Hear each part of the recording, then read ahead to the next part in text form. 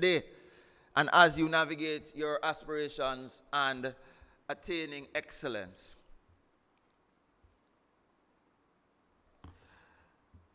And so the second tip I leave with you is harness your opportunities carefully. The CMU is more than a university. We're proud to be a university, but we're more than a university. We're more than just a space for teaching and learning. We're a powerful connector. I want you to pause and to absorb that for a minute. We are a powerful connector because we bridge the gap very seamlessly between education and industry.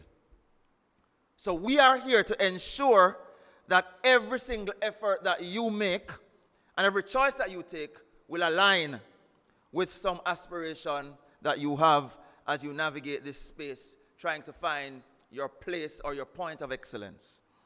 So we're a place that will tap into your strengths. We're a place that will get you to know things about yourself that you didn't know you had. We're a dynamic platform. We are what I consider to be the laboratory for practical acumen. We're a very applied university. We are what I consider a mirror of industry insights. You will have the industry in your faces daily as you encounter your lecturers in the classroom. So the library, the lecturers, student services, all of these areas will be your new friends. Your fellow students and your fellow navigators will also be an important part of your journey. But I encourage you to engage with the industry, engage with campus events, engage with the internships and the opportunities and the apprenticeships when they come, and never miss an opportunity for networking. There's a young man at this institution. I appreciate his ability to network better than any of our vice presidents and the president himself. He shows up at every event and finds himself in all the right conversations. And as a result of that, his opportunities have been endless. He has been picking, choosing, and refusing where he should go and what he should do. This is your opportunity to do the same. So as you embark on this exciting chapter of your lives, I urge you to do one final thing: seek balance. It's important to find balance. There's an art, there's a delicate art to finding balance in your academic journey.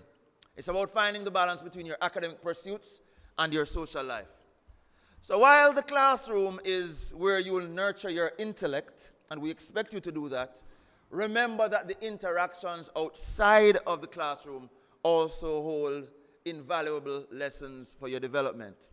So I encourage you to engage in the social activities, connect with your peers, participate in the clubs that resonate with your passions. We have something here that will resonate with every passion that exists. So engage with those clubs and ensure that you find yourself in the place that makes you fulfill your greatest dream and your greatest potential. But you see, I want you to remember one thing as you find the balance between the social and the academic. These moments of camaraderie and having the fellowship with your friends are shared experiences. And you must be mindful that while you share and enjoy an experience, there's somebody else who intends to enjoy an experience. You must be considerate about the individual enjoying their experience as well.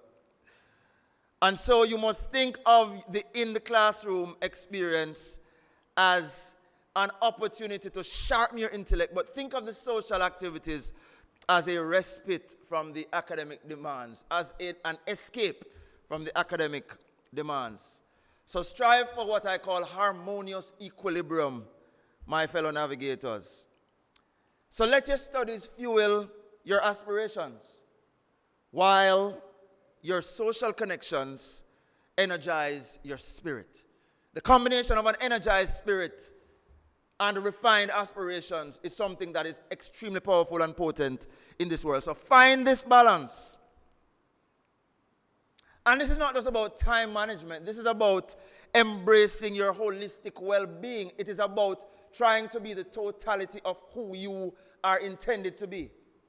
And that's what we like to see at the end of our CMU journey for our navigators. So your university journey is about thriving in all aspects of your life. I don't just want to talk to you, though, our new navigators. I want to talk to the parents and guardians as well. And just to say that as they now join the CMU family, we vow to guide, to mentor, to nurture, to converting them into the future change makers and power brokers that they are intended to be. You have done a phenomenal job of bringing them to this point. And while they're now embarking on a new path, even now more than ever, your role as pillars of support remains as important as ever. I ask you in this room to give a round of applause to the parents and guardians who have stood by you to this point. Together we shall witness their dreams unfold in ways that honor the steadfast love and belief that you have shown to them. And so in closing, I'll say finally, students, and I am happy to say students now, no longer applicants. Let today's theme, navigating through excellence, your dreams lie ahead, resonate and connect with your hearts. These are not just words, but these are a declaration of your potential, your resilience, and your limitless capacity for excellence. Students, embark on this journey of excellence, knowing your purpose, seizing every single opportunity as if it were your last, and striking the balance as you pursue your dreams that lie ahead. On behalf of the Caribbean Maritime University, we believe in you. We support you. We are excited to witness the remarkable impact you will make. And finally, I did say finally before, but one more finally. As you travel along this journey, each one of you, you would have been chosen to be here for your potential, for your uniqueness, for the aspirations that align with the institution. And you would have embarked on a path of legacy. You are building a legacy that transcends generations, but also holds endless opportunities and promise. So as a young man named Andrew Spencer once said to his mentees, the self I want to be is the self already inside of me. Navigate well, sailor. Lead well, captain. Represent well, CMU ambassador. Thank you.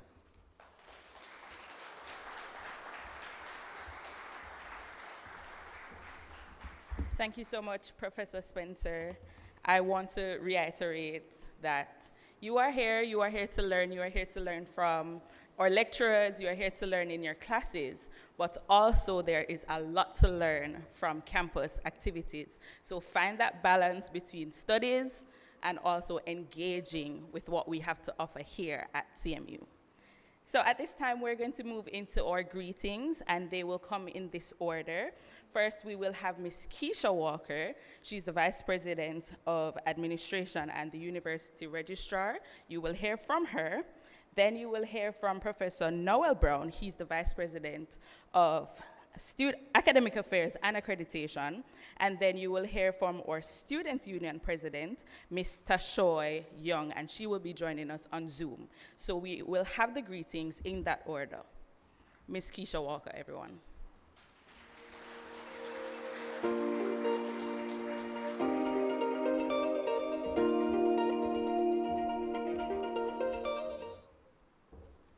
University President, Professor Andrew Spencer, Vice President, Academic Affairs and Accreditation, Professor Noel Brown, CMU Students' Union President, Mr. Shaw Young, keynote speaker, Dr. Shalette Ashman, fellow Vice Presidents, presenters, invited guests, members of staff, and most importantly, the incoming class of 2027.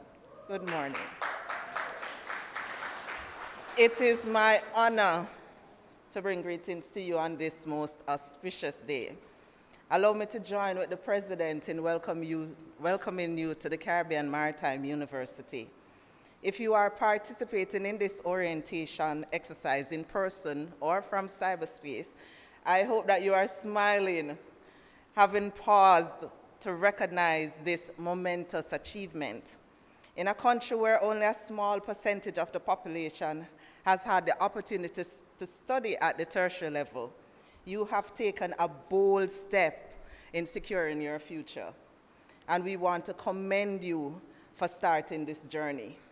We also wish to congratulate you, first, on having secured a place at the Caribbean Maritime University, and second, for choosing the CMU as your tertiary institution of choice.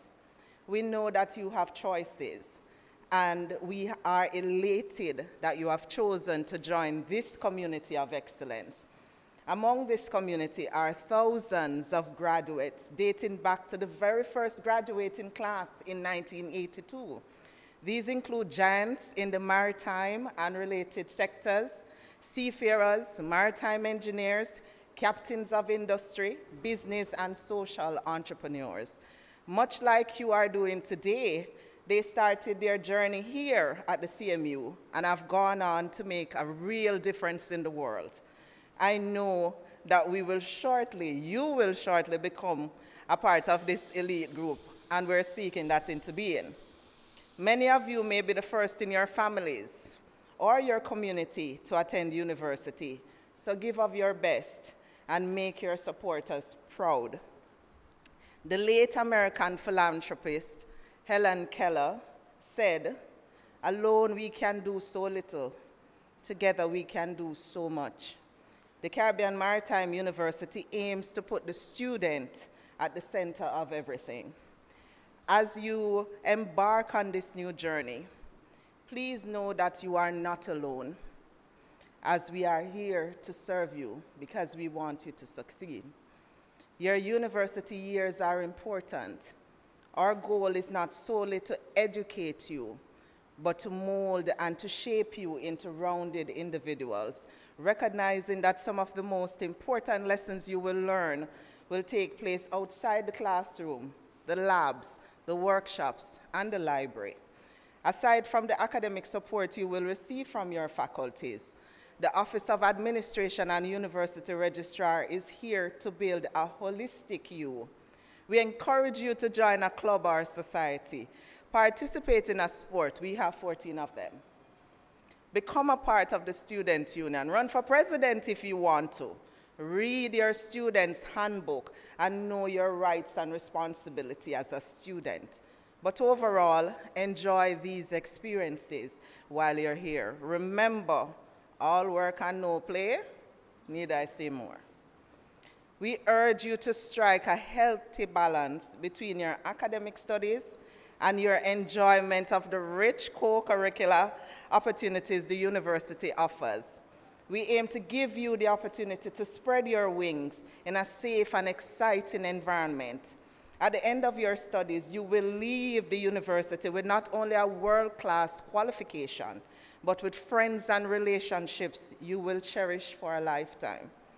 Please permit me before I go to recognize and pay tribute to those who have helped you to get this far, whose support you will need in the days, weeks, months, and years to come. I wish to welcome and indeed celebrate the parents, guardians, family members, and friends who may be watching this ceremony. Thank you for your encouragement and for the support you have offered and continue to offer to our new charges. To the class of 2027, we are here to serve you. Best of luck this academic year.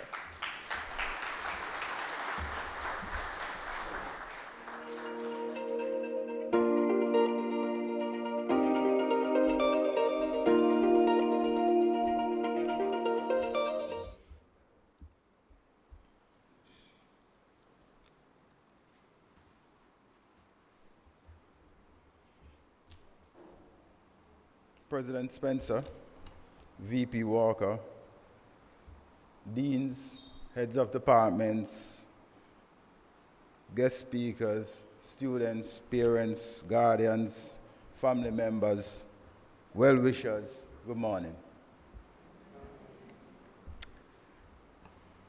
Good morning. Thank you. So, congratulations to the students for their outstanding performance in the Caribbean Secondary Education Certificate exams. And I can say that because I know the reason you're here is because you did well there. And also, congratulations for submitting an excellent application to the Caribbean Maritime University to enter one of our degree programs. And the fact that you're here, that means you were selected. You are at the right place, and it is a very good choice. This is the start of great things, the start of your professional journey. Now, as VP of Academic Affairs and Accreditation, I want you to know that we at the CMU will not take the fact that you selected us to accompany you on your professional journey lightly. You could have chosen another higher educational institution, but you chose us. We value your choice, and we see it as an honor and a privilege to serve you. But let's get some ground rule. I know a lot have been said, and you're coming to university, and it's a nice thing, and we're happy, and we're enjoying ourselves. Remember that you're no longer in high school.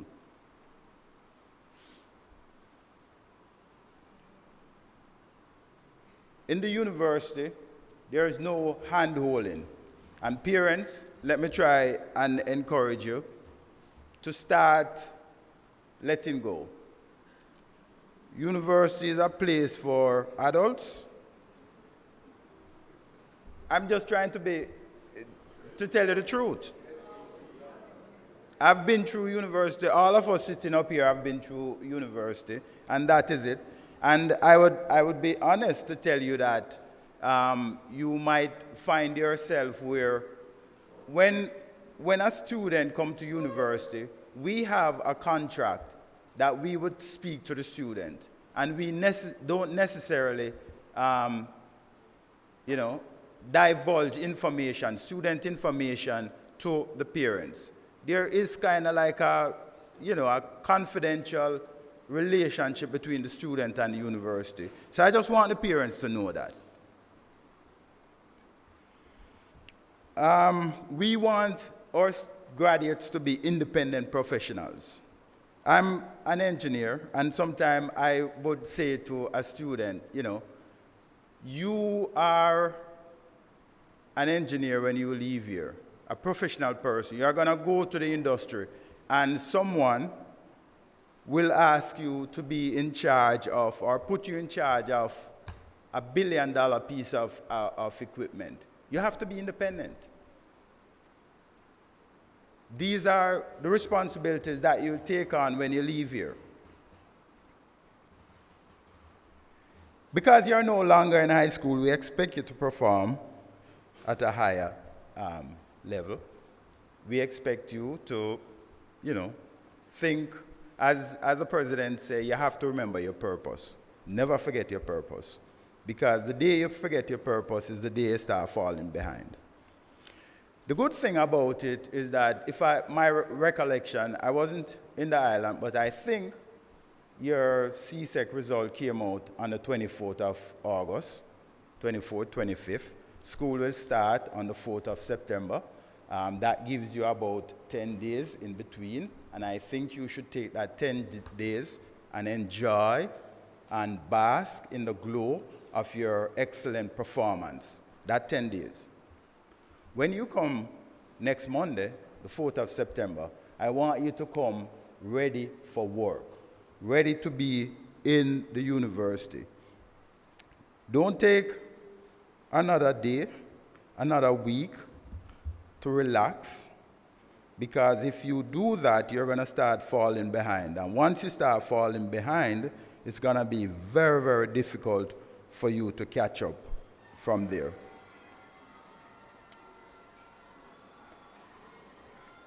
But the thing about it, even though I said I want you to be independent, the university provide a lot of support for you.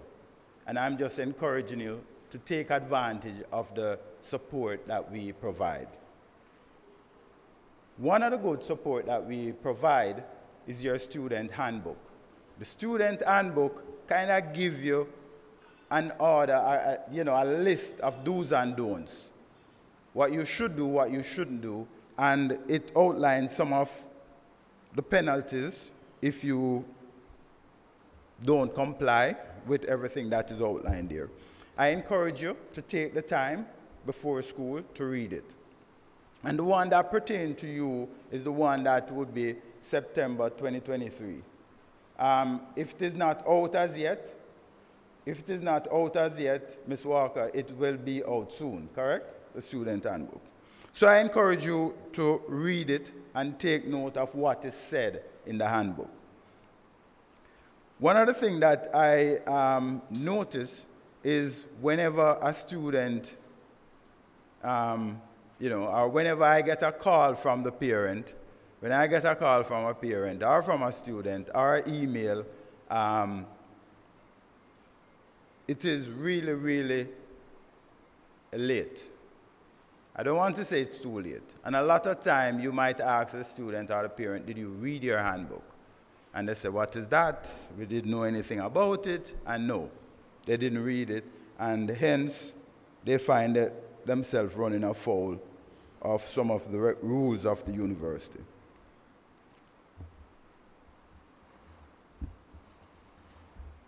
And I keep looking around and I see, the anxiety building and everything. Sorry, but I'm just trying to be as frank as possible. So use the support that we provide. One of the support that you have, and you would normally use it instead of reading your handbook and listen to what your lecturer said and things like that, is your friend, your brethren.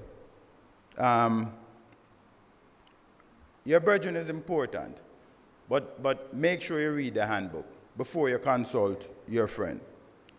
Once I was in a classroom and I explained something to a student, and this is not an anecdote or a thing, it really happened.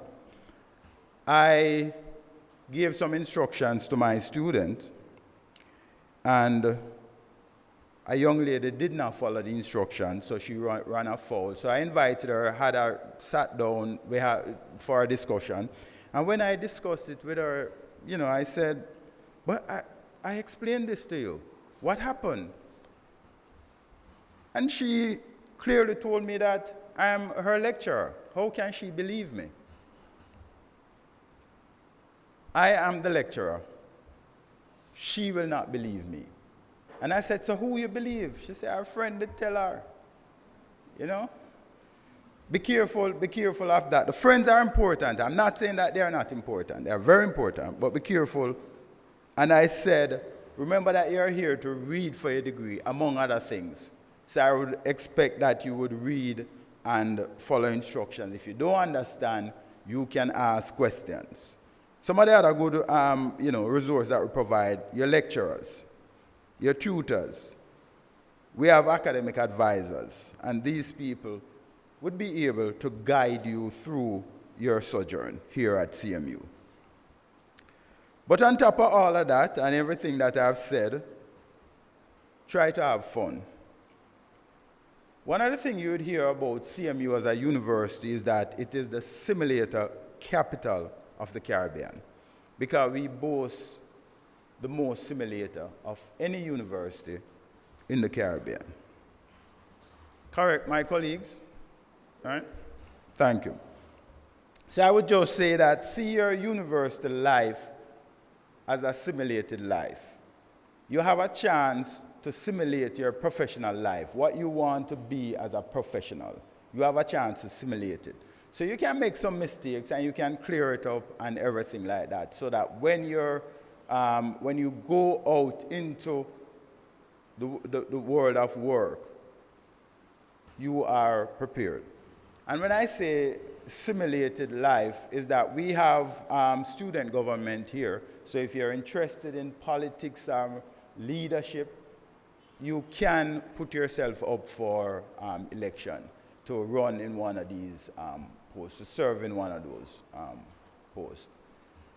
If you're interested in just management and leading a small company or a small group, you have clubs, you have societies, you have different things that you can get yourself involved in. And I would encourage you to do that. On top of all of that, I want you to have fun. I want you to bask in the experience, your university experience. Here at the university, you're going to meet some amazing people. On your lecturer side, you're going to meet some good friends. Some of these friends are going to be your lifelong friends. You might even meet your lifelong partner at this university. Possible, you know, but so take advantage of everything that we provide, and as the president said, the experience that you have here at a university.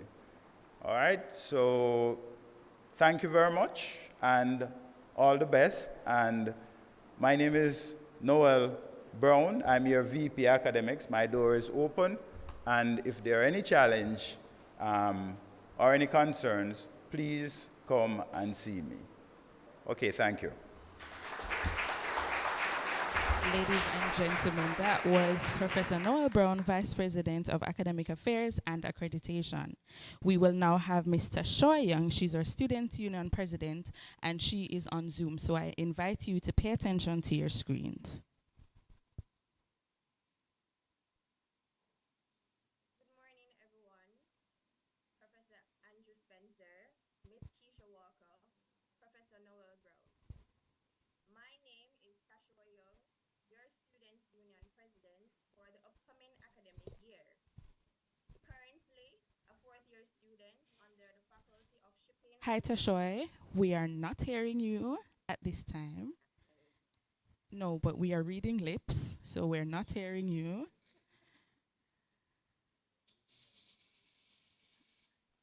Okay. Hi. Are you hearing me now? No, Hi. we're not hearing you. Still reading lips. Persons online are hearing on Zoom. Not hearing you. All right. So while we get Tashoy going, we will invite Miss Johnny Dennis. She's our assessment manager, and she will be speaking to you from the assessment and admissions unit. So please put your hands together for Miss Johnny Dennis.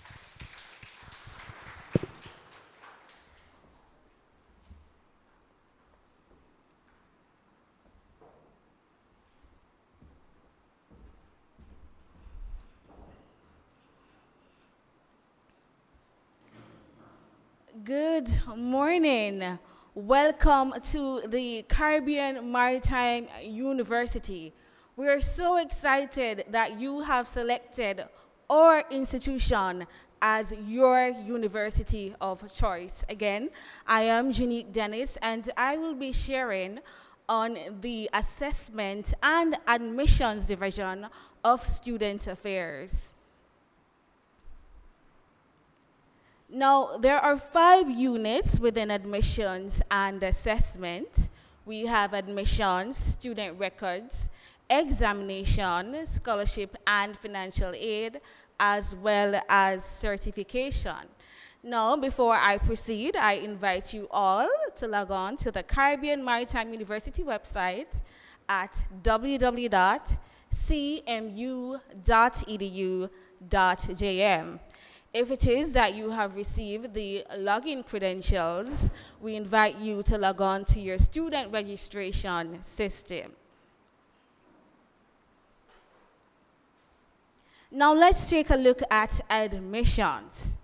There are 4 steps to the admissions process. Step 1, application. Step 2, acceptance. Step 3, pre-registration, and step 4, registration.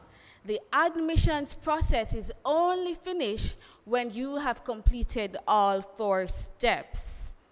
Now, if it is that you have received invitation to orientation, it means you would have completed step 1 and 2, which now takes us to pre-registration.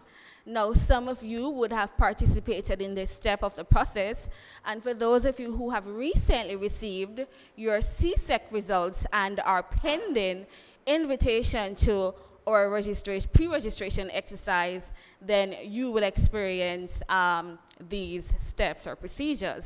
Now, at pre-registration, you will be required to confirm acceptance of the offer, verify your personal information on record, and you will also be issued with a CMU email address and password. Now, point to note here, your email address is not a souvenir. All students are required to use your assigned CMU email address to communicate with staff and faculty here at CMU. At pre-registration, you will also be issued or assigned rather to a group or stream. Now note, at pre-registration, no payment is required. However, you are required to pay your commitment fee. Now, once you have completed step 3, pre-registration, you will be issued a pre-registration receipt, which will take you into step 4, registration.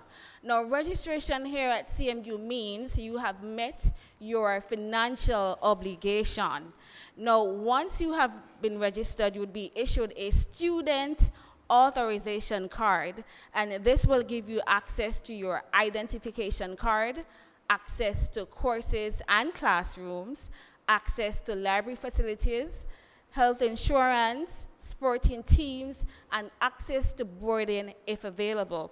You will also be given access to your workshops and labs, as well as access to registry services, particularly our student records. Now, our student records refers to our letters, transcript, signed unofficial transcript, and for those of you who will be embarking on the work and travel program, your status letters. Now let's take a look at examination. There are several types of examinations here at CMU, and we encourage all students to read your student handbook to understand the rules and regulations. Now we have our midterm examinations, end of semester, popularly known as final exams, resit or supplemental, repeat, special, and oral examinations. Now, kindly note, for this academic year, 2023-2024, all examinations will be conducted face-to-face. Now, each bachelor's degree here at CMU is 4 years in length. However, students have up to 7 years to complete their degree. The pass mark for courses is 50%. However, if you are within the Faculty of Marine and Nautical Studies, then some courses, the pass mark is 60%. Grades are posted by your individual lecturers online using the student registration system. However, you must be financially clear to access your grades. All courses contribute to the overall GPA, including your mandatory industrial awareness, which will be your internship. Now, for your face-to-face examinations, you are required to have a valid student ID as well as your examination card. Now, your examination card is issued by the student registration system, and you must be financially cleared to access your examination card.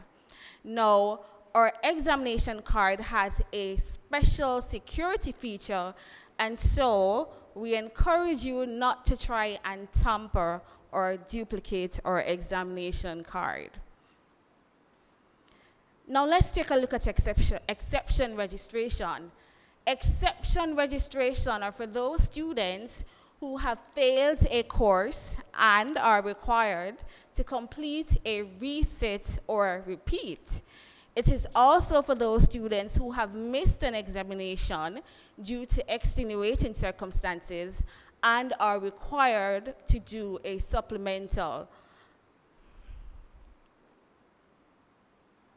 Now, we understand that this is a lot of information for you today, but we will be having our examinations webinar in December. Now, let's take a look at scholarship and bursaries. The university manages several scholarships, including the Caribbean Shipping Association Monica Silvera Scholarship, which is valued at $2,500 US. We also have our New Fortress Energy Scholarship, which is also valued at $2,500. We have the Embassy of the People's Republic of China Scholarship, which is valued at 200,000 Jamaican dollars.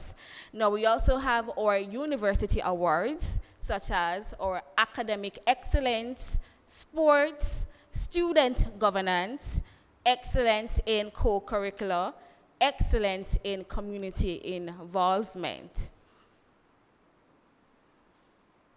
Now, this takes us to our final leg, or what will be your final leg here at CMU, and this is certification. This is where we want to see you and where your parents want to see you at graduation. Now, to be an eligible candidate, you must have successfully completed all your foundation courses or fulfilled your conditional acceptance agreement.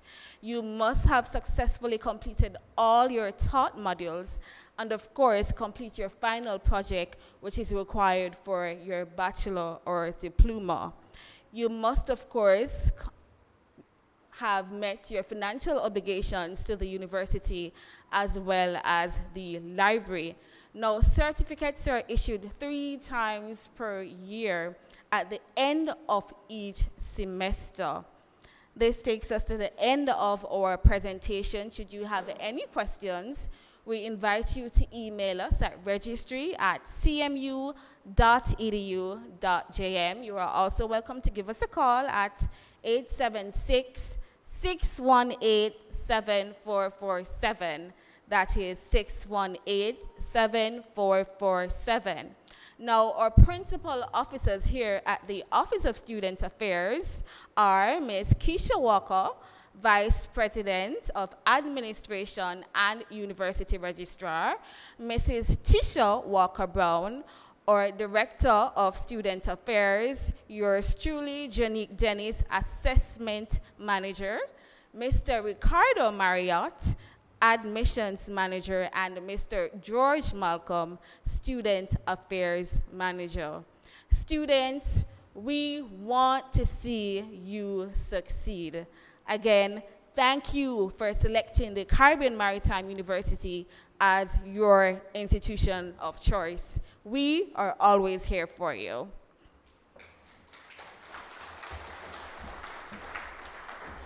Thank you so much, Janique. And after all that talking, we're just gonna pause a little so you can watch a video. The video is called Tips and Tricks, and what we did was kind of ask our staff members, our faculty members, kind of what they did as university students and how they excelled. So they want to share some things with you this morning, so I want you to pay attention to the series of videos that are coming up.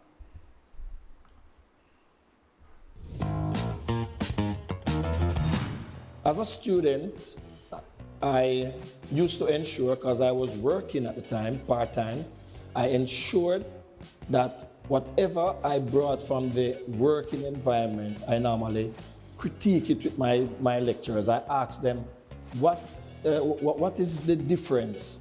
How does it transfer? Or you transfer what is being done to what is being taught? And sometimes what I realized is that what is being taught has been tweaked a little, because when you go into the actual working world, it is sometimes totally different.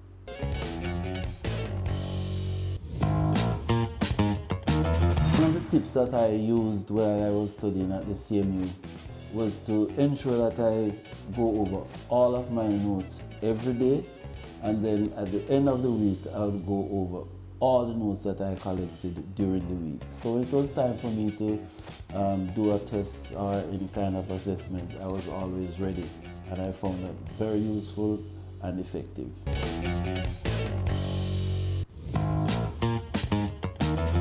You know, What worked for me when I was at university was to study little by little, regularly, constantly. And you know what? It worked. I never crammed anything at the last minute. And that's why I graduated.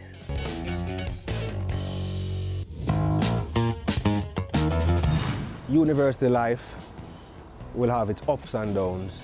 I certainly had mine. Now, during the down times, you might get disheartened.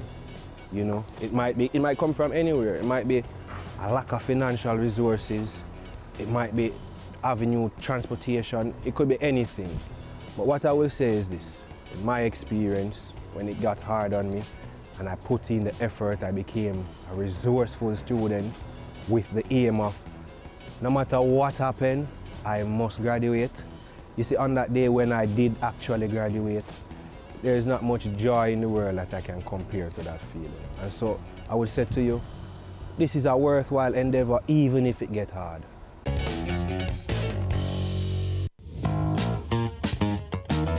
The area of study at university was tourism management. One thing I did was to maintain a relationship with my lecturers outside of the classroom, which led to a mentor-mentee relationship.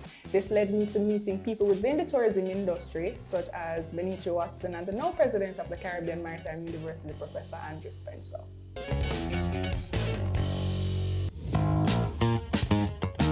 Starting CMU, I received an organizational chart from a mentor, which I placed over my wall. And once I received my timetable, I ensured that I followed that chart to become a successful gentleman today.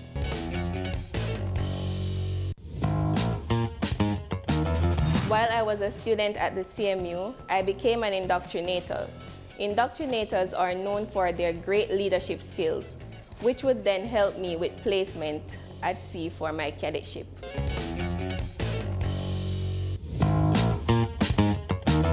So while in university, I joined the Joy Club, which is the Optimist movement. So on my resume, under achievements, or clubs rather, I ensured that I put my Joy membership as well as my Lieutenant Governor status on my resume.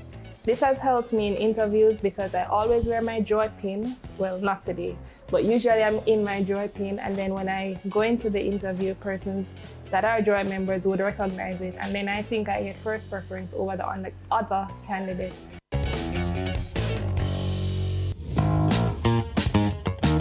When I was in university, one of the tips I used to keep me grounded and to prepare for examinations was to get those past papers. So I would go to the library, collect them, ensure that I photocopied all I needed to photocopy, particularly for those difficult subjects, right? I would see the style of how the lecturer would set their exams and basically how they would pull all of those together. I studied those multiple choice questions. I studied the essay type questions. Guess what? Many times when you would enter into those exam rooms, you would find that some of the very questions that you studied are on the test paper. So what's my advice to you is, go to the library, get those past papers, ensure that you study them and utilize them to your own benefit. All the best. Can we have a round of applause for our faculty and our staff? Awesome, awesome. So at this time, we are going to invite Miss Davia Finlater, and she is going to share her testimony of what it's like to be a student at the Caribbean Maritime University. Please put your hands together for her.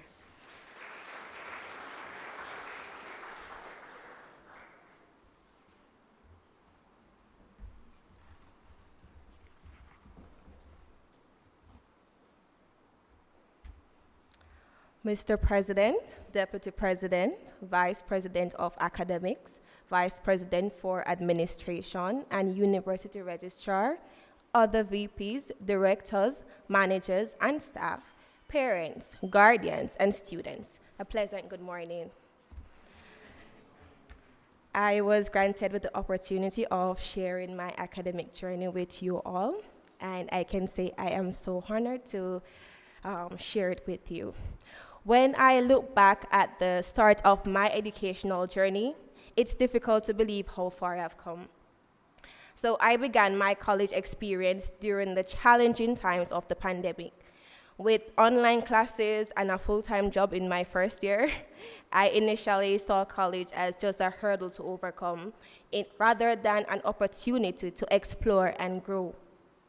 I basically held myself back. I wasn't embracing my potential, and I was shying away from involvement.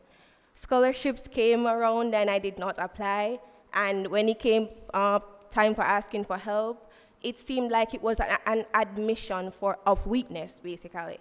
Yet within me, I always knew there was untapped potential waiting to be discovered. It was not until later that I realized the only person who was holding me back was myself. This realization came to light thanks to the persons who saw something in me that I had not seen in myself. Friends who believed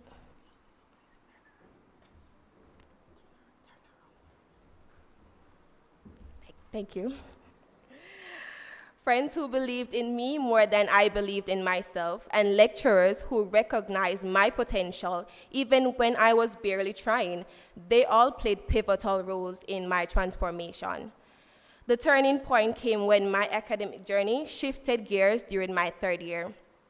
The transition from virtual to face-to-face learning was invigorating. It was as if I had finally gained access to the university experience that I longed for. I realized that true education transcends the classroom. Lecturers, they provide guidance, but the responsibility is on us to seize every opportunity to learn and grow. At this level of your education, you have to know who you are and what you want. Most of what you learn, you will learn on your own. My newfound mindset transformed my approach to learning. No, I was no longer dependent solely on lectures. I immersed myself in self-directed study. The materials provided by my lecturers were just the beginning of my educational exploration. I delved deeper, teaching myself beyond the classroom syllabus. It wasn't just about personal gain. I found joy in helping others understand complex concepts through peer tutoring. The staff and the students of the Caribbean Maritime University, they are my community. But my classmates, they are my family. Our shared goals and experiences forge a sense of community. We recognize that lifting each other up was crucial for collective success. I embraced the role of a leader, guiding and tutoring my fellow schoolmates through challenging courses and fostering an environment of support and growth. I would like to express my deepest gratitude for the incredible impact that the Earn and Learn program has had on my personal and professional development. The team's dedication to my success and their willingness to guide me through challenges have been invaluable. To fellow students, I wholeheartedly encourage you to consider being a part of the Earn and Learn program. This program equips you with more than just technical skills. It nurtures your confidence, it fosters strong work ethic, and surrounds you with a community that genuinely cares about your progress. Reflecting on my journey, I've come to understand that challenges and hard work are catalysts for growth. The difficult moments, including times when lecturers pushed me harder than I thought necessary, they weren't born out of cruelty, but out of care. They saw something in me that I needed to see in myself. It's like playing video games. You unlock a new level each time you win. This is to say that each time we allow ourselves to try something new, we unlock newfound potential. That feeling that you get after trying and succeeding, the joy, the fulfillment, and satisfaction is unlike no other. However, university is not confined to academics only. It's a space to discover your passions, talents, and potential beyond the classroom. For some, academics may not be the only focal point. Instead, we have sports, leadership opportunities, or participation in clubs and societies. These are all outlets for personal growth. My journey at the Caribbean Maritime University has been nothing short of transformative. It's an experience that stands uniquely on its own, defying all these comparisons with other universities. CMU's atmosphere encourages growth, self-discovery, and the realization that potential is limitless when embraced. Today, I stand as a testament to the transformation that's possible when you challenge yourself. No, I am no longer limited by doubt or complacency. I am a scholarship awardee, an active member of the student union body, and a leader in various clubs and societies. I found a new sense of purpose, driven by the belief that there is so much more to uncover about myself. Today, my fellow students, I implore you to shed your inhibitions, embrace challenges, take ownership of your education, and find your place in your academic community. Let your potential flourish, guided by the support of those who believe in you. Embrace your journey and unlock the extraordinary within you. Be active, be outspoken, be respectful, and be the best version of the person you know you can be. Thank you.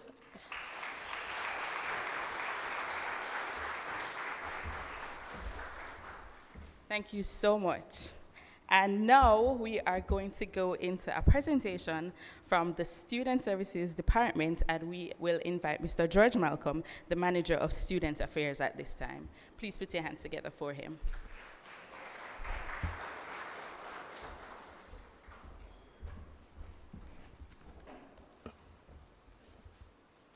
Pleasant good day. How are we doing today? We look awfully bored. What's happening? It's too much talk? No, it's orientation, and all the information that we're giving to you is of significant importance. Right? So, to my president, the VPs, faculties, is everything okay? Yes, we welcome you to the CMU. I bring greetings from the Office of Student Affairs, the Student Services Division. Let me say thank you for being here. We welcome you to the CMU as we define ourselves in the Student Affairs and Student Services Division as the... Why is this happening? I'm sorry, I'm a little off. Excuse me. This is happening. Yes. All right. So the Office of Student Affairs exists to foster good relationship among students, the various faculties, and university administration. Our efforts focus to promote student success by inspiring growth and development. The division is committed to putting students first. You are our #1 priority. We are driven by the theme, our students, the art of the CMU. You, the students, are the reason why we're here. We thank you, we appreciate you, and we welcome you to the CMU. The CMU comprises of different faculties, different programs, and the Office of Student Services is where you can go to get all the necessary information as it pertains to the different faculties and information. As we move right into the presentation, what we do within Student Services, we foster good relationship between students, faculty, and administration, promote student success, and promote growth and development. We have several different units within Student Services, namely Student Experience and Involvement, otherwise called Student Placement, Student Discipline, Student Support Services that take into consideration student housing, clubs and societies, and welfare, Sports, Counseling and Chaplaincy, Community Engagement, Alumni Relations, Creative Arts, and Disabilities Unit. Student Experience and Involvement. This take into consideration the placement services where we try to place students across the different industries. All students are required to complete a industry awareness program for experience to garner experience, and the IAP program also prepares students for full-time employment after graduation. Student discipline ensures proper deportment of all students, including proper monitoring of classes, ensures student adherence to university code of conduct, investigates, adjudicate student disciplinary matters and other complaints and grievances. It also assists with students' transition to the university and assists with the safety and security of our students. Student support services. Housing. The university offers two different residents, one in Port Royal that is referred to as the Admiralty House, that houses at least 160 students, and another residence at the Copacabana that houses at least approximately 20 students. The housing is limited, as limited accommodation, and for this 2023-2024 academic year, as we are currently going through or undergoing construction and renovations. Student support services also take into consideration clubs and societies, and the clubs and societies are designed to meet the varying needs of student body. Clubs are guided by faculty advisors, and they meet weekly. These clubs and societies you can engage in and try as best as possible to ensure that you're a part of an extracurricular activity. The welfare takes into consideration health insurance. All students or registered students of the CMU are entitled to an health card that you can visit the doctor, do your dental, and so on. Earn and Learn program. This program was introduced for students to earn while they learn at the CMU. Special Assistance Lunch Program. This program was also introduced to assist needy students with at least one meal 3 times a week for each semester. And we have also the Path and Tertiary Bursary that is there that you can also apply. So we encourage students to apply when these programs are open. And most importantly, the sports department is one of the fun departments within the student services. It usually has different sporting activities such as cheerleading, netball, rugby, football, basketball, volleyball, and rowing, hockey, fencing, track and field, and swimming.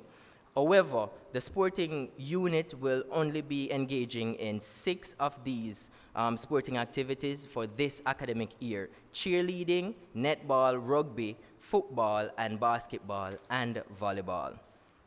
The sports unit also engage students via sports webinars, sports quiz competitions, fitness tests, skill-based presentation, and you name it. As it pertains to the counseling and chaplaincy unit, this helps students maintain good mental, social, emotional, and spiritual well-being. It also assists students who are experiencing daily stressors and challenges. And don't ever tell yourself that you don't need this, because it really starts with a conversation. Sessions can be facilitated virtually by telephone or face-to-face. Appointments can be booked via email. As it pertains to the community involvement unit, it implements the community engagement strategy of the university and develop and implement a range of innovative techniques to engage the community. Alumni relations. This is to create a strong link between the university and its graduates, to connect to each other and to connect the university with the alumni, and to connect alumni with the current students of the university. Another fun unit of the student services is creative arts. It seeks to engage students who are artistically and creatively inclined. If you know you have the talent and the skills, you can also engage in the different units that we have. So the creative arts, students are engaged in creative expression such as visual arts, literary arts, and performing arts. Students Union, it is a democratic student-led organization that seeks to represent student support and enhance the lives of the members. The Student Services provides advice and guidance to the Student Union. Disabilities Unit. Disabilities Unit ensure that the university meet their obligations to provide access to students with disabilities.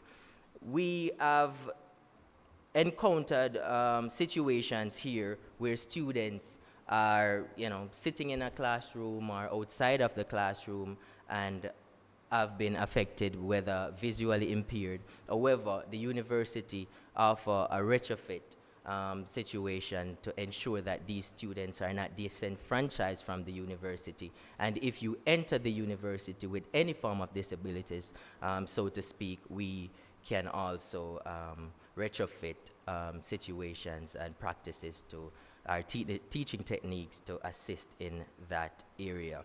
And lastly, you can also contact the student services and by student affairs at cmu.edu.jm. The Student Services Division have also brought to the students a program that is referred to as ESAP. The ESAP program is an external student assistant program. In the event students would like to speak to someone other than the counselor at the university, so students can also take advantage of this as well. Thank you.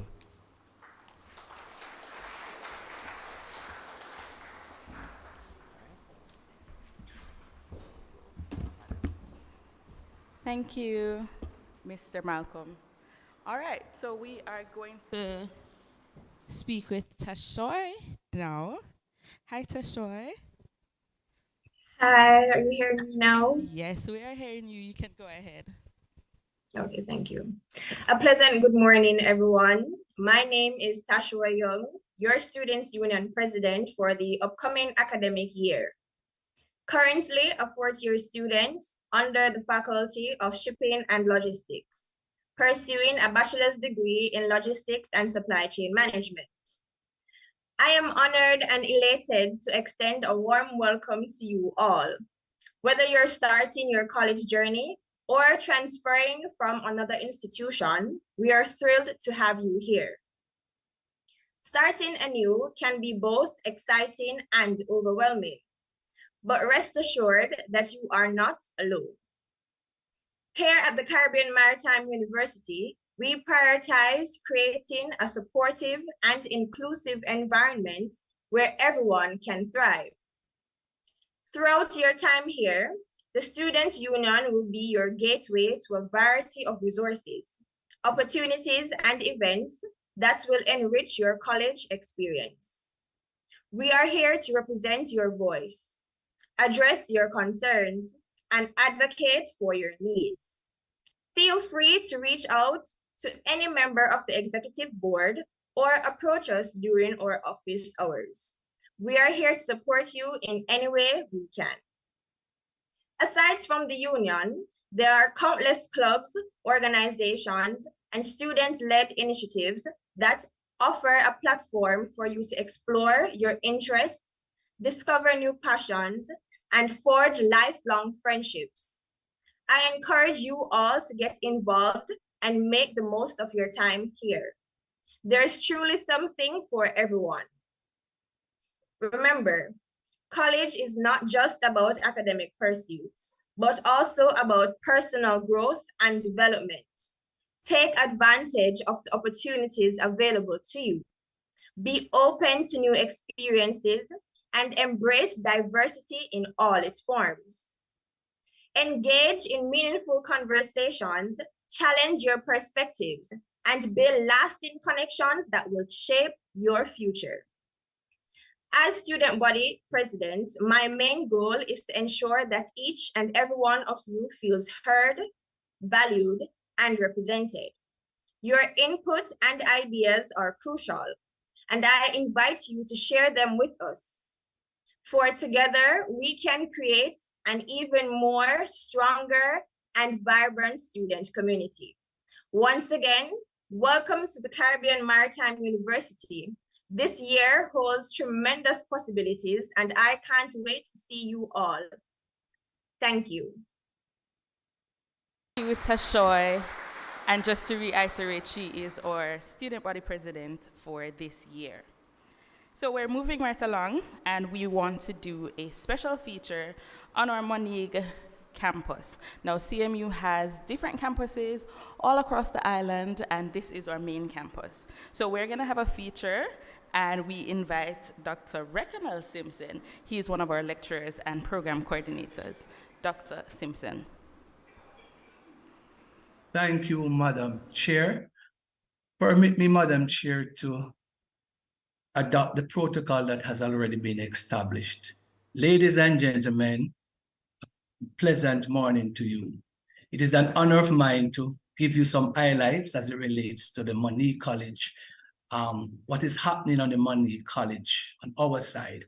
I want to share with you that at the Moneague College, we have partnered with CMU, and we are now offering the BSc in Logistics and Supply Change Management.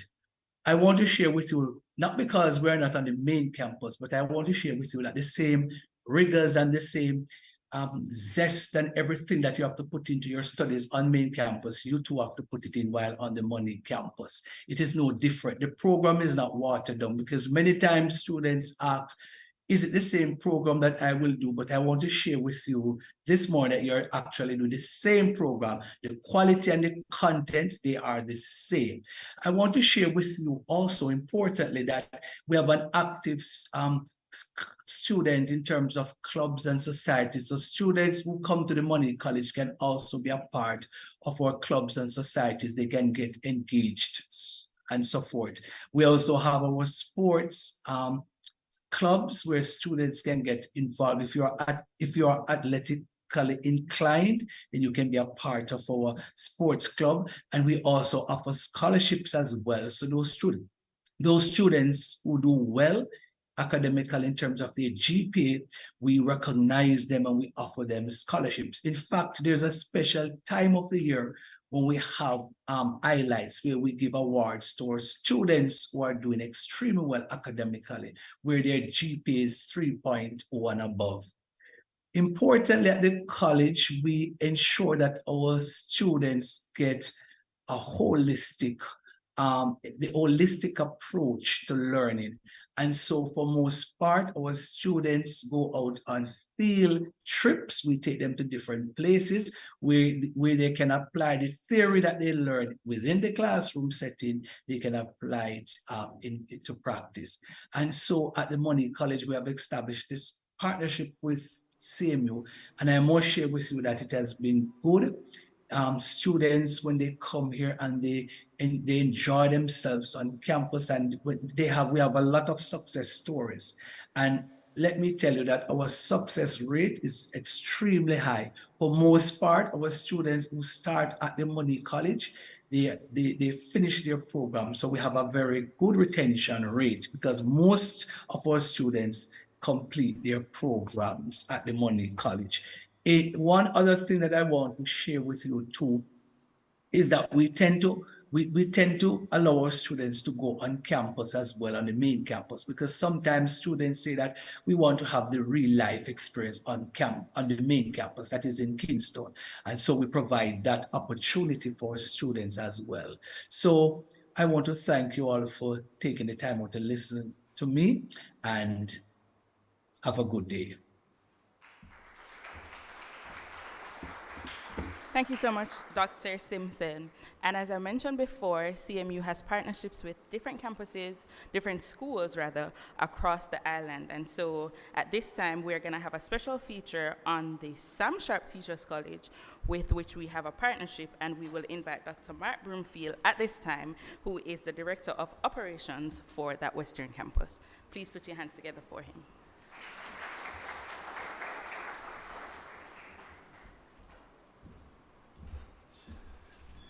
Good morning, everyone.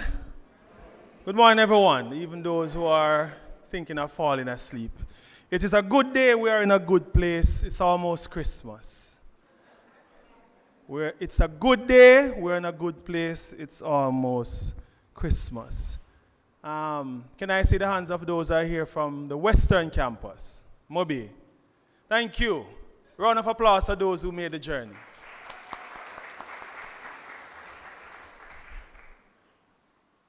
And for those who are in Kingston, a round of applause for you as well.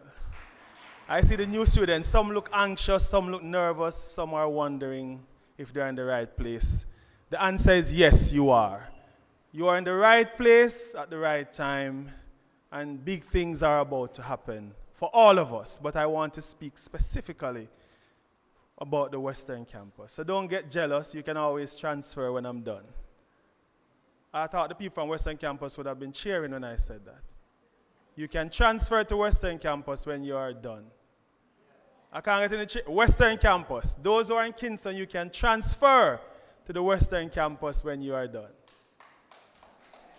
Well, I feel left out.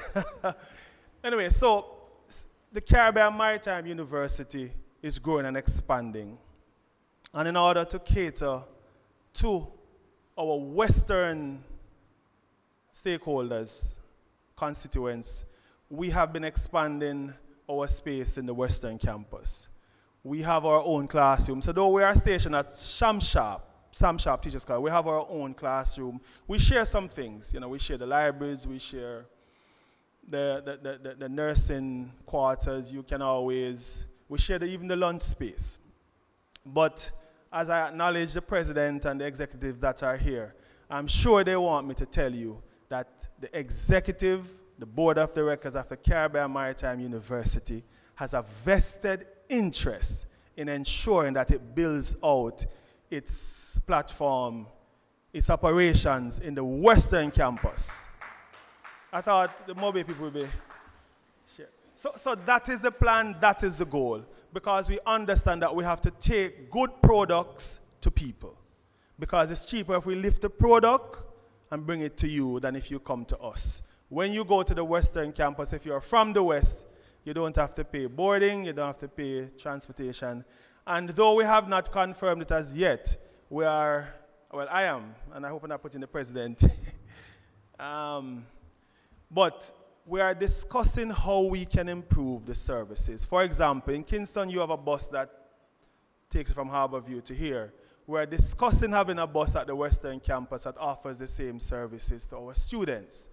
I thought I would hear cheers from the Western Campus people. Right? They all drive. So cheer for those who don't drive. Sports, we're expanding. Opportunities for jobs, we're expanding. And I'm sure they will cheer for this one. I am looking forward to the next time we have a valedictorian, that the valedictorian is going to come from Western Campus.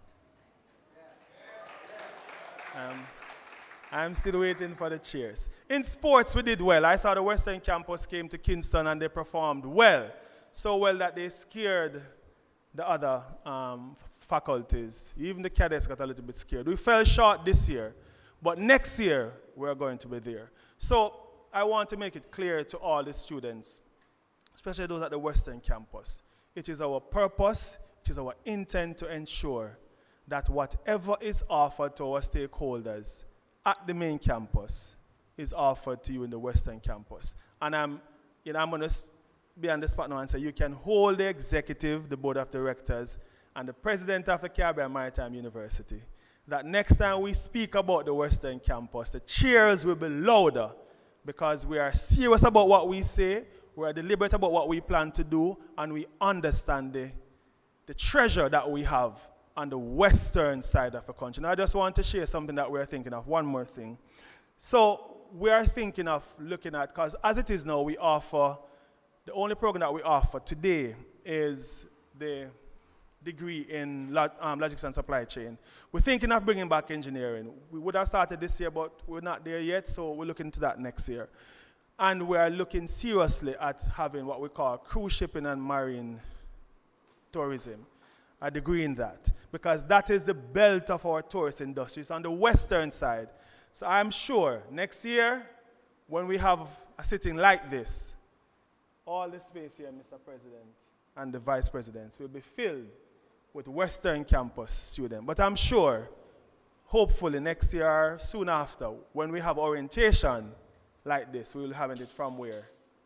Somewhere on the West. So ladies and gentlemen, students, parents, you can be confident in this, that we will take care of your investment. We will take care of your students, and the university will do all it can to ensure that you have the best resources, the best lecturers. We are serious about student-centeredness, and that is why we are pushing and expanding the Students' Union to ensure that we can meet the needs of our students, not only in Kingston or Moneague, but more so as I speak for the Western Campus, that very soon, Mr. President and Vice President, the people in Kingston will be troubled. As the songwriter said, the water is troubled, my friend. Step right in. It is time that the Western Campus, and the time is coming when the Western Campus will be the envy of the Caribbean Maritime University stakeholders. Ladies and gentlemen, thank you very much.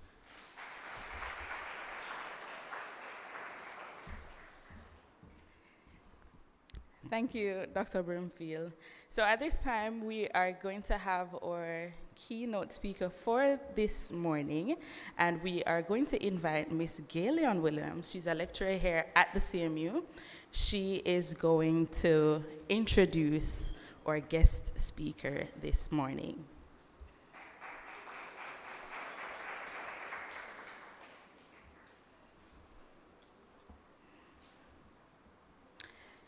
In the meantime, though, I want to say that it's an incredible experience to be at the CMU. One of the things that I envy from you is that you guys have a more specialized degree program. Unlike the others, we're streaming, so I don't want to get in any trouble, but unlike the other universities that provide you with just the basics of what you need to know, I can boast that CMU is very, they go into the nitty-gritty. And so when we say that we produce industry-ready leaders, we really do. So I want you to put your hands together for the faculty and the staff members here who help to provide you with that kind of, that kind of teaching and learning. So put your hands together for our faculty and staff, and you can see some of them have joined us in the room this morning. So at this time, I'm gonna invite Ms. Galeon Williams. She's one of the lecturers who I just spoke about, and she is going to introduce our keynote speaker.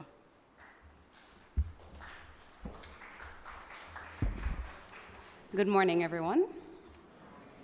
Dr. Ashman is a multifaceted professional who serves as the CEO of Learning Hub. She possesses a wide range of skills and accomplishments, including, thank you, being an accomplished author, a certified brain training coach, an expert in e-learning, a dedicated educator, and a captivating inspirational speaker. Her extensive knowledge covers various domains such as virtual academies, e-learning consulting, curriculum design, software development, computerized brain training, virtual office solutions, and the development of learning management systems. In 2005, Dr. Ashman introduced e-learning and online test preparation to the Caribbean and has since become a renowned leader in this field. Her online training initiatives have helped thousands of students achieve record success in their examinations. In addition, her passion for creating equal access to advanced educational tools and resources for Caribbean students has earned her 4 National Innovation Awards for her contribution to education. As an educational technologist, Dr. Ashman has combined her education and technology knowledge to develop comprehensive e-learning and test preparation portals. She has also assisted organizations seeking to use technology to enhance teaching and learning. Over the years, Dr. Ashman has partnered with institutions such as Harvard University, Macmillan Publishers, Nelson Thorns Publishers, RIM, USAID, Jamaica Constabulary Force, CDA, Lime, and Digicel. In addition, she has collaborated with several ministries of education, including Jamaica, Dominica, the British Virgin Islands, and the Turks and Caicos Islands, to create and execute e-learning initiatives, enabling students to engage with online learning platforms. As a certified brain training coach, Dr. Ashman has conducted extensive research and cognitive training with low-achieving primary school students. She is dedicated to working with individuals who desire to improve their memory using computerized working memory training via the Learning Hub Cognitive Center. She has achieved many remarkable feats, including the successful development and publication of 9 Ministry of Education and Youth approved workbooks tailored for primary school students in Jamaica. Furthermore, she has crafted an enthralling comic series, Jamaverse, that has captured widespread interest. Additionally, she provides online resources for preparing for the regional CSEC examination. She also offers test preparation platforms for primary school leaving exams in numerous countries such as Jamaica, Trinidad, Bahamas, Botswana, Ghana, Nigeria, and Zambia.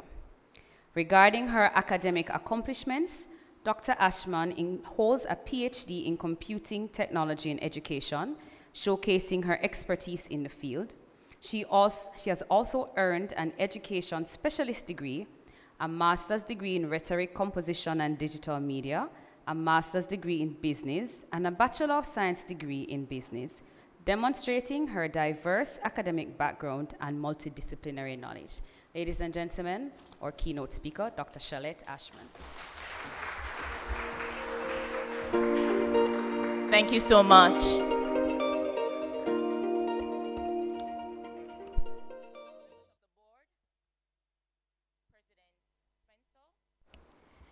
Esteemed lecturers, dedicated support staff, students, a heartfelt good morning to you all. Yes, I'm deeply privileged to speak to the newest members of the Caribbean Maritime University as they embark on the 2023 orientation session. You are the shining representation of Jamaica's promising future. And today signifies the commencement of a new chapter in your life. During the next 4 years, you will need to navigate through excellence because your dreams indeed lie ahead.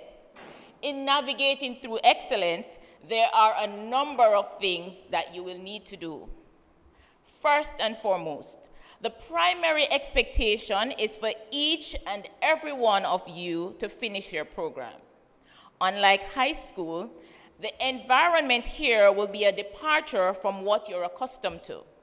The bell won't be your timekeepers, and the faculty, while deeply invested in your education, won't be behind you every step reminding you of deadlines. Within the academic calendar, you'll find approximately 15 weeks of engaging contact session per semester, with 2 weeks set aside for exam. By week 6, brace yourself for exams, and just 6 weeks later, prepare for end of semester tests. Students, it won't be just a monotony of written tests. You'll find yourself engrossed in group projects, captivating oral presentations, and varied assignments. You will be exposed to 21st century learning skills, critical thinking, creative thinking, communicating, and collaborating. These skills will help you learn, and so they will be vital to your success at CMU and beyond.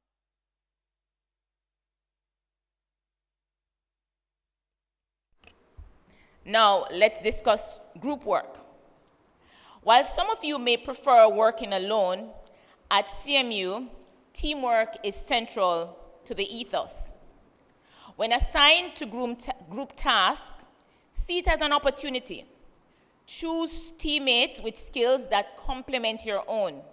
Perhaps you need a strong writer, someone with keen analytical abilities, or a charismatic presenter. Create a group charter. Clearly define responsibilities and ensure that everyone contributes. I urge you to embrace this mode of collaborative learning because in the professional realm, teamwork is going to be unavoidable. Do your utmost to not just sit in a group relying on the efforts of others. Striving for excellence means fully investing yourself in your group, attending meetings, and fulfilling your share of the assignments. Navigating through excellence means that you will complete your coursework. You will attend classes on time, and you will be present for every single session. It also means that you will dress appropriately. And I don't need to say this, but you'll refrain from cheating, and of course, you will avoid plagiarism. In fact, to truly understand how to navigate through excellence, you need to familiarize yourself with the student handbook. Let the handbook be your compass. If you ever find yourself lost, the handbook is your map. Now, the esteemed faculty is here to support you. Forge connections with your lecturers. Don't hesitate to seek clarity in class and capitalize on one-on-one sessions if they are offered. Remember, every question is worth asking. Life at CMU is not limited to the confines of the classroom. Enrich your student experience by delving into diverse activities, whether it's joining service clubs, to make positive impact on indulging in physical activities for wellness, there's a place at CMU for everyone. Not only do these activities provide a break from academic pressures, but they also pave the way for friendships that might last a lifetime. At CMU, the university is not just about grades. While maintaining a robust GPA is essential, we urge you to immerse yourself in the extracurriculars. Seize every single opportunity, whether it's attending a seminar, securing internships, or taking up leadership roles in group endeavors. Remember, the maritime industry is a dynamic one. It's imperative to stay abreast of the latest trends, technologies, and regulations. As you navigate through your academic journey, focus on honing skills and begin envisioning your path post-graduation. Moreover, you should never underestimate the power of connections. Engage with the illustrious alumni. Nurture relationships with professors and bond with your peers. These bonds can be the bridges to myriad opportunities in the future. And I want you to persevere. I want you to say that word with me, persevere. I can't hear you, persevere. Persevere. I want you to persevere. The word persevere means to continue with a purpose or course of action despite facing difficulties, and you are going to face difficulties. I'm not going to kid you. Obstacles or setbacks. It involves maintaining determination, persistence, and a strong will to achieve, and in persevering, you will not give up. You will not give up. You will keep pushing forward, often in the face of adversity or discouragement.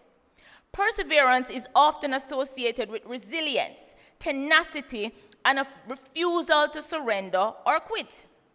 It implies a steadfast commitment to one's objectives and the willingness to work hard and endure hardships in pursuit of success. I want you to listen to this story. I read a book about a small girl, age 6, who was the victim of a serial rapist. He abducted and brutalized her repeatedly before it was discovered by her family. This child became reclusive, withdrawn, and traumatized. Additionally, she was abused by her father, who abused alcohol and did not show her love. Her father was a car wash man, and her mother was a domestic helper. She grew up in a home without electricity and running water. She sold plums in the market, and she fed herself at school by consuming the Nutribun and Nutri-Milk. She sold ginger beer and suck-suck in the markets. She also sold callaloo to the people in her community in Grand Spain while she was attending primary school. She passed her exam for a traditional high school, and there were many days when all her mother could give her was the bus fare to go to school.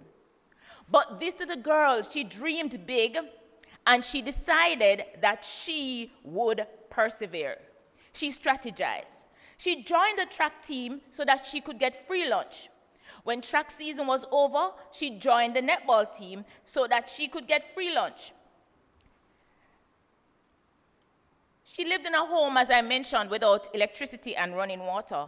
However, every single night, she would go next door and sit under her neighbor's outside light and do her homework.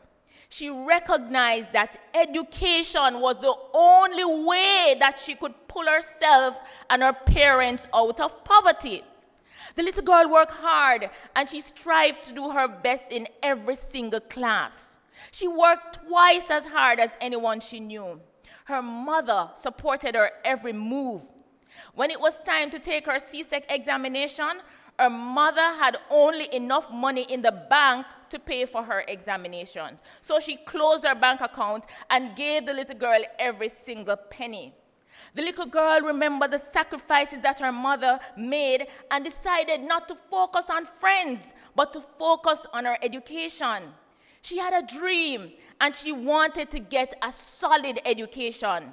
She wanted to take care of her parents. She wanted to live in a nice neighborhood. She wanted to drive a nice car and have some money in the bank.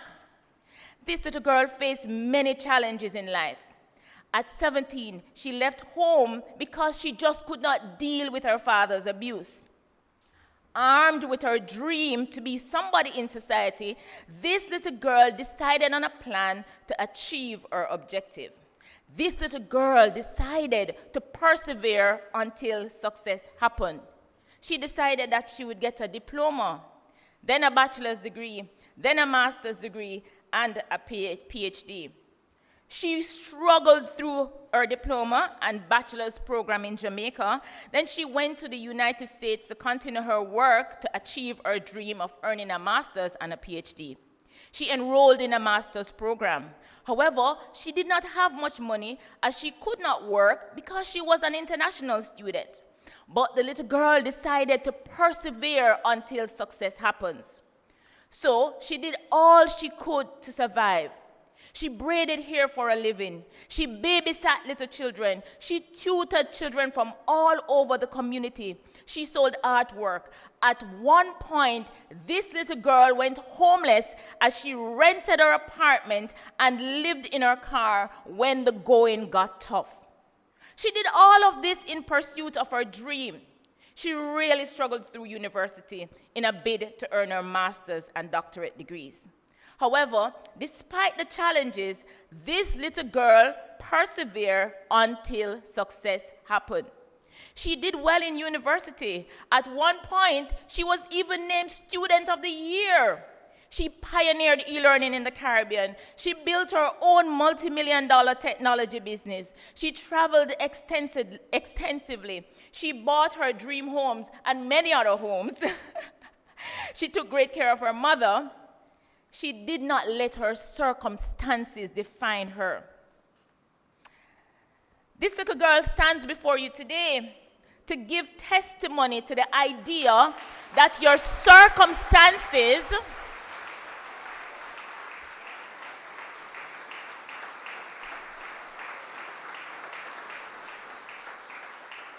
Thank you. This little girl stands before you today to give idea to the testimony that your circumstances in life do not define you. She gives testimony to the truth that you can be anything in life that you wish to be. if you believe in yourself, and if you're willing to work hard and keep your eyes on God the Almighty. As you progress onward through CMU, many things will change and many things will remain the same. I want every single one of you today to dream big and work to achieve your dream. Remember, your dream won't come easy. Frankly, nothing in life comes easy. I want you to be strong and courageous and to know that you can do anything you put your mind to. I want you to persevere until success happens. As you work to achieve your dream, remember that you are well equipped to reach maximum levels of success. Position yourself to achieve maximum success by vowing never to hang out with chickens. Do not listen to people who tell you who you are. You already know who you are. You are a promise. You are a possibility. You are a great big bundle of what? Thank you. As you work to achieve your dreams, be careful what you feed your eyes and ears with. Stay clear of outdated and old information. Always do your research and stay away from negative people. Negative people always have a problem for every single solution.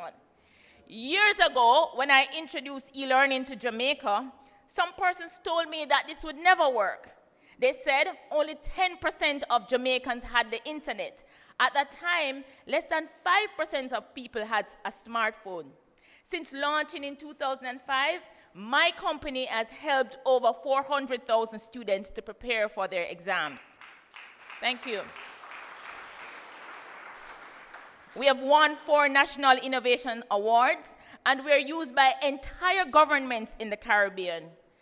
Ladies and gentlemen, I want you to believe in yourselves. I want you to dare to dream big, and always remember to persevere until success happens. You may have already heard that the sky is the limit. So reach for the stars. Push yourself to be the best, even on your worst days. And one thing I want you to do, I want you to enjoy the memories and the experiences you will get at CMU.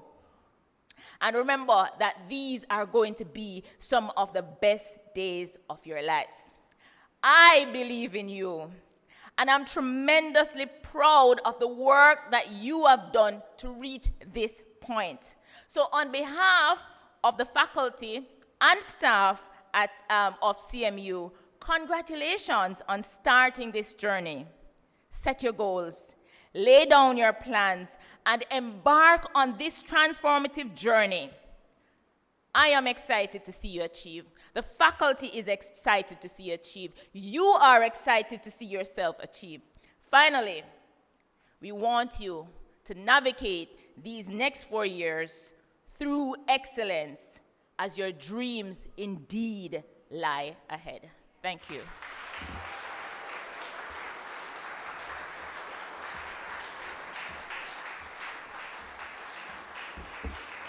Wow. Thank you. Don't go as yet. I was going to invite Dr. Ashman to come back to the stage. Dr. Ashman, she's busy right now, but that's okay. That's okay.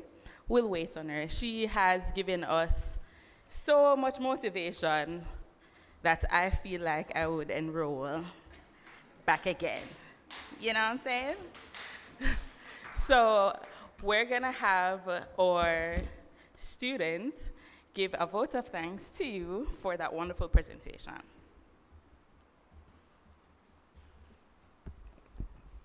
Dr. Charlotte Ashman, on behalf of the Caribbean Maritime University, we would like to express our deepest gratitude for you taking the time out to come and share with us today your thoughts, your story, and your guidance as we enter the new school year.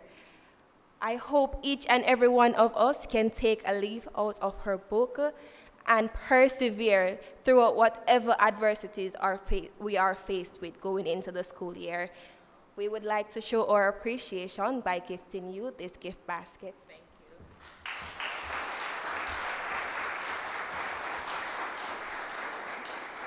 We thank you so much and hope you have a wonderful day. Thank you so much. Thank you so much.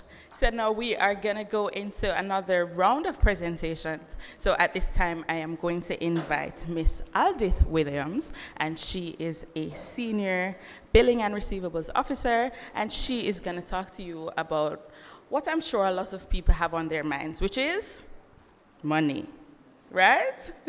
I see somebody roll them eyes a while ago, but that's okay. I'm sure what she has to say will be of great, great value to you. Miss Williams.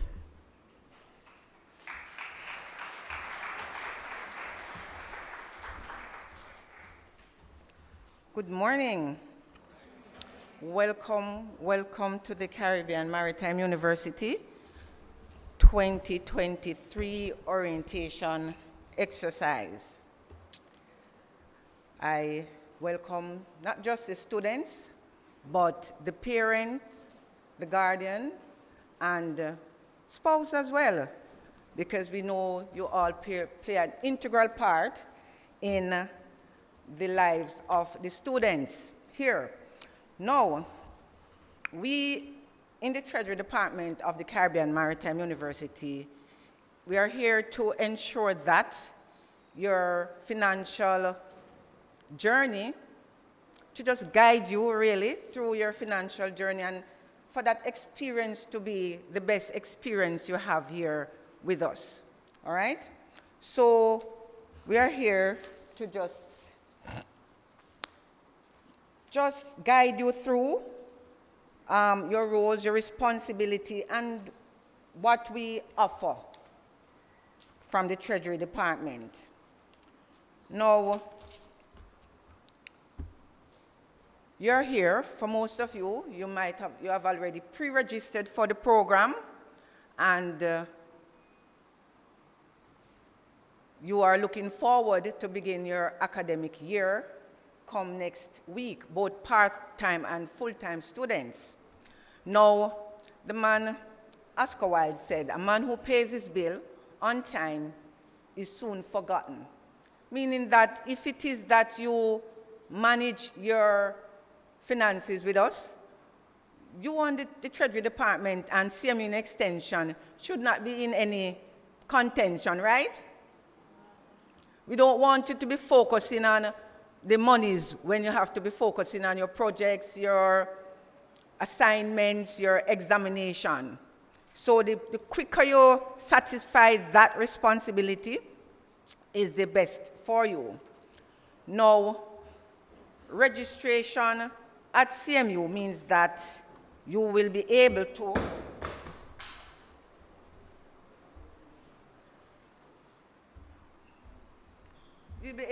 access all the resources that CMU has to offer. Let me get this together. Right. So that means you'll be able to access all the resources that the CMU has to offer as it relates to your program. Now, financial clearance, which all students of CMU must have in order to attend classes and so forth. So when you're financially cleared as a student, the resources are open to you.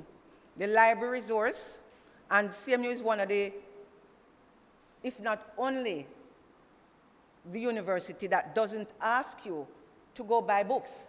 There's no book list issued at the Caribbean Maritime University. We are unique and we provide all the materials that you need. So you can access that information with our library.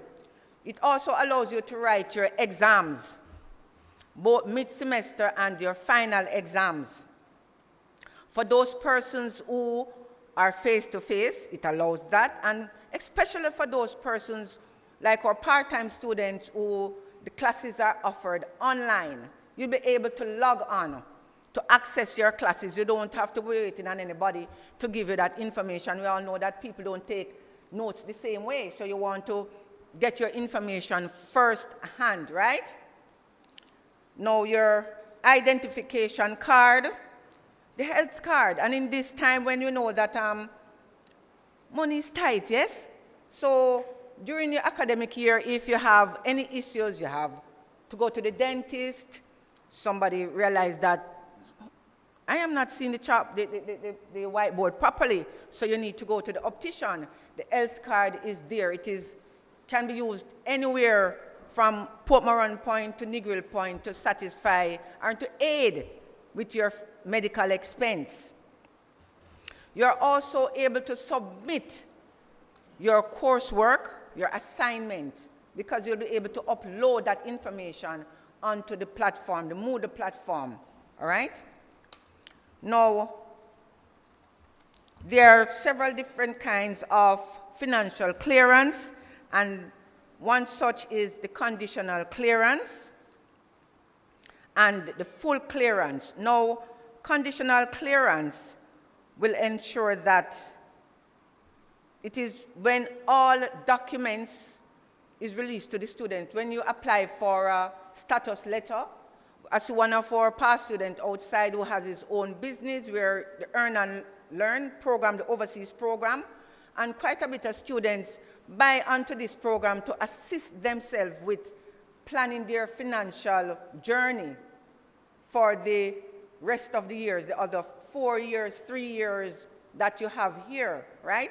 So from time to time, they will request letters and transcript to go to the embassy. Now, if you're registered, if have gotten full clearance, that you will be able to access those documents. But if it is conditional clearance that you have, we will not be able to give you this information that is very critical to the embassies that you'll have to go to, all right? Now, we have several different situations that will allow a student not to be cleared or for us to go in and put a student on financial hold. No, we don't want to do any of that to anybody here, right? We want to have a smooth running situation where your finance is concerned. We don't want to have to stop you and have that anxiety come over you when it comes on to your finances. So the minute you get a plan, a payment plan, we are asking that you, as best as possible, that you abide by that payment plan so that you don't have to be placed on hold. Now, this payment plan allows you to just monitor and manage yourself better as the funds come into you, so you don't, and I find CMU is very lenient amongst the universities. We are very lenient as it relates to your payment plan, yes? So we are saying to you, you don't need to pay us everything up front.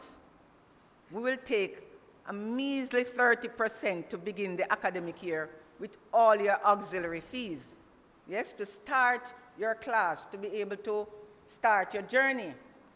And subsequent to that, by the end of October, another 31%. And let me tell you something that I've found over the years. You pay the 30% on the auxiliary fee at the beginning, but let me tell you, if it is that you find yourself with a $10,000, you deposit that. What it shows is that if it is that you come upon a situation where you are not able to meet that, the final 20% that makes up the 50% for first semester, we will see that you are making effort to make that payment, your payment history, yes?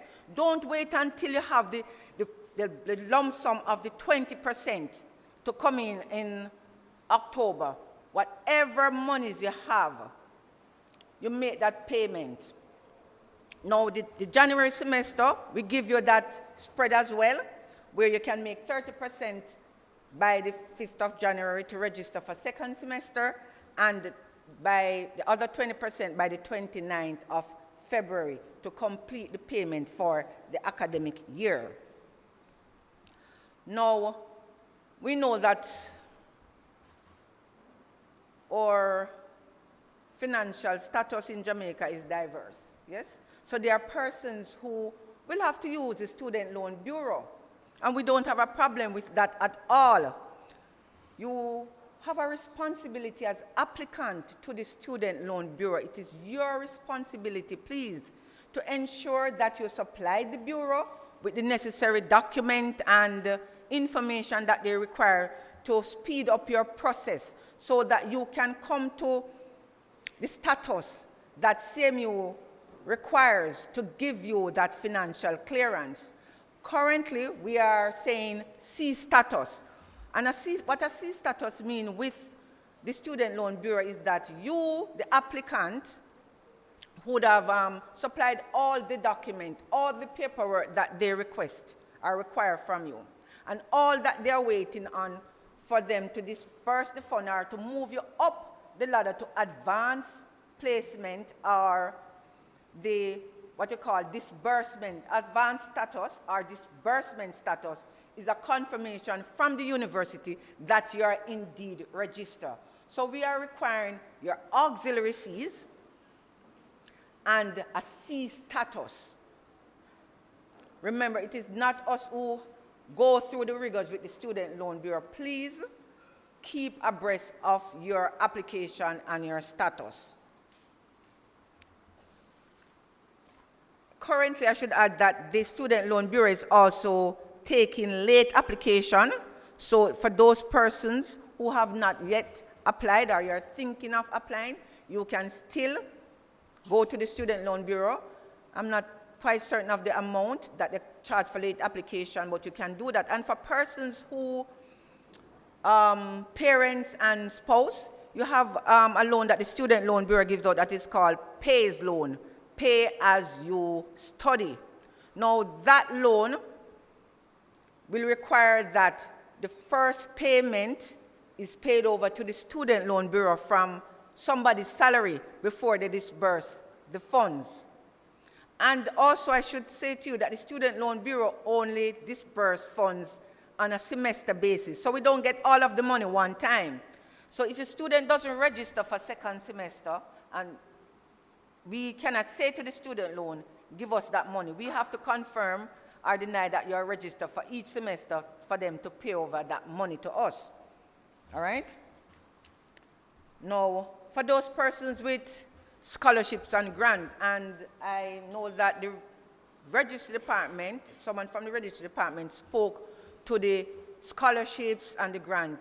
I have been at CMU and I've seen persons complete their 4 years of study here, and there's credit in their account because they have availed themselves to the different grants and scholarship.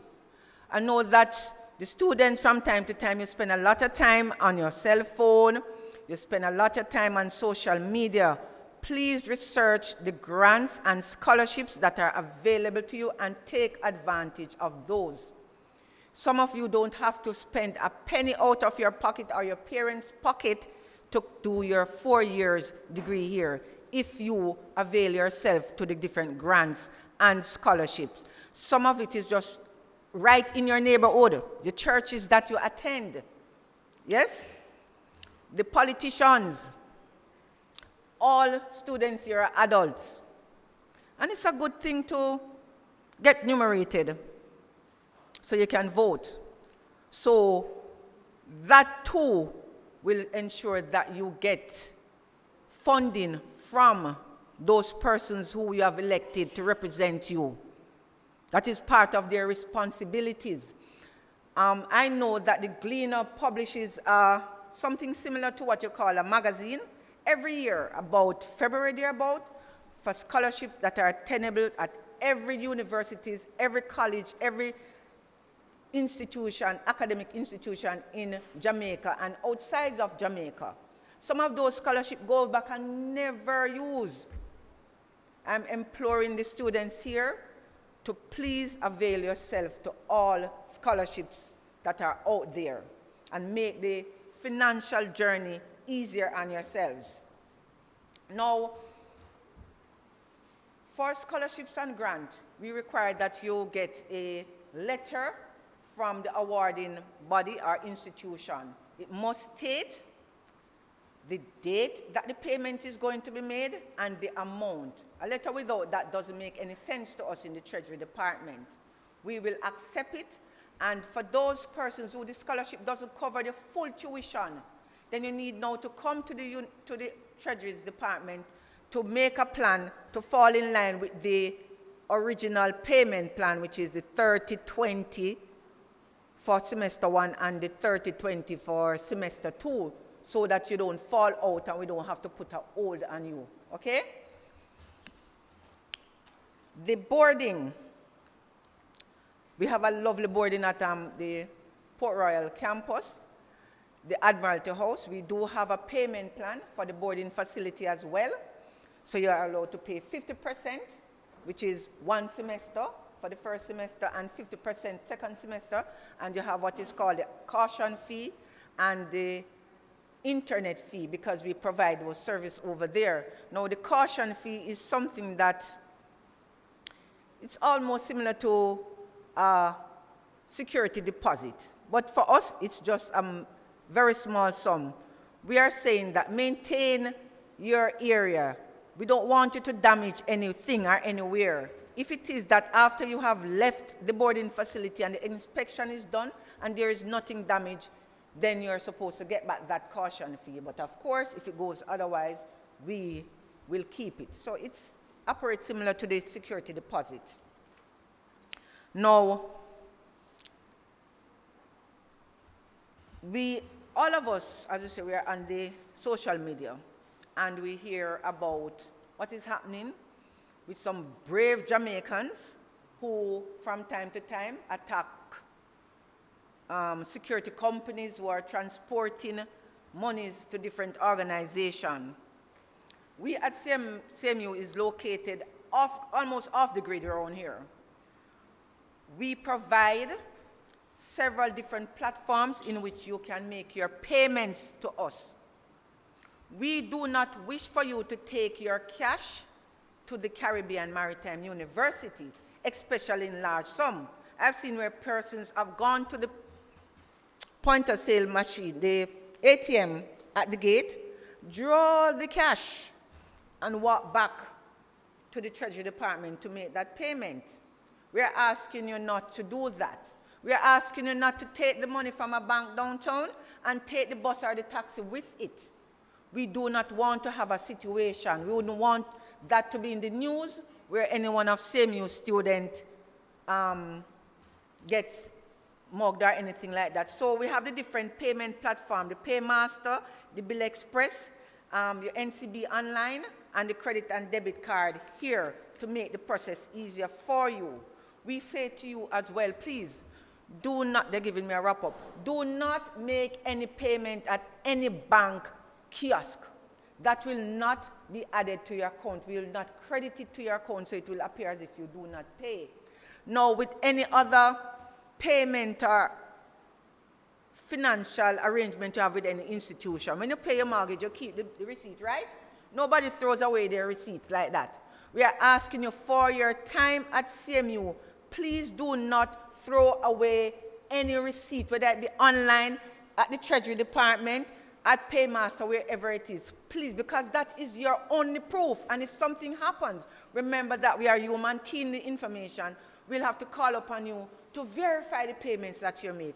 Please to keep everything safe in one place, that if needs be, you can present same. All right? Now, there is, for us, you have different persons who are responsible for the different areas. You have somebody responsible for scholarship and grants, and somebody responsible for the refunds and the Bill Express, the international scholarships and local scholarships and grants, the customized course city repeats, and the overall customer service at Caribbean Maritime University. Those emails are on the website and is available to you. You can always send us an email in regards to this specific area. I thank you for the time, and I hope that you and the Treasury Department have a good relationship for your tenure here. Thank you.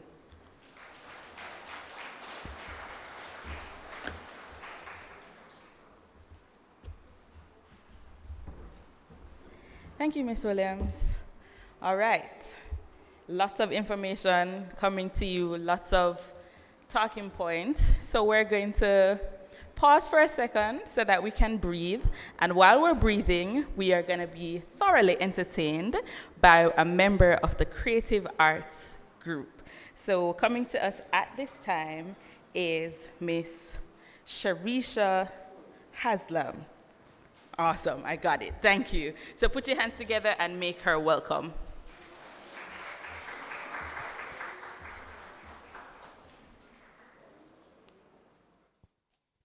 Good morning, everyone.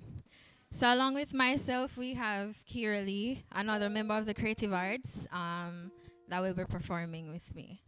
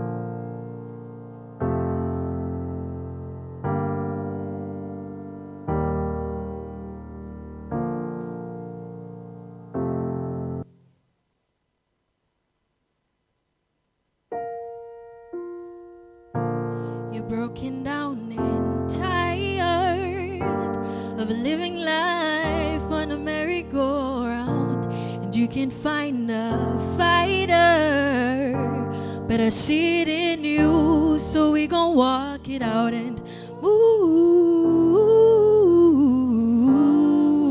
mountains. We gonna walk it out and move mountains. And I'll rise up, I'll rise like the day. I'll rise up, I'll rise unafraid. I'll rise up, and I'll do it 1,000 times again. And I'll rise up, high like the wave. I'll rise up, I'll rise unafraid. I'll rise up, and I'll do it 1,000 times again. For you, for you, for you,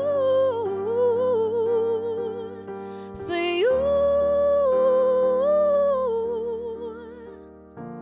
When the silence isn't quiet and you'd feel like it's getting hard to breathe, and you know you feel like dying, but I promise we'll take the world to its feet and move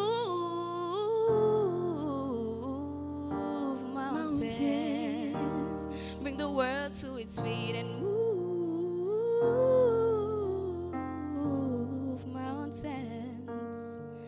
And I'll rise up, I'll rise like the day. I'll rise up, I will rise unafraid. I'll rise up, and I'll do it 1,000 times again. For you, for you, for you, for you.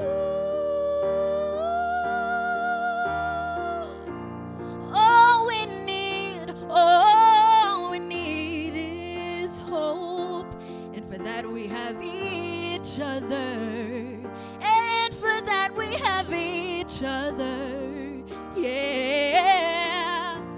We will rise, we will rise, we will rise up. We rise, and I'll rise up. I'll rise like today. I'll rise up in spite of the aches. I will rise 1,000 times again. We rise up high like the waves. And we rise up. We will rise unafraid. We rise up. And we'll do it 1,000 times again. For you. For you. For you.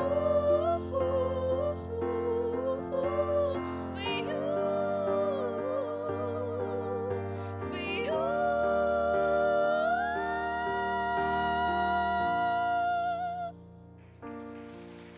Thank you.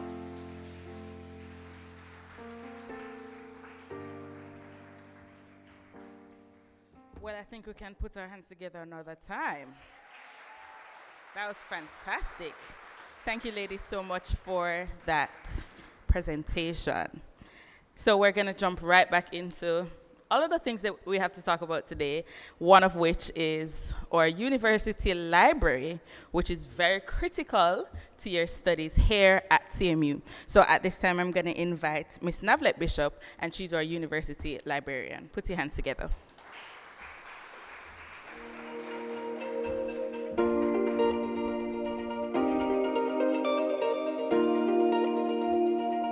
Is it still a good morning? Yeah. Good morning. Buenos dias. Aviva Z. How no do? Everybody okay? Welcome, welcome, welcome. On behalf of the staff in the library, we welcome you to a noble institution, the Caribbean Maritime University. Clap on yourself. Clap on yourself. Of course, everyone knows what a library consists of. You all knew you see a library from primary school, high school. I suppose high school, did you use your high school library? My, Google babies. But of course, at university, libraries are an important entity on campuses. So the mission of the university library is to ensure that our library users' informational needs are met. And who are the users? You and, of course, the staff. So, of course, I hope that you will be using our libraries because we have some specialized books and other resources that you will need to use, that some of these can be found on Google. And when you go on Google, you have to know how to evaluate your information on Google. That will be told to you in another session when I visit the classes. So what do we have in CMU Library? Collection. Collection consists of course, books, printed books. We are not yet out of printed books. And we have a cadre of ebooks as well. We have databases, which I'll be coming to, research papers. We have journals, magazines, CD-ROMs, DVDs, and past examination papers. We also have research papers that fourth-year students, final-year students have written, and they are in the library. So when you reach your fourth year, your papers will be in the library's collection that others will be using as well. The e-resources that we have, the databases.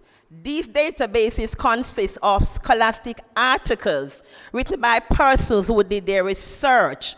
So information in these databases, information is authentic. You don't have to evaluate this information. And these are the first sources you should go to when you get your assignment. Can I hear an amen? Hallelujah. We have three different databases that are multidisciplinary in nature. And the first one is EBSCOhost. The second is Emerald. The third is Progress. And we have a Caribbean database that was given to us free by the Ministry of Education, and that is the Caribbean Knowledge and Learning Network. We also have two specialized databases, but these are related to the students in the Faculty of Shipping and Logistics. And these databases are Regs for Ship and the Lloyd's database. We also have, as I said before, a robust ebook collection. And this collection is shared by all the university libraries except UWI and college libraries in Jamaica. We, the librarians, came together and we formed what is known as a consortium. So we share the resources. But guess what happened? CMU, we were the first person to purchase books from Progress. So when the consortium was formed, our books were placed in the consortium, but the other libraries cannot use our ebooks. And so far, we have purchased 168 titles, and we'll be purchasing another 35 by December. So what that means? We want you to do what? Come again, we want you to? Amen. And don't go and Google all the time. We also have links to some free ebook sites that we'll be giving all this information as we go along. And we also have links to some credible, you hear the adjective, credible research websites that you can use, not only Google. You see, I'm not just in Google, because you all go on Google and cut and paste everything on Google. We want you to read and evaluate your information, and then you write a very good paper. Amen? Using databases. Not an amen? Amen? Amen? Hallelujah. We also have a database that is titled Legal Information on Jamaica, and this database gives you everything about Jamaica's legal system. If you want to find a lawyer and their address, even jokes, court cases, and of course the laws are on it. These are on this database. And we are in the era of technology, and of course, social media is important, good and bad, not true? Good and bad for social media. So we have social media platforms that you will be invited to. You've been invited to join. The WhatsApp group is really going very well. You've been invited on that. And we also have the Instagram page and the Facebook page. It's for the library, not for the university. And you can request your information on these platforms. And I can tell you, these platforms are being used heavily by students to request information. Guess what, students? You have gotten your information, you have your research paper to write, and you have written your research paper using the resources I just outlined. And guess what happened now? We don't want you to plagiarize, so we have a plagiarism software, and that is Turnitin. We were having a little issue with it, but it has now been resolved. So your work will be passed through this software, and we, the lecturers, and you yourself will see how heavily plagiarized or lightly plagiarized your work will be. That's sinking to your gizzard? It's sinking? So you can go up on Google and cut and paste. Amen? Amen? All right. And even for ChatGPT, this software carries a section where your work can also be evaluated to see how, if you really plagiarize or not. Then we also have indexes. We have abstract to the research papers that students have written, and we have, as I said before, a list of CD-ROMs and DVDs. Okay, now you have heard about our resources. How do you get access to these resources? I think most of you, if you have registered, you would have completed a membership form at the library desk. And once that form is completed, and we input that information in our libraries, the library integrated system, you are now ready to borrow books. And of course, you can borrow books for 3 weeks. You can borrow books for overnight. But you know, if you bring back the book them late, you know, you're going to charge a little fee. Amen to that? Because the library is like when you borrow a book, somebody else returns, so we work on a revolving system. We also offered services, and these include photocopying and printing, and also where we refer you to use the resources in other libraries, such as UTech, UII, NCU, UCC. But you have to come to us for a letter, with your name will be in that letter, the information you will be requesting, and that letter will be your ID to use these libraries resources. Amen to that? So you see why you cannot fail your courses? Talk to me now, man, amen? Because you see, we're giving you resources to use beside Google. Okay. We also have another important service, and not everyone has a laptop, right? And we know laptop cost is very high. So you are now able to borrow laptops in the library for a month, and if there's not a list of persons waiting, you can re-borrow. Did you hear that? But you have to complete your form on the SRS. This information will be given to you as well. So those who have a laptop, please utilize this service. That is a laptop loan. And we also have computers in the libraries as well that you can access. And before I close out, now I told you about our e-resources. I told you about the plagiarism software, but guess what happened? There's also a manual, an academic manual that you have to follow the guidelines and write in your paper. And the manual that is used by CMU is the APA 7th edition standard or manual. And this guideline, this standard, it guides you in everything, how to do your title page, how to format your paper when you use people's resources, because I know not everything is in your white and gray matter, how to cite your sources used, how to write your references, and you have to follow the outline. And of course, you'll be getting information on this, and you'll be taught about this as well. Everybody hear that? Those who did CAPE, you did what you call it again, or CXC, also did what you call that thing that you have to hand in before. SBA, right, and you all something similar where you have to use some standard. You all maybe about MLA, did you? You write that, you had to do some bibliography, right, for SBA? Exactly, right, so you should that you have used people's resources. So our opening hours for the library is for now, we'll probably be going back to Sunday, but for now, Monday to Saturday at 8:45 to 9 p.m. and on Saturday from 8 to 4. If the Sunday comes on stream, you will be informed about this. And the Port Royal campus, the hours is the same Monday to Friday, 7:45. They might go off a little earlier, you know, depending on the number of classes that will be held on particular evening to 8 a.m.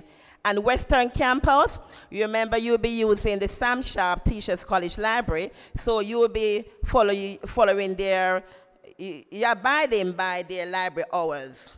So again, on behalf of the library staff, we welcome you to CMU, and we want to know that at the end of the academic year, each semester, that there are no C's, worse D's, just A's and a few B's. Amen?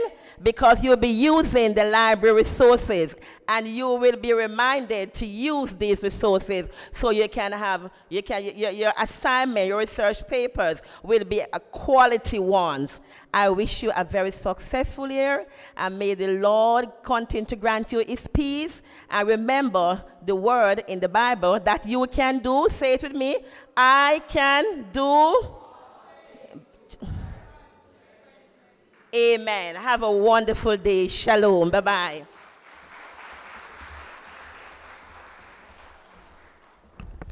Thank you, Ms. Bishop, for that information. So earlier in our program, we talked to Davy, and she spoke about her experience here at the Caribbean Maritime Caribbean Maritime University. Wow, that was a throwback. But we also have men in our audience, and so I think it's important that a male share his perspective of what it's like to be here at CMU. So at this time, I'm going to invite Mr. Raphael Porter, and he's going to come and share with you, from a male perspective, his experience at CMU. Put your hands together for him.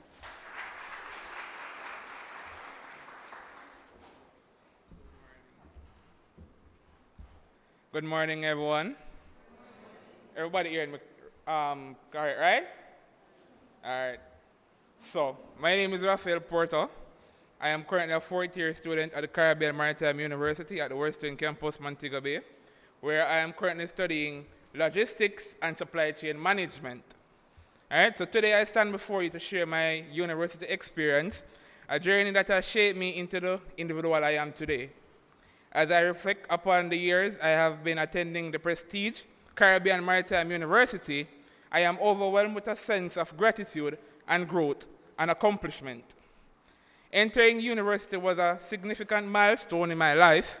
It was a gateway to knowledge and opportunity to explore my passion. The academic environment provided me with a wealth of opportunities to expand my horizons. Lecturers challenged me to think critically and to push the boundaries of my own knowledge. All right, guys. Now, I am going to speak to you in our Jamaican speak, right? In the patois form, right? So, my experience at the Caribbean Maritime University, then drilled my brain. Me not tell no lie. Then drilled my brain. And, you know, I was in the classroom and I said, Father God, why university so hard? Because, you know, you come from high school. So I say, you know what, you match up this, you match up that, you know? Boom, boom, boom, and you take on that. Then so I was there, and, you know, lecturer come and lecturer say, Raphael, what is logistics and supply chain management? I look at my friend, I say, oh yeah, tell me, what is this? So she looked at me and she said, Raphael, I don't know, you know. I said, okay. I said, no problem. So when we began school, right, we were online when we first started, in 2020. So those were my 2 years, my first 2 years, and it wasn't the best experience, to be honest, academically, right? I wasn't an online learner. I am a face-to-face learner. And so all who can do maths and you can learn maths online, you have to do it face-to-face, you know, so you learn. So my academics wasn't where I wanted to be, right? So I was kind of struggling, to be honest, right? Because, you know, you just come over to a university life, you don't know anybody, you're shy, you don't want to speak, lecturers are speaking to you, you don't want to answer, right? So there we was, you know, and, you know, I was in the classroom, the lecturer asked a question, no one is opening up their mics, no one is saying anything. So the lecturer said, kindly note, each one of you are studying for your bachelor's degree. Nothing comes easy, right? But boy, may I tell you, I'm a dangerous lecturer still, you know. I'm a very dangerous lecturer. But she put out her all to ensure that everybody understand, right? So this morning, you know, sleeping away, 3:30 in the morning, an 890 page book was sent. And I wake up and I say, Father God, I force me to see so much page we must read for class in the morning. So, you know, class at like 8 o'clock in the morning, right? And now, yeah, a lecturer first you have. So come, Raphael, what is logistics and supply chain management? There I was crumbling through because I didn't read it, you know. Nobody read it. So when we look, everybody jump off, I meet, only left 8 of us, right? So lecturer was there, asking questions away. Nobody knows anything, right? So I'm going to continue, and as I continue this life experience, you can see where I transform from an online platform to the face-to-face to where, you know, since the break of the pandemic coming into 2020 to 2023, where we physically start face-to-face classes, I started to make an improvement on myself and to make the teachers saw that, you know, there's hard work and dedication in Raphael, right? So beyond the classroom, the university presented a multitude of extracurricular activities that allowed me to pursue my interests and discover new ones.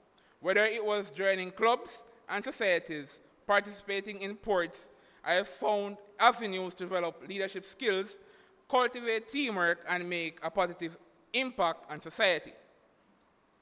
Now, the friendships that I have made throughout my university experience, you know, it is a treacherous one, right?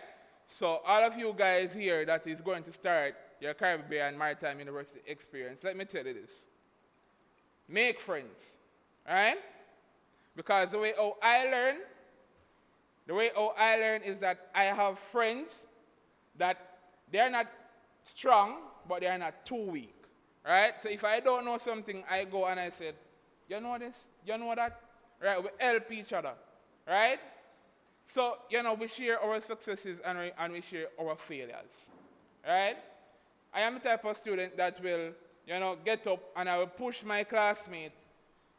You know, if you don't know how to do it, I will help you and you can help yourself to make you better, right?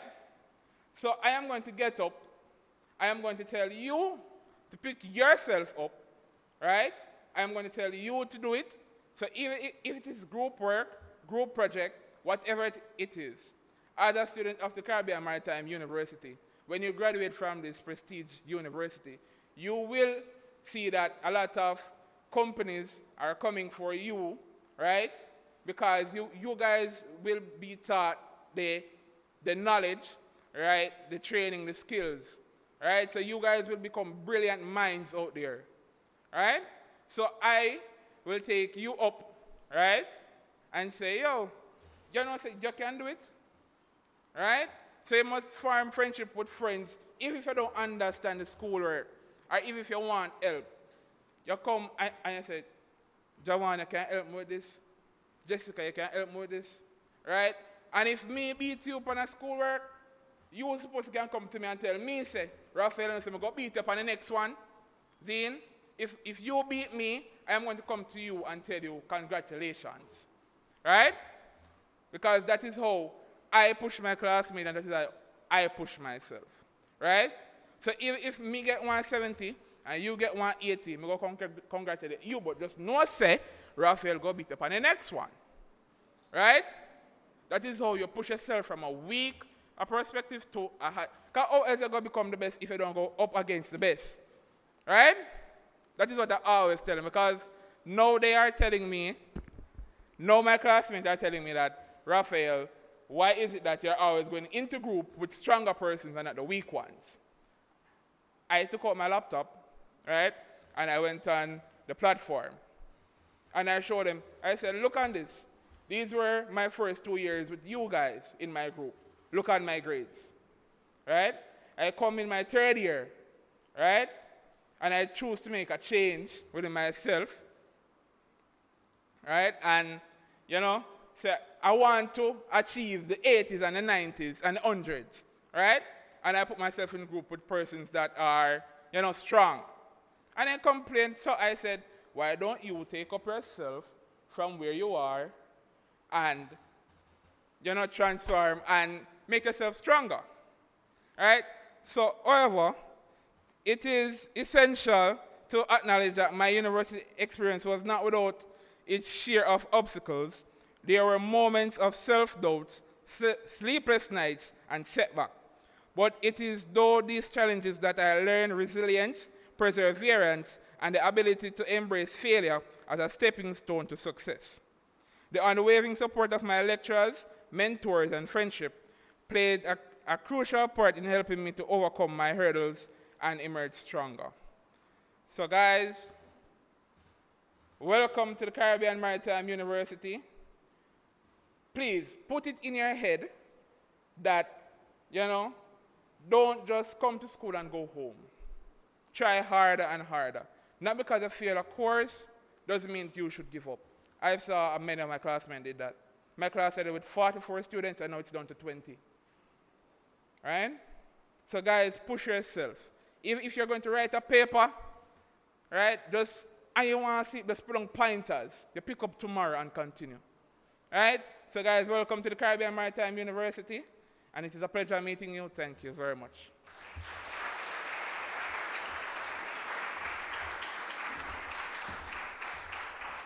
Thank you so much. Thank you so much. And in the words of Mr. Porter, push yourself. You can do it. Zine? Zine.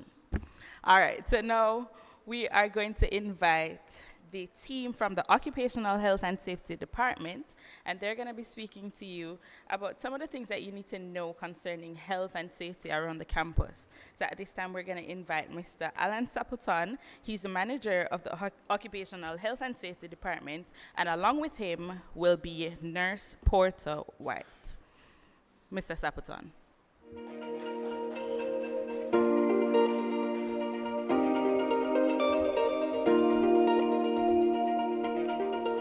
Morning, students.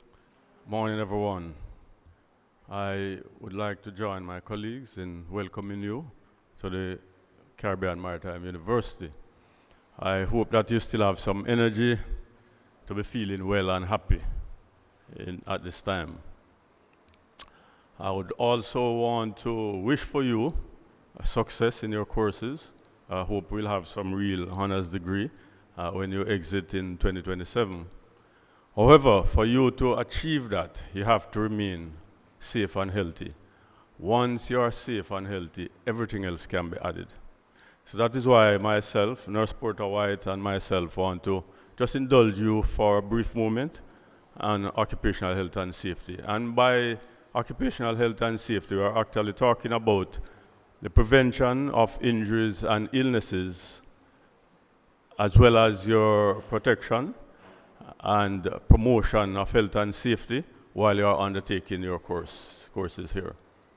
So we want you to make that your number one priority. And the university has some initiatives in place to ensure that you remain safe and healthy. But as we say in Jamaican parlance, one hand can't clap. So we want you to be willing partners, so please indulge us a bit. So the first thing I want to talk to you about is emergency response. You would have seen the fire in Maui and in Greece in recent times, and the amount of persons who perish in those fires. So in case of an emergency, which could happen here, we want for you to be able to respond correctly. So you'd have to evacuate your building and go to what we call the emergency assembly point. That's on the parade square out there. When you come through the gate, it's that first wide area to your right. So you go there. The only thing I want to point out, if it's an earthquake and you're feeling a shake, you duck cover and hold, find a secure place in the building before you exit. Otherwise, you exit as quick as possible to the parade square. You line up in your ear groups, and we undertake what we call a roll call. This is done to make sure that no one is missing, because if someone is missing, then we have to do a search and rescue. So you wait there until you are given further instruction. There are a number of some red items you will see on the walls, on the blocks, all around, that are fire extinguishers that can be used to put out a fire that is just starting. We call it an incipient fire. If you know how to use it, by all means. There are some instruction there, we call it pass, where you pull the pin, you aim, you squeeze, and you can put out the fire very quickly. However, these are not equipment that you should tamper with, because we need them in the case of an emergency. So by all means, if you can, but if not, remember that you should not be tampering with them. Another thing I want to speak to you about is slip, trips, and fall. That seems to be universal. It happens everywhere, and here we have our fair share. But I'm advising you, when you are ascending or descending the stairways, hold on to the rails, because the chances are, if you trip or you slip, the hand will grab automatically, and it will prevent you from having a bad fall. So please do that. Also, look where you're going. The cell phone now seems to be the be-all and end-all, and persons are on their phone, even walking out in the streets. So please look where you're going, because if you're not looking, it is likely that you could trip and fall. Also, when you're upstairs and there are protective barriers, there are rails to prevent you from slipping over the edge. We do not want you to sit on these rails, because if you go up and you sit on top of the rails, you have defeated the whole protection. In fact, you have compromised your safety, and you have also compromised whatever loss prevention mechanism that the university has in place for accidents. So please be mindful of that. There's a jetty area down by the sea, which is out of bounds to students. If you are to go there as part of your course, you will be guided and instructed. So other than that, remember, it's out of bounds. And the last thing I want to tell you about, because there are many things we'll talk about during the year, is driving onto campus. If you drive, please take it slow once you get onto our private roads here, and even slower once you come onto the campus. And then you are to park facing outwards. It's important because in an emergency, it helps you to escape quicker. And I also want to say a word about the main highway out there, which is the province really of the police and the Island Traffic Authority. But because I've seen so much reckless driving out there, as late as Friday, somebody runs somebody off, we want to talk to you a little bit about it. That little 5-kilometer stretch from our view up to the turn there, if you drive at the normal 80 kilometers, you take about 3.75 minutes to get up there. If you crank up to 96 kilometers per hour, you shave off a half a minute, but you double your chance of dying in an accident. And if you go further up to 112, you save a minute, but you 4 times your chance of dying in an accident as if you were going at 80 kilometers. I need for you to know this, and remember, be very, very careful. Also, that sitting at the heights that I'm telling you about, whenever you are tempted to do it, just ask yourself, what if? What if somebody stumbles and you're thrown over the rail? What if there's an earthquake? What if you feel faint? So these are, they might sound like simple ideas, but they are very critical, and I want you to observe them. So just take your time, arrive alive, be safe, and hopefully you'll be very, very successful in 2027. Now I want to introduce our senior staff nurse, Kiana Porter-White, to talk to you a little bit more about wellness. Thank you very much.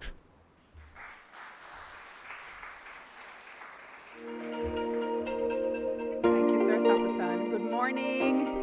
Good morning to all the lovely people in the room. Good morning to all the blessed, favored, and highly chosen people in the room. Morning, right. Okay, so it's a lot of information. I know that you're overwhelmed, but we're going to be real quick now. All right, so my name is Kiwana Porter-White, your nurse. All right. I am the senior nurse for the Health and Wellness Unit. So you'll be seeing my face every day. All right. If it is that you are not feeling well, I know you are bombarded now with a lot of information, and you're saying, wow, what is me get myself in? Right? But guess what? You are not alone. You are on for an exciting and an interesting journey. And you're not alone. We are here to support you. Yes? We are here to support you. So we offer basic services, basic first aid, medical first aid. We do patient assessments, treatments, with certainly health education and health promotional activities. And you will see this throughout the course of the year. Yes? Certainly, we encourage students, if you're not feeling well, don't come to school. What should you do? If you're bored, say for example, you live in Harborview, you certainly call your parents or guardians, inform them that you're not well. But we do have medical facilities there. We have the Harborview Medical Center, that's one Dr. Lewis Tucker. You call, I can give you the numbers, you can call, and certainly book an appointment and be seen, but do not come to school feeling unwell. Get treated, inform us, and we will take it from there, all right? Inform too your program coordinator or your lecturer. Don't just absent yourself. You must inform them, produce a 6 certificate, and then this information will become more important to you later on when you're doing exams. You can't just absent yourself. You must produce a 6 certificate, all right? Certainly as a proof that you are not feeling well. All right, so we're still in, COVID is still happening. True? Although we're so loving today, COVID is still happening. So we still encourage you, do your hand washing, do your sanitizing just the same, right? I encourage my students, especially, get involved in a sporting activity. Why? It's important, right? It keeps you fit, it keeps you healthy, it keeps you well. It boosts your immune system and prevents you from contracting illnesses that are out there. All right, so get involved. The sporting unit spoke to you earlier about the different activities, netball, football. Get involved, right? Keep fit and keep well. All right, we just encourage you to, young people, avoid the sweet drinks. Drink more water, right? Avoid the fried foods. Eat more fruits and vegetables. Right, so you'll be hearing more from us, certainly, throughout the semester. Right, and one last thing I want to mention to you too, ensure you get your health cards as soon as possible, because that is what will assist you if it is that you're not feeling well. Certainly provide for us your next of kin, and you would have had that on the medical form that you completed. Very important that in case of an emergency, we can know who to contact. All right, and last but not by no means least, our opening hours. We are open every day, Mondays to Fridays, including weekends. All right, during the week, it's from 8:15 to 8:15 a.m. to 8:15 p.m. And on weekends from 10 a.m. to 4 p.m. All right, so all the best. God bless you. And it is well. All right, so let's put a smile on your face. It is well. You're at a good place at a good time. All right? Thank you so much for listening.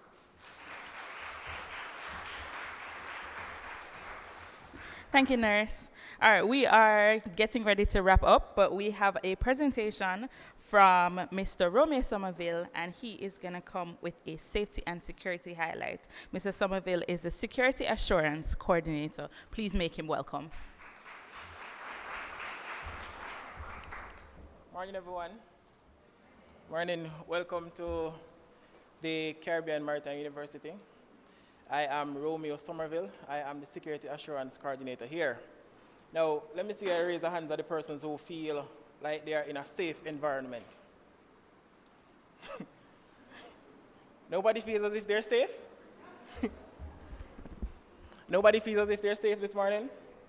So everybody feels safe and everybody feels comfortable. You feel as if you can learn in a safe environment, right? So it's a small unit called the security unit inside the university. We ensure that all activities on the campus, all staff, students, and visitors doing business with CMU do so in a safe and secure environment. Now, security. This is described as the state of being free from any risk or any threats. So as I asked earlier on, if anybody is feeling safe. So having a strong password on your phone or at home where you lock your doors and you feel safe, you feel comfortable inside your home. That is what we want to maintain here as the security team. So while you're inside your classrooms learning or doing an exam or whatever activity, we want to ensure that you do so in a safe and secure environment. We focus mainly on physical security here, where we talk about the fencing, the physical controls coming in on the campus. I'm sure that each person that came here this morning, they had to stop at the gate to be interviewed by the security. You gave your name, and the security process you and tell you where to go. That is our first point of contact to the university. We also deal in cybersecurity, information security as well, and we speak about port security. So security is a critical component of the university's operation, and the security unit is mandated to ensure that staff, students, clients, and users of the university do so in a safe and secure environment. So this is our primary responsibility. All right, so we monitor, how do we keep you safe? So as I mentioned earlier, we manage the physical access of persons coming on the campus. So if you're having a visitor, anybody coming on the campus, they have to be interviewed by the security. So nobody comes through that gate without being properly interviewed by the security. I expect all our students to respect the security officers, right? And the security officers also will respect you. We monitor and maintain all the electronic security systems. So if you should walk around the campus, you will see that we have cameras right around the campus. And these cameras are used for your safety. A camera is basically everywhere on the campus right now, and we're looking to expand on that as well. We also have cameras at the Admiralty House and on the main campus and at the Port Royal campus. So you are safe right around. The only place that we don't have any cameras or plan to put cameras is inside the bathroom. We don't want that any at all, right? So we give advice on security-related issues. We send cybersecurity tips to our students and staff. We send that to the marketing team, and they would send the information around to sensitize all of you about security-related incidents. Now, I don't want to be long, so I'll be sharing some security tips with you. The first side we're going to go into is the cyber aspect of security. And we talk about cybersecurity these days because it's something that is growing, and it's a high risk these days. So what we look at, the first step we want you to look at is managing your passwords well. When we talk about managing your passwords, we talk about having strong passwords. I know probably a few persons right now have their mother's name, the name of their child, their date of birth, or something of that sort as their password. I see a lot of persons looking at me and smiling. I guess that's the case. But in this case, we need to use phrases or sentences as your password. Use something that is hard to guess by somebody. I remember having a password one time to say, I love chicken, I love KFC. Nobody can guess that any at all. So you need passwords like those. Never share your passwords with anyone. Never share your passwords with anyone. Your passwords, they always stay with you. Don't even write your passwords in a book, any at all. You need to have your passwords known only by you. Probably you can trust your mother or your father with your passwords, but your password must always be known only by you. Don't use the same password for everything. You can't have a password for your bank. The password for your bank is the same password to enter your phone and everything, so you have to switch it around. Think before you click. Who know the term chopper emails?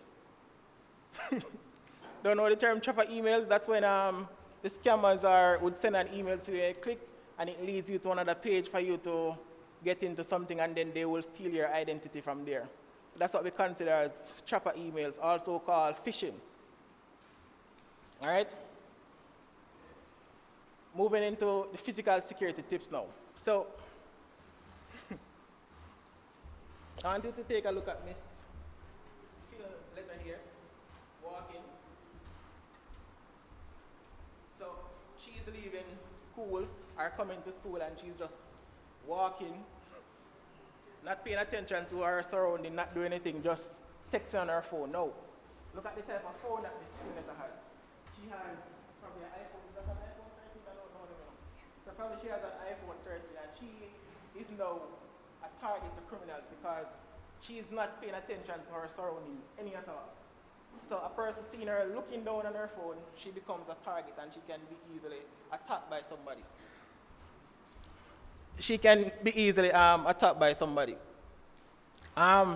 When you're walking, ensure that you walk with confidence. Ensure that you let persons know that you are not afraid. You look persons right in their eyes when you're walking, and you pay attention to your surroundings. If it is possible, ensure that you walk in groups. Always walk in pairs, and ensure that you're focused on your environment, especially in the Harborview area and the downtown area. The downtown area, probably a lot of persons are from the downtown area, but I know we have persons from the country areas as well. But we have had incidents where our students got robbed downtown Kingston in the Harborview area, and we don't want a repeat of that any at all. So we want persons to secure whatever assets they have. Another tip, we need to ensure that we don't walk with large sum of cash. So if you have a bank card, ensure that all your money stays on your card, and only the smallest amount that you might use, you take along with you, like a 2,000. 3,000, less than 5,000, but not having 10,000, 15,000 walking up and down with. And then when you're doing your regular shopping downtown or wherever, you take out whatever you need. You don't need to take out a large sum to show everybody that, look, I have money. You make yourself a target. Always know what is happening around you. You must always know what is happening. Read the news, hear what is happening downtown, hear what is happening with the traffic, hear what is happening with shootings, because this is an area where we normally have regular shootings. We have this is East Side, and probably you hear Skilly sing about East Side all the time. A lot about this. So we have to pay attention to this area specifically. Do not wear headphones while you're walking. You need to be able to hear what is happening. Hear of who is calling out to you. Hear whatever is happening around you. Trust your instinct. If something doesn't seem right or feel right, move immediately. Take yourself away. Finally, security begins with you. Everything that you do will need security. The bag that you bring, you have a zipper on the bag where you have to lock the bag. The phone that you carry, the laptop that you carry, you have to put a password on each one so other persons don't get in. You secure whatever valuable items you have. Persons with the iPhone 13s and the Note 21 Ultra, you know that walking you have to secure your items. The persons who are coming from the work and travel program, these criminals, they tend to know that you just arrived because they look flashy. You have a brand new piece of earbud, you have a brand new iPhone, so you become a target to these people. So you have to secure every item that you have. Think about one of those old ladies. You ever see an old lady go to the shop, she have a little bag in here, she take out the bag from inside her bosom. Inside that bag, it has a next bag. Inside that bag as well, it has a next little bag. And then after that bag now, you find the money wrapped up in another small bag, and then you get to the money. So think about that. Planning for school, put different measures in place to secure whatever assets you have. Again, I wish you all a safe journey, and I hope that any issues that you have, you can always come to the security unit. Myself, Mr. Reed, the security manager, is over there. Myself, Romeo Somerville. The office is right under the tree where they normally sit. So you can find the office right there on the front. Again, welcome to the Caribbean Maritime University, and wishing you all the best.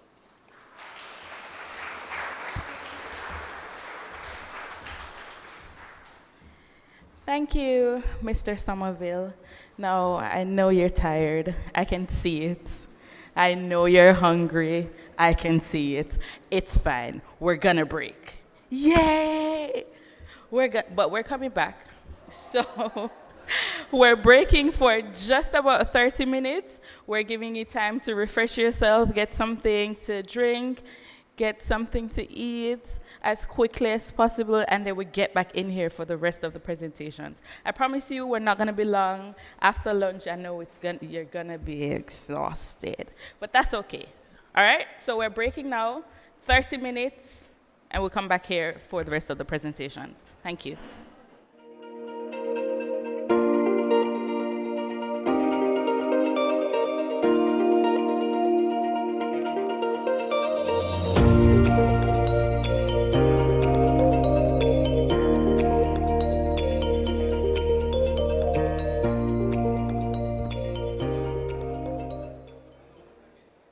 So for reference, we get back in here at 12:45. We begin at 12:45. Thank you.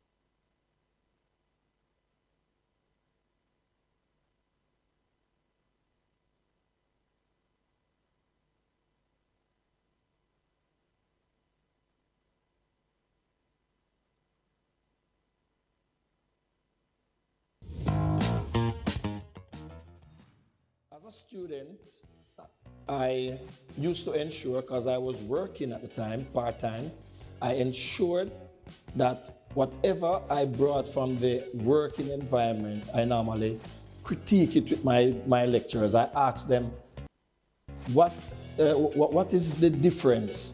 How does it transfer? How you transfer what is being done to what is being taught? And sometimes what I realize is that what is being taught has been tweaked a little, because when you go into the actual working world, it is sometimes totally different.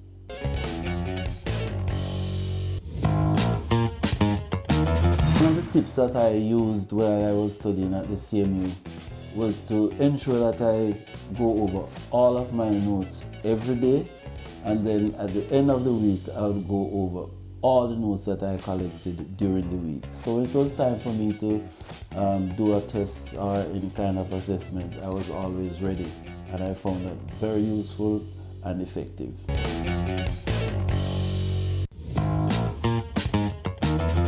You know, what worked for me when I was at university was to study little by little, regularly, constantly. And you know what? It worked. I never crammed anything at the last minute. And that's why I graduated.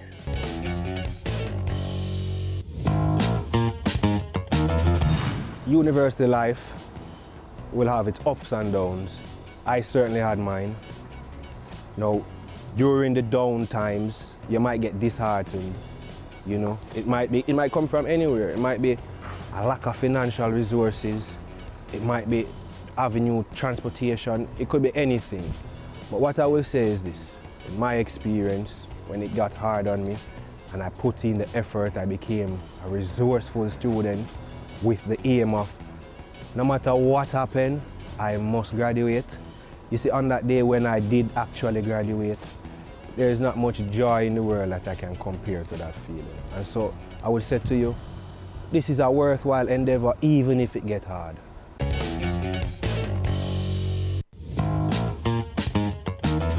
The area of study at university was tourism management. One thing I did was to maintain a relationship with my lecturers outside of the classroom, which led to a mentor-mentee relationship. This led me to meeting people within the tourism industry, such as Benicio Watson and the now president of the Caribbean Maritime University, Professor Andrew Spencer.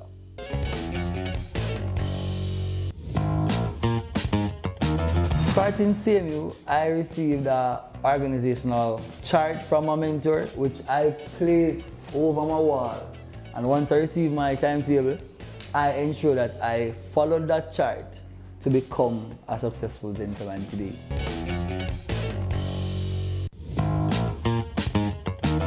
While I was a student at the CMU, I became an indoctrinator. Indoctrinators are known for their great leadership skills, which would then help me with placement at sea for my cadetship.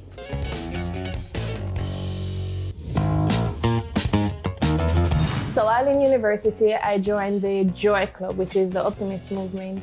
So on my resume, under achievements, or clubs rather, I ensure that I put my Joy membership as well as my lieutenant governor status on my resume. This has helped me in interviews because I always wear my Joy pins. Well, not today, but usually I'm in my Joy pin, and then when I go into the interview, persons that are Joy members would recognize it, and then I think I get first preference over the other candidates.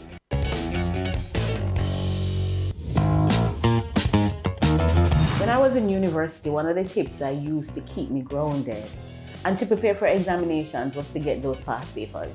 So I would go to the library, collect them, ensure that I photocopied all I needed to photocopy, particularly for those difficult subjects, right?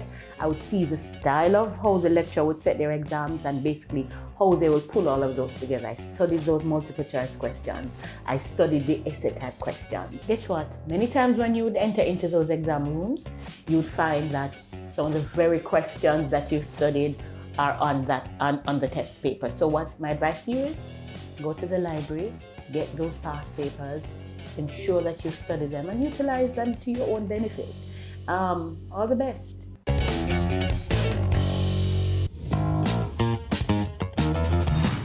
As a student, I used to ensure, because I was working at the time, part-time, I ensured that whatever I brought from the working environment, I normally critique it with my lecturers. I ask them, what is the difference?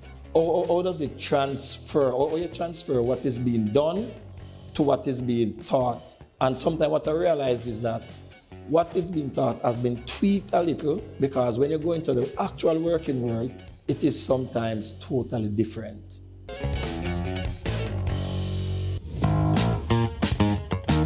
One of the tips that I used while I was studying at the CMU was to ensure that I go over all of my notes every day, and then at the end of the week I would go over all the notes that I collected during the week. So it was time for me to do a test or any kind of assessment. I was always ready, and I found that very useful and effective.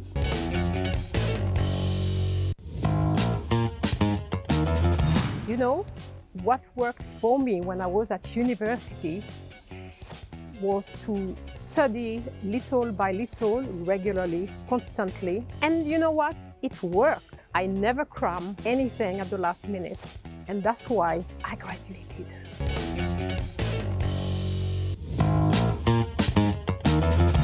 University life will have its ups and downs. I certainly had mine.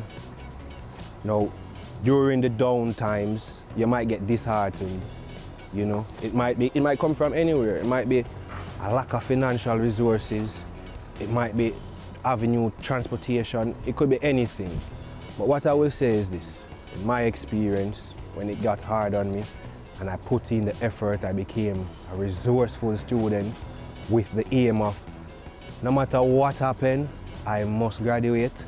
You see, on that day when I did actually graduate, there is not much joy in the world that I can compare to that feeling. And so I would say to you, this is a worthwhile endeavor, even if it gets hard.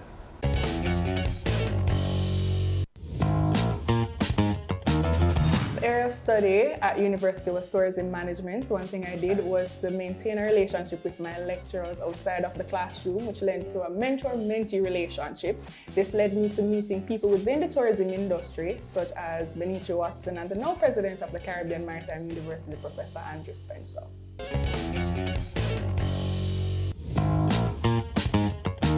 Starting CMU, I received an organizational chart from a mentor, which I placed over my wall.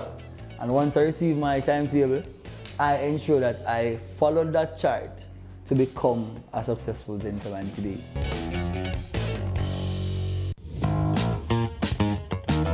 While I was a student at the CMU, I became an indoctrinator. Indoctrinators are known for their great leadership skills, which would then help me with placement at sea for my cadetship.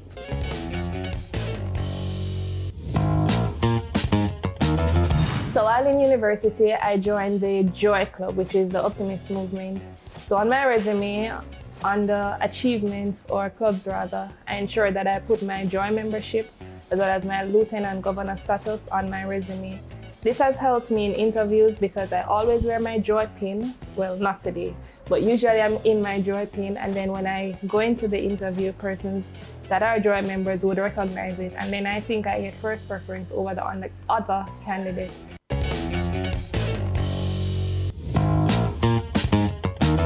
When I was in university, one of the tips I used to keep me grounded and to prepare for examinations was to get those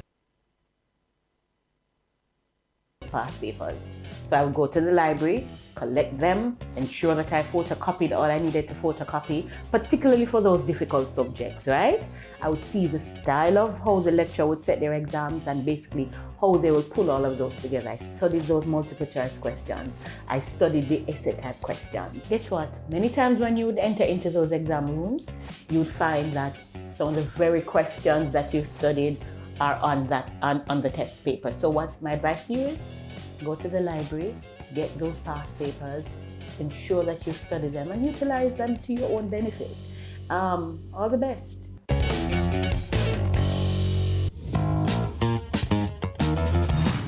As a student, I used to ensure, because I was working at the time, part-time, I ensured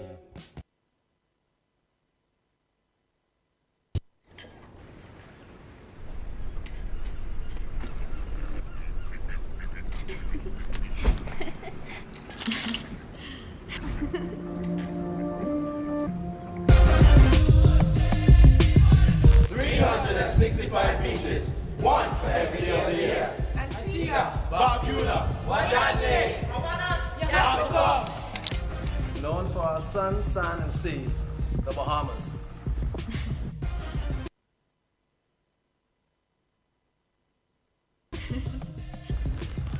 Known for its diverse cultures and beautiful beaches, Belize. Known for the Great Wall, China.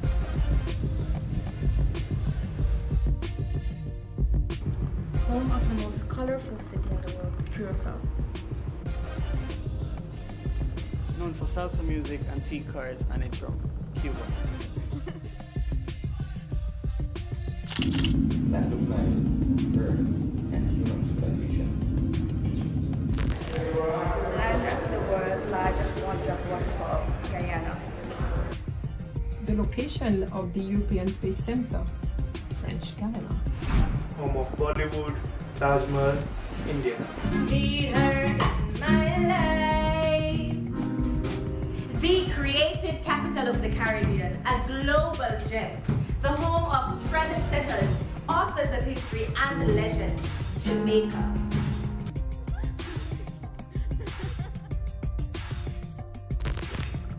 Known for its volcano and its rich Irish heritage, the British Overseas Territory, Montreal.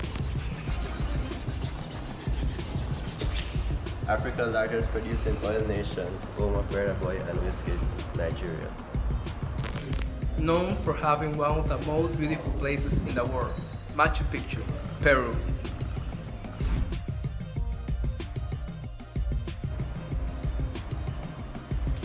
Home of the world's best football teams, Real Madrid and Barcelona, Spain. A perfect mix of pristine saline waters and luscious vegetation, St. Vincent and the Grenadines. The Royal Soca Kingdom and home of the Steel Pond, Trinidad and Tobago.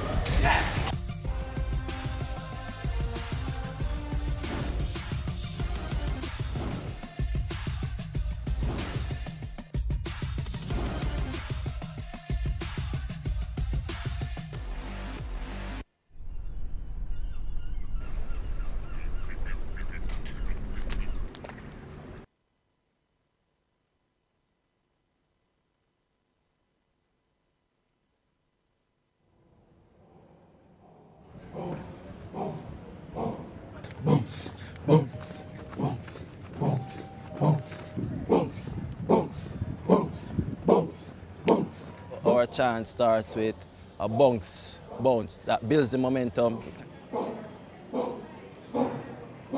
Then we get into our secondary, which is ready, and the rest of the players say no. Ready! No! Ready! No! Imagine you're at the venue and there's silence. When we arrive and we do our chant, it is echoing through your playing field. Sparta! Sparta! First time we did it, they were a bit shocked. They were surprised at what is going on, so there was heads turning, and that's a good sign. What is your profession? Oh! Oh! Oh!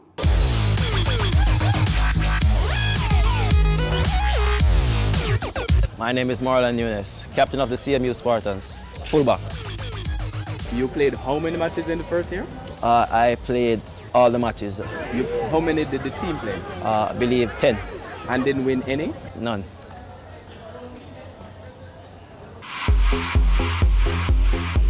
So my name is Kishoni Campbell from the CMU Spartans Rugby Club.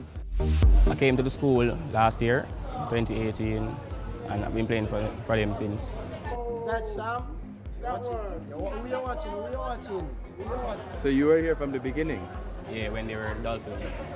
When they were the losing Dolphins. He said 10 matches, 0 wins. Well, it was a relatively new team. Every year we had to get new players. We were new to the game, so it was kind of difficult. In my first year, we didn't have a set venue for training. We got the Carib Cement field. It was not the best field. There are a lot of holes on the field, stones and such, but we had to make it work. Can you see? Yes. So when the pitch is that tough, if you fall, trust me. So my name is Ryan Harder Richards. I play for the Caribbean Maritime Spartans rugby team. I play the scrum half and center, which is to distribute the ball as a playmaker and finish as a center. When you joined, they had lost all the games. Yeah. And you say, we are cool. This is the kind of team I want to join. Because I'm a person, I like to play teams, you know, and develop. I don't want to just go there and everything just lay out for me already. But you're talking about 10 matches. All right, fine. Match number 1, you lose the first one and you gather. And you say, all right, we'll do the second one. 2. You lose again. 3. Lost again. 4. Lost. 5. Lost. Where were you at that time? About halfway through the season? Yes. Really? You never said, seriously, 10? You never feel nowhere? I wasn't really looking at that, you know, because we're all friends, we're just enjoying the game we love. So. When you joined the team, they'd already started to win? No. Not many? Or No. 0? They were. From my knowledge, 0. 0? Yes. You never feel no way about the fact that they were? No, not at all. Really? Not at all. Why not? I know I can make a difference in a team, motivate a team and help them, bring them to that level. Throughout all the losses, we normally pick like the positives out of the game. We don't look at the negatives. So even if we lost by many, we look for the little positives and motivate each other. You didn't have a lot of time to practice? No. How did you make the most of it? Well, I have to just convince the guys to take each minute seriously. So you reach at the pitch, don't loiter while changing or just get there, get in the gears and hit the field. When you had that first win, what did that moment? Oh, it was unlike any other thing. Having the same crop of players that you were losing with and now winning with, it was euphoric. It put us on a high and it showed us what we can really achieve if we put our mind to it. Trust me, they did that. I could see the relief, like, yes, it's been a long time and I've gotten it. This season we have the Division 2 title, Intercol 9 title, and the New Year 9 titles. We are currently in the Intercollegiate 13s, which would, if we win, will be our 4th for this season. We beat the University of the West Indies, UTEC, GC Foster, Excelsior Community College, and Michael. We're going up against teams that train like almost every day of the week. They've been doing it for a while. They have experience, coach, etc. So with what we have compared to that, we had to dig deep. And I'm really proud of the guys with the little time that we have. I'm really proud of the guys.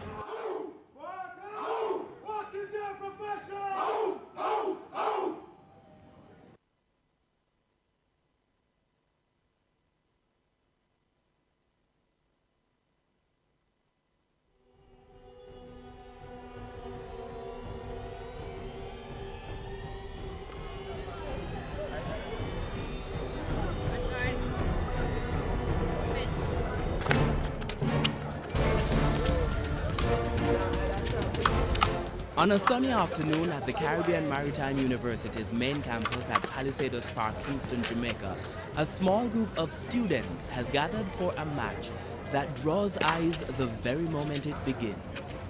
On the right, Lemar James, the captain of the CMU fencing team. He joined the university in 2017. Seeing fencing in action was eye-opening. I've always watched it in movies and such for it, like Zorro, but I didn't really know what the sport is, what it was about, what it represents. James is of course joking about a movie that involves sword fights, but it's perhaps one of the simplest ways of explaining a sport that many Jamaicans do not know about. No one knows that Jamaicans do fencing. When I told all my friends, they laughed at first. The members of the CMU fencing team face this lack of knowledge often. Just ask Tyrone Shorter, a former basketball player turned fencer. Well, the first thing they ask is, what is fencing? The first thing they ask because it's not so popular among regular people. So what I tell them is that in simple terms, it's a sport where we just hit each other with swords. 3 types of swords, well, weapons: the foil, the epee, and the saber, each with a unique shape and each representing a distinct type of fencing match with a specific way of scoring points to win a bout. This is the epee helmet. Chin first. Chin first. Open. Chin first. Chin first. Open. Strap. Are you really good at the orientation? You know, I'm getting there. I'm pretty good to say. I think I'm pretty good. I'm doing well. Shari Carter, one of the newer team members, is an épée fencer. The tip of the blade is wired to a buzzer. When you stick your opponent, it makes a sound, so you get a point from that. In épée fencing, the entire body is a legal target area. In foil, the trunk of the body, and in saber, everything above the waist, excluding the hands. It's an elite sport in a country where the bulk of support tends to go to areas like football, so there are challenges like funding, support at matches, equipment. In terms of like equipment-wise, you know, we only get like, for now, we only have like a limited source in terms of jackets, plaster armor, pants, but what we need right now is of different sizes. Because, you know, we have persons with a strong build, skinny person as myself, and some which are a lot skinnier. We would like equipment and resources for them to meet their body type. Despite these challenges, Lamar James wants and fully expects to see fencing take off locally. But expanding locally is just the start for this enthusiastic group of fencers, especially when they take into account the fact that fencing dates back to the first modern Olympic Games in Athens, Greece in 1896. Well, I wasn't thinking locally, because I'm here now. I've heard students have gone on the international defense. I would like to be one of those students. You think you can do it? Of course I can do it. I have no doubt. I want to go around the world in terms of, being brand ambassadors for ourselves as well as Jamaica and as well as school. Or if I'm good enough, of course we are. With a lot of practice and patience, we'll get there, of course, eventually. It's just a matter of time. What convinces you of that? Our dedication and the love for the sport itself.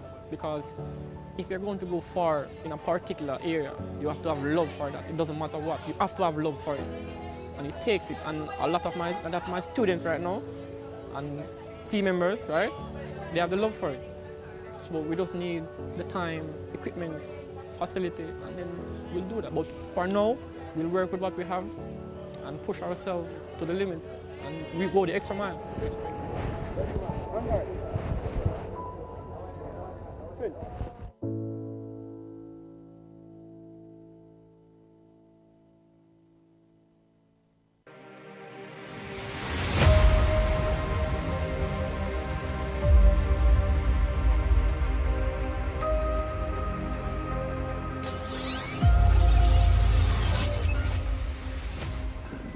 Welcome to the Caribbean Maritime University, where we transform lives through innovation.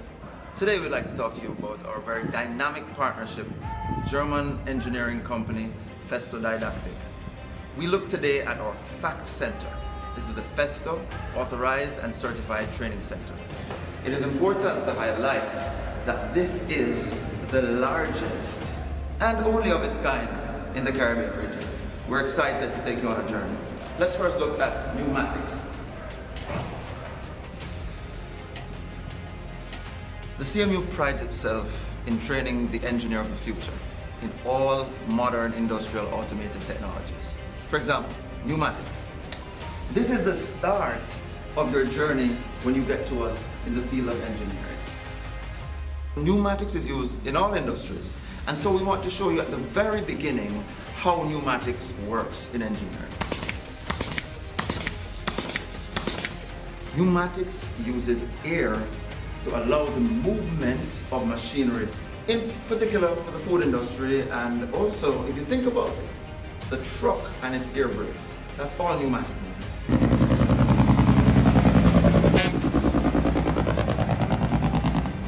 Welcome to our hydraulics lab. Now, first we talked about the movement that was caused by the use of air through pneumatics. Now we're talking about the use of hydraulic oil to handle greater force and, in many cases, larger weights like your elevators. Think about your construction industry. Think about the marine industry. Think about any industry that requires the movement of heavy loads. We're talking about cranes, excavators, tractors, bulldozers, garbage trucks.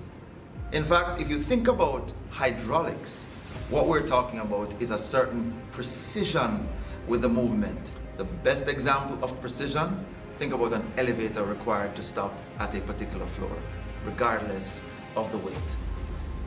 Hydraulics also handles the movement of your power steering. Look at that.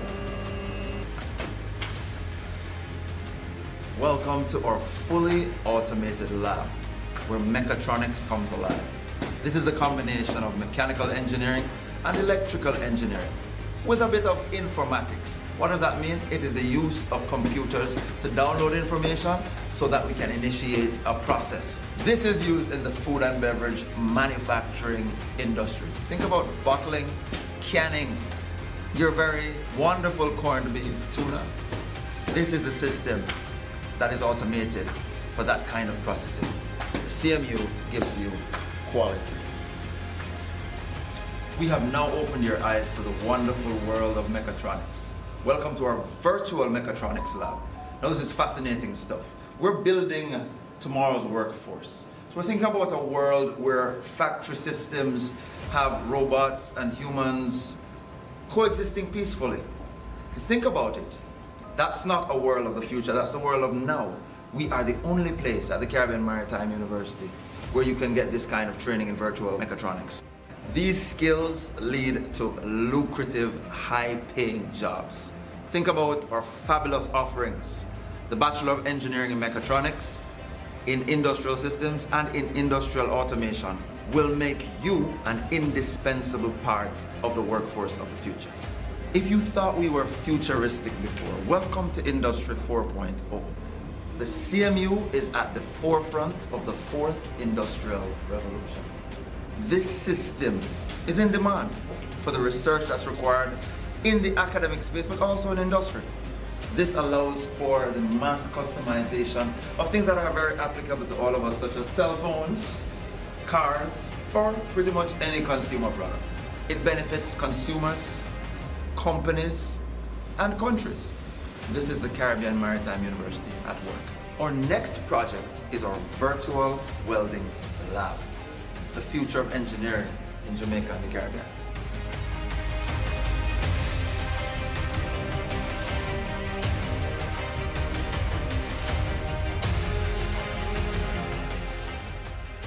The world is short of seafarers. The CMU has the distinction of being the only institution in the English-speaking Caribbean which is on the whitelist of accredited maritime universities in the world. Welcome to our full mission simulator, the bridge. Let's take a voyage. Our very creative bachelor's degree program in marine transportation or our short courses in ship handling will set you on the right path for the next leg of your journey.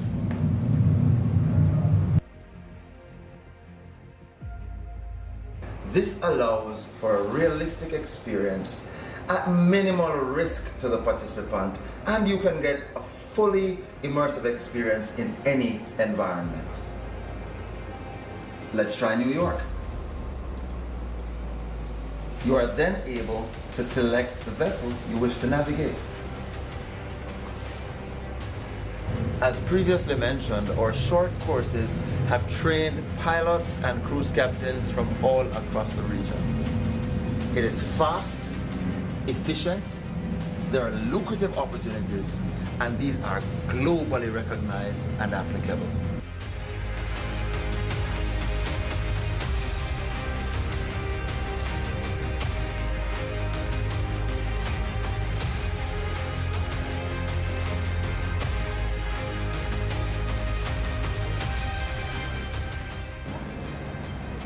Our articulated truck driving program is exceptional.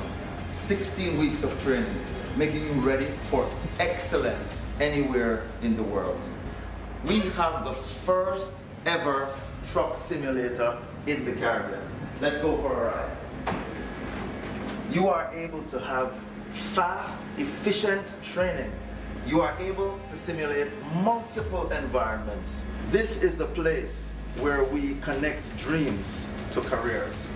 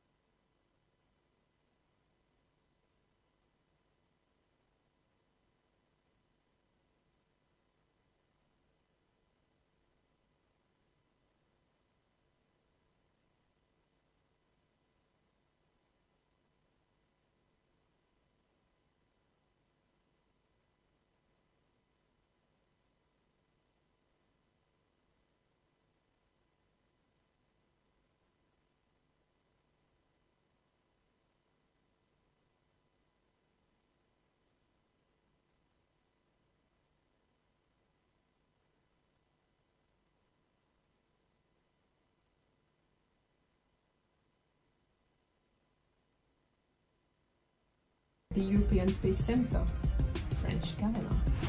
Home of Bollywood.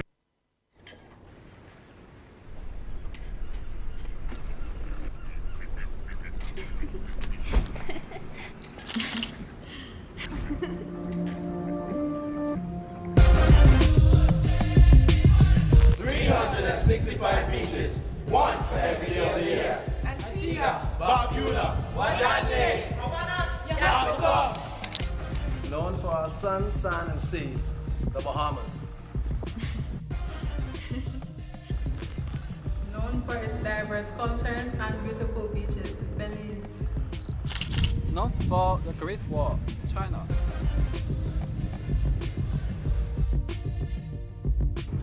Home of the most colorful city in the world, Curacao.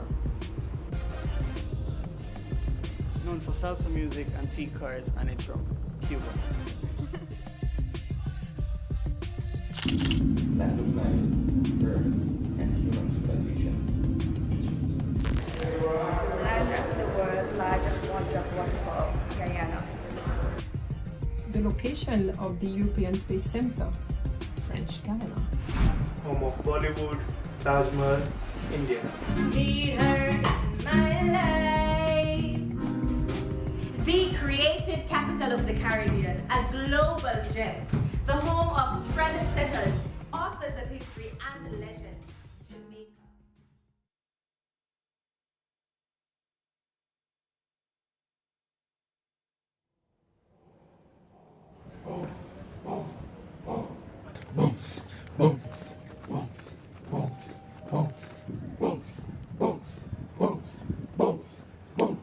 Our chant starts with a bounce, that builds the momentum. Then we get into our secondary, which is ready, and the rest of the players say no. Ready! No! Ready! No! Imagine you're at the venue and there's silence. When we arrive and we do our chant, it is echoing through your playing field. Sparta! Sparta! First time we did it, they were a bit shocked. They were surprised at what is going on, so there was heads turning, and that's a good sign. What is your profession? Oh! Oh! Oh!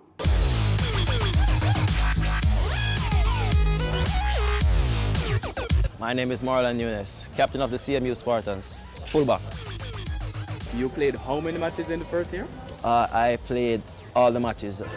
How many did the team play? I believe 10. And didn't win any? None.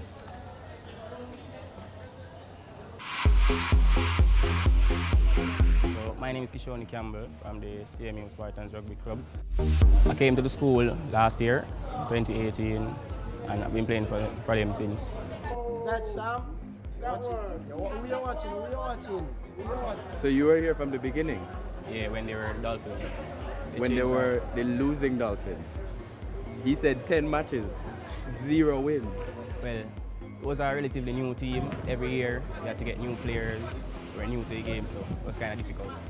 In my first year, we didn't have a set venue for training. We got the Carib Cement field. It was not the best field. There are a lot of holes on the field, stones and such, but we had to make it work. Can you see? Yes. So when the pitch is that tough, if you fall, trust me. So my name is Ryan Harder Richards. I play for the Caribbean Maritime Spartans rugby team. I play the scrum half and center, which is to distribute the ball as a playmaker and finish as a center. When you joined, they had lost all the game. Yeah. And you say, oh yeah, cool. This is the kind of team I want to join. Because I'm a person, I like play teams, you know, and develop. I don't want to just go there and everything just lay out for me already. But you're talking about 10 matches. All right, fine. Match number 1, you lose the first one and you gather. And you say, all right, ready the second one. 2, lose again. 3, lost again. 4, lost. 5, lost. Where were you at that time? About halfway through the season? Yes. Really? You never said, seriously, 10? You never feel no. I was really looking at that, you know, because we're all friends, we're just enjoying the game we love. So. When you joined the team, they'd already started to win? No. Not many? Or no. 0? They were. From my knowledge, 0. 0? Yes. You never feel no way about the fact that they were? No, not at all. Really? Not at all. Why not? I know I can make a difference in a team, motivate a team and help them, bring them to that level. Throughout all the losses, we normally pick like the positives out of the game. We don't look at the negatives. So even if we lost by many, we look for the little positives and motivate each other. You didn't have a lot of time to practice? No. How did you make the most of it?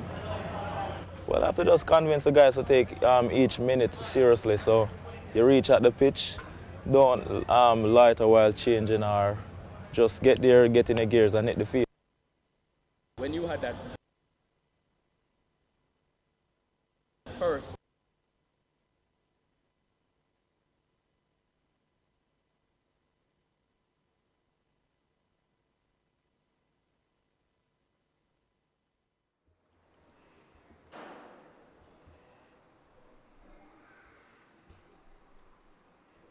Welcome back, everyone. Welcome back to CMU's Orientation for 2023. I hope everyone has been refreshed, got something to at least drink, and we're getting ready to jump back into our presentations. But just to keep you up to speed, this morning we had presentations from Student Affairs, we had presentations from the Treasury Department, we had presentations from the Library Services Department. We also talked a little bit about occupational health and safety and security, and more. We also had our greetings. Our president spoke to us this morning, and we've been having just lots of information to digest, and we're ready to jump back into it. All right? So coming to us at this time is going to be our Dean of Discipline, Mr. Romain Caradice, and he's going to speak to us about students' rights and responsibilities and behavior expectations. Please make him welcome.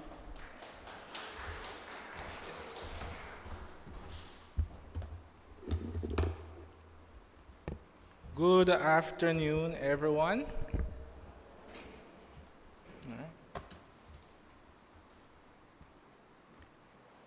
Okay, so I am here to give you just a short presentation on the discipline aspect of student affairs. I will touch on the objectives that are students' rights and responsibility and student behavioral expectation.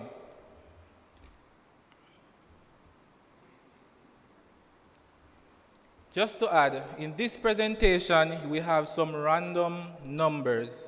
I want you to write it down in the same sequence because at the end of the presentation, somebody will be rewarded.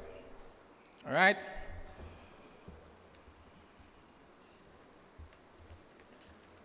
Okay, what is discipline? We can read from the slide, but for me, it's 3 words. It has to deal with your behavior.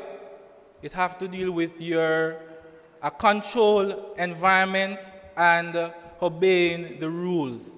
So obeying, control, and your behavior. Those are the 3 words that we embark on. The disciplinary unit, we have 3 core functions, and these core functions ensures that students are properly nurtured in the institution.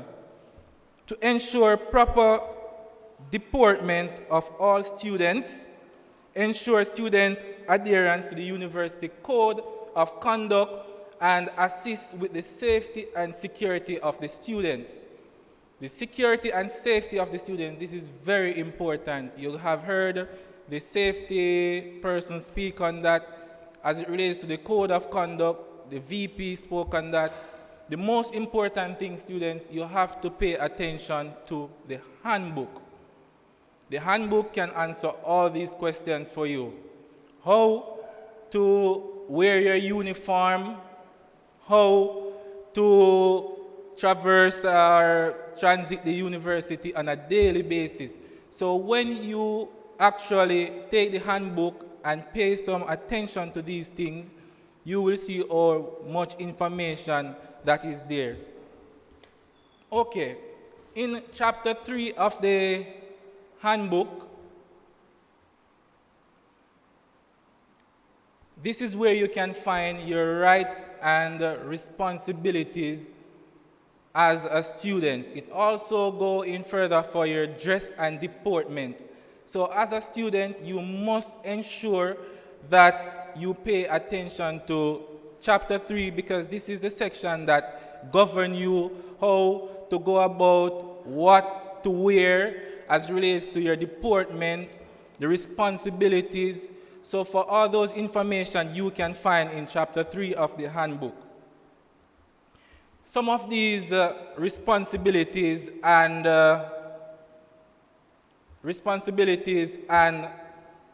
rights are freedom of expression.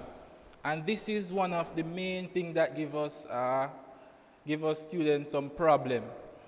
Freedom of expression. Yes, you are free to express yourself, but there is a right way and a wrong way of going about doing this. And you don't want to have your rights and give it away. Accountability. As a student at the university, you have to ensure that you place emphasis on this word. It is small, but at the end of the day, you have to pay attention to the accountability. It can't be your parents. It relies on you as a student. So you have to ensure that you go to class on time. You have to ensure that you submit your work on time. All these small things going to add up at the end of your course or your tenure at the CMU.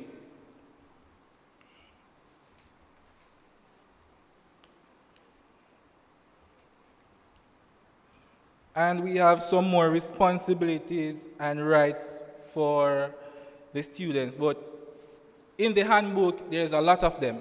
So I can't present all of these pointers in a PowerPoint, so you have to read the handbook regarding your rights and your responsibility. For questions, you can pass by the office, the Student Affairs office.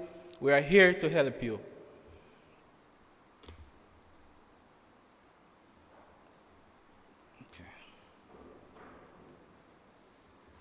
Also, some of the responsibility as a student, as I mentioned, to attend classes regular on time, meet stipulated academics and non-academic deadlines, to respect the rights and welfare of the university and staff. So, students, just be courteous. Say good morning to to your fellow students, say good morning to your staff. We are in a world, but you don't know who you may encounter on a daily basis.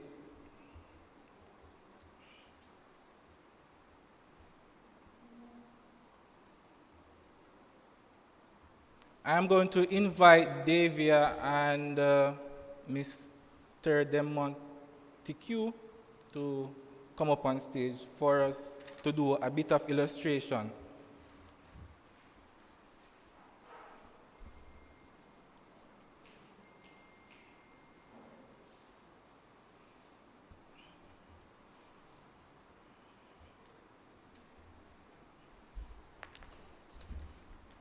So as the Dean of Discipline, we place high emphasis on how student is dressed.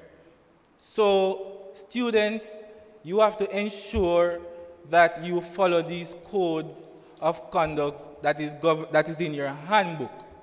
There is nothing foreign there. Whatever is in the handbook is the same thing we go on a daily basis and preach to you as students. So we have Davia here. If you look at Davia, there are some fancy things. These are your epaulets, your insignia, your name tag, as well as your ID. The skirt is of a certain length. For females, we know we have a lot of challenges when it comes to that. It's supposed to be either the center of your knee, either 1 inch above or 1 inch below. For the male, all these accessories are the same. For your haircut, we permit, it can go lower than 1 inch, but with the permitted is 1 inch above your scalp. So for those persons who decide to come in the institution with hair from maybe, if it's not a rasta, then maybe it's a situation that you have a medical circumstances. And if you don't have a medical circumstances, then you know you are in breach of the internal regulation. We normally refer students to go to our medical facility that is in partnership with us, and for all those information as it relates to your specific situation, they can help guide you best. They will give you a written note or maybe a written letter or advise us why is it that your hair need to exceed maybe 1 inch, or why is it need to be shaved off or what. So once you come by the student affair, all those information we can provide you with.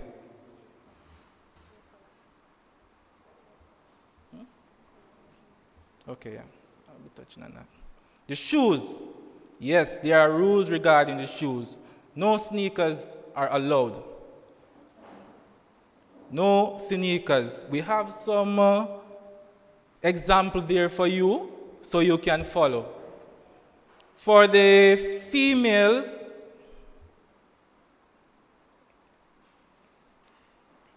as it relates to hair color, we only approve natural hair color, and there are about 5 natural hair color. That is brown, black, blonde, maroon red, and gray. So for those persons who want to do the neon green, the purple, the pink, it's a no-no. You're coming to a school. That is why CMU is special. It's different from all the other universities.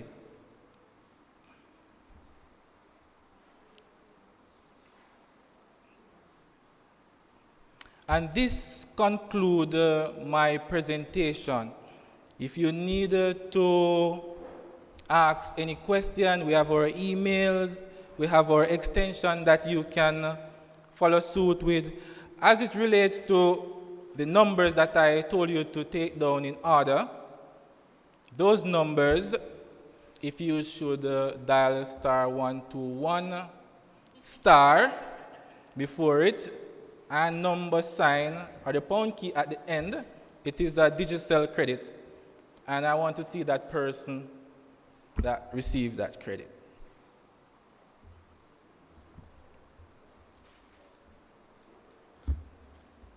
Anybody? Nobody?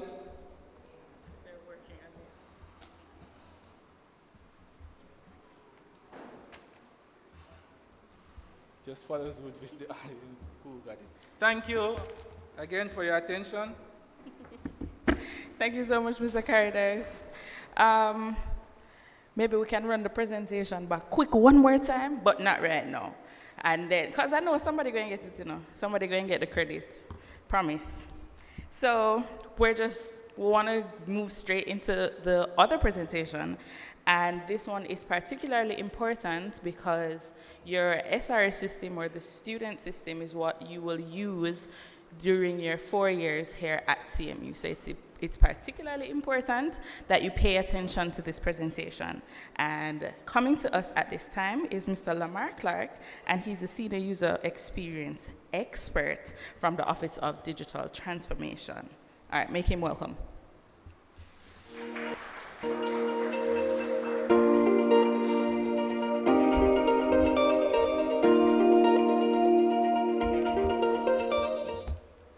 Oh, that's a good picture of me.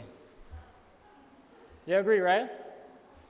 All right, students. So I'll tell you a funny story. Just about over a decade ago, I was sitting in a seat just like you as a new student, being welcomed to CMU and being introduced to some of the departments that would have played an integral role in my tenure here doing undergraduate studies at CMU. So because of that, I am particularly better yet, I'm immensely appreciate the opportunity that I have been given today to welcome you to my alma mater, the Caribbean Maritime University, and also to greet you from my department within the Office of Digital Transformation.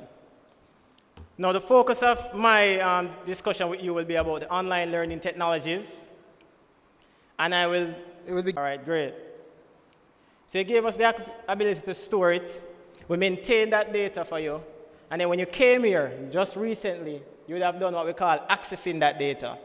That's when you logged in. You remember when you were doing your registration, you logged in, you verified that the data there was correct. So we stored it, we maintained it, you accessed it, you saw that it was correct, and you completed your pre-registration. So that's a student biodata side of SRS. The registration, you'd have done that as well. SRS also stores your financial details, your grades, exam cards, which you would have heard a lot of talk about earlier, and I'll show you how you access it. And of course, you'll need this at the end of every semester, or sometimes probably even during the semester, you'll want to generate what is called a progress report.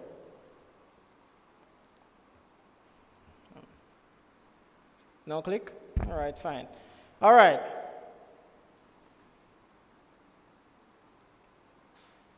Is that delay? I could go without it now. All right, so I'm sure you all have seen this screen before, which is the SRS login page. So you saw this when you were logging to do your, registration. And I think you also saw it when you were doing the online application, correct? So it doesn't change. It's the same way you'll access it. You go to srs.cmu.edu.jm, or you could just type in the Google search bar and click on it. Access the login page, you type in your login credentials, and before you used to use your @Gmail, going forward, you will use your @STU domain. So for me, Lamar Clark, mine would have been lclark009@stu.cmu.edu.jm. So you would have used yours. Whatever it is, you are giving it at registration. Then you click login. And once you have done that, you should be taken to what's known as a student portal home, which looks like this. Now, if any one of you have the time now, even while I'm presenting, to just go ahead on your phones, you can use the open Wi-Fi internet and log in with the credentials that you were given at registration. This is the home page that you should be seeing. Now, when you log in, you'll see several options, and I'm going to take you to just a few of them. In your own timing, please explore. So the one I want to take you through first is My Info, because this houses some very important bio, registration, and financial details about you. So we're going to go ahead now and click on My Info.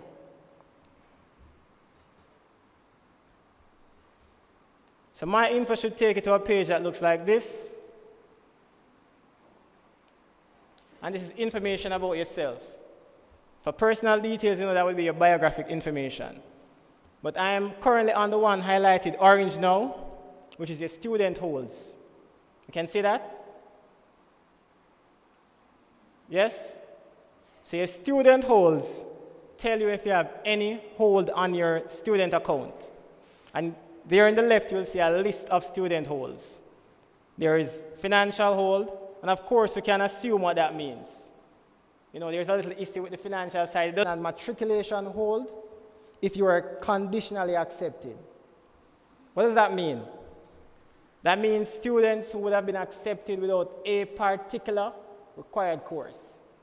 So everyone doesn't fall into this category, but for those who fall into it, the registry will have that discussion with you, and you are fully aware of what you need to do. And you have to do that by the end of the academic year to update your whole status.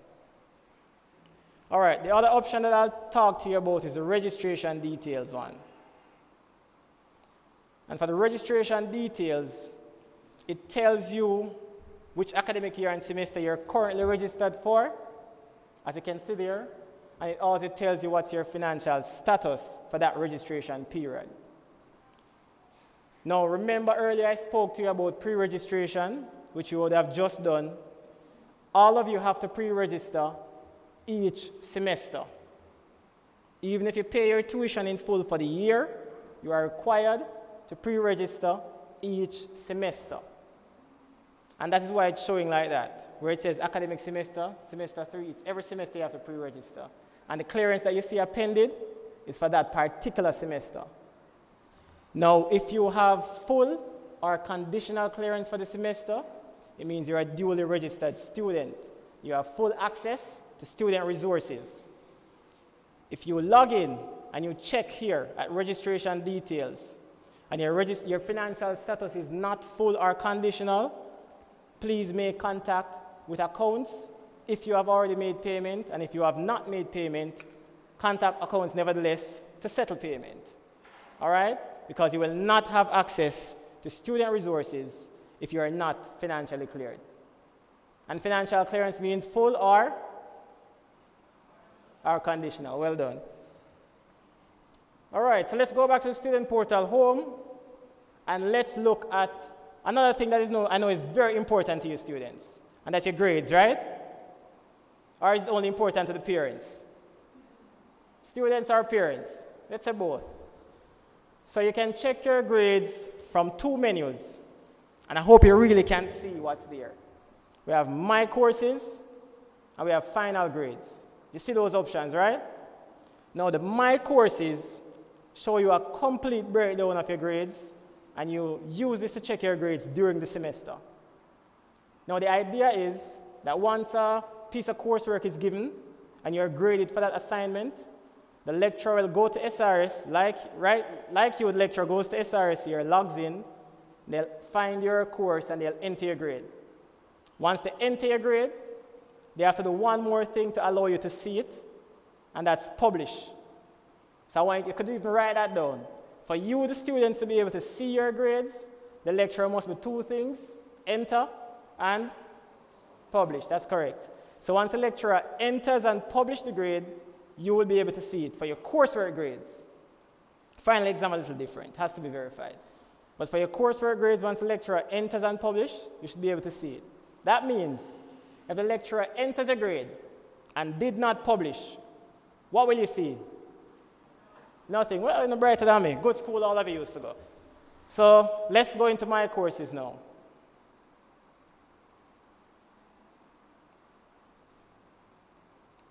All right. Seems there's a delay with my thing.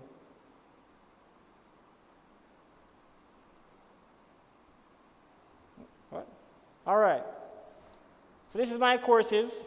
You select your academic year, the semester, and your course registration unique identifier CRU. All foreign terms to you know. You'll learn more about it as you go along. Once you make those selections, you click on the little blue icon there. It will populate all the grades for you that have been entered and published. Now, this student that we're looking at right now has 3 pieces of coursework in, and their total grade so far is 42.76 percentage points of 50. Is the student currently doing well? Very well. The student is doing very well. And this brings me into another point which your faculty will explain more to you tomorrow, is that for many other courses, they follow the general academic grade scheme, which means 50% is for coursework and 50% of your final marks is for exam. So for the 50% related to coursework, this student has already gotten 42.76. So they're doing very well.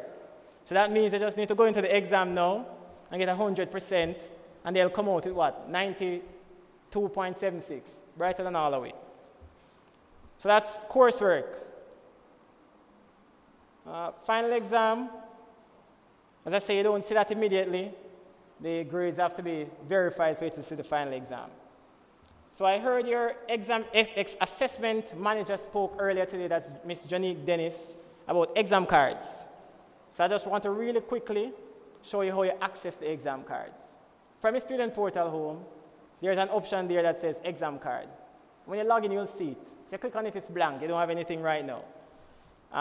So this is generally at the end of the semester. You have your exam cards. Now the exam card, when you click on it, once it exists, will look like this. However, this is not the exam card. This is just a preview. For you to see the actual exam card, you have to do what we call print exam card, which is clicking on the button right there I've circled in red.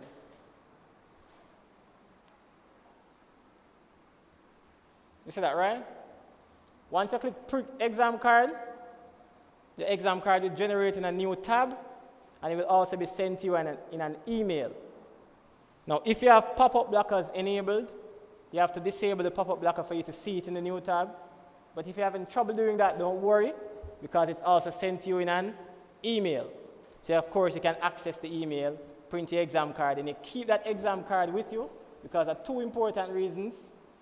It is your schedule for the exam, so it gives you the time and date when you have the exam, but it is also your receipt. It's your receipt to say that you have done the exam. So you're now seeing what an actual exam card looks like, and you'll see it has a space provided for the invigilator's signature, and also has a space provided for the invigilator's name. So you must ensure that you keep the exam card. This is your schedule, and it is your receipt.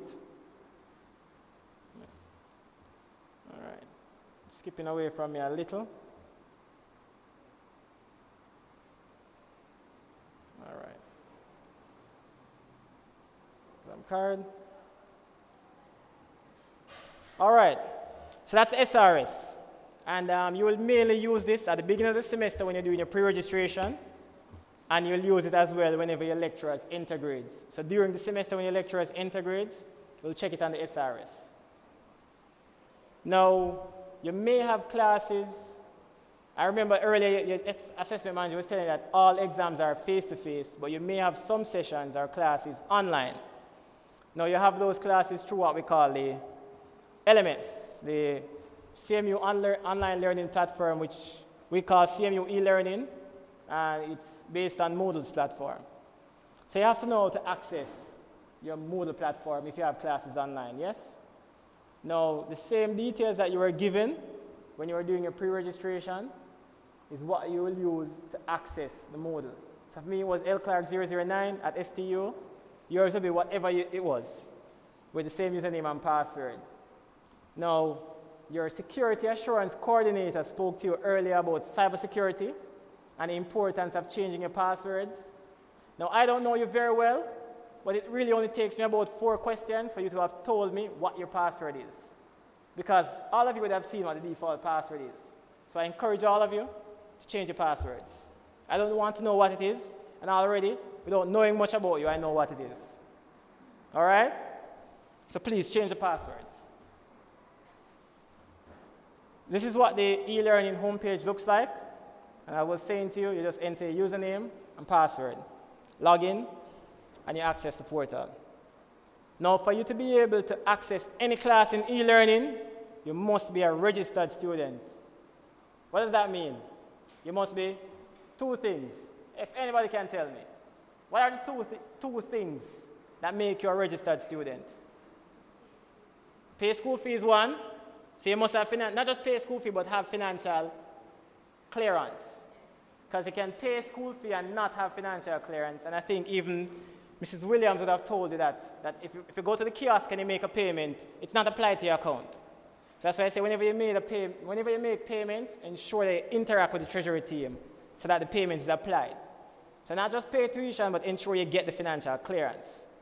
All right? So that's one. What's the other one? Well, you know, say brighter than all of you. So the first thing you do, you get your pre-registration complete, which you have done already. The second thing, get financial clearance. Well done.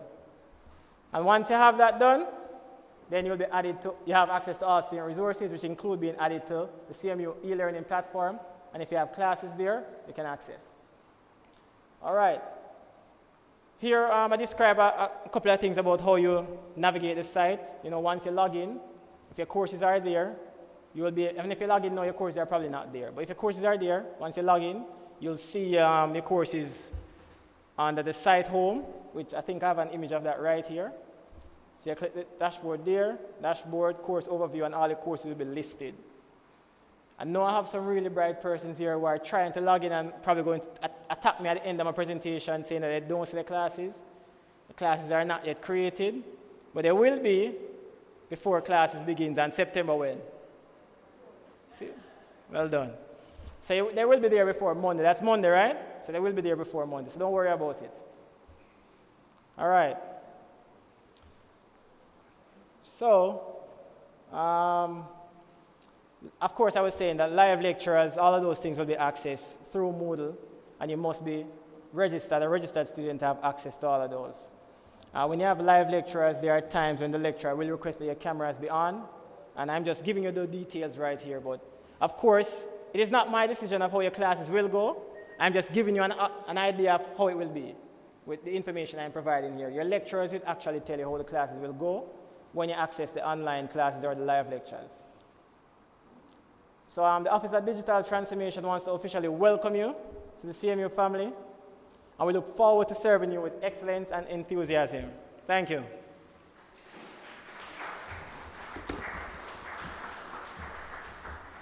Thank you so much, Mr. Clark, for that informative presentation.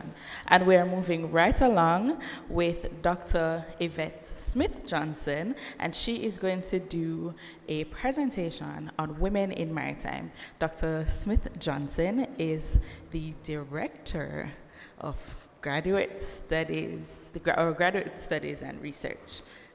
Dr. Johnson.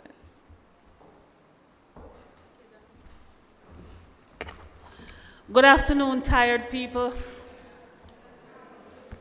And I didn't expect an answer because I know you're tired. Let me see those who have had enough information for today. Thank you, honest people. How many of you are here to pursue a Bachelor of Science degree in the Faculty of Shipping and Logistics? Awesome. How many of you are here to pursue a bachelor's degree in security studies or something of that ilk? All right. How many people are here for customs processing and freight forwarding? All right. How many are here for engineering of some sort, cybersecurity and all the excitement? All right. How many are here because you follow your friend? We're getting there. Welcome to the CMU. What is the highest paying job in the shipping and allied industries? Take a guess. Somebody said logistics. How many people agree with logistics something? All right, so you don't have a clue. The truth is any space you're in, can be a top paying space. Let me ask another question. Which jobs have you starting at the top? You know that when you get this degree, you can start at the top. All right. The only job that you can start at the top is grave digging. All the rest of them, you have to work your way up. So I have a special message this afternoon for those who know that they are going to work their way up. And gentlemen, I don't know if the singer was right when she said, "Who run the world?" She was wrong. The truth is the people with power run the world, girls. Girls, you are entering an industry called the maritime and allied industries. So from port workers to the people who take the ships to sea, to the people who ensure that the ships can sail, you are entering a world, girls, this one is for you, that is predominantly male dominated. You know what that means? Beer man at the top. And one Jamaican philosopher looked at a space once and he said, I'm going to tell you the name of the Jamaican philosopher shortly. He said, "Enough man there, but a woman there." You know that one? Ask your parents about him. The truth is, we live in a society where women are traditionally asked to do other things than what you are signing up for today. Believe it. We live in a society where, as Western women, we still don't go to sea. I see a seafarer over there in full uniform. Can you stand for me, sir?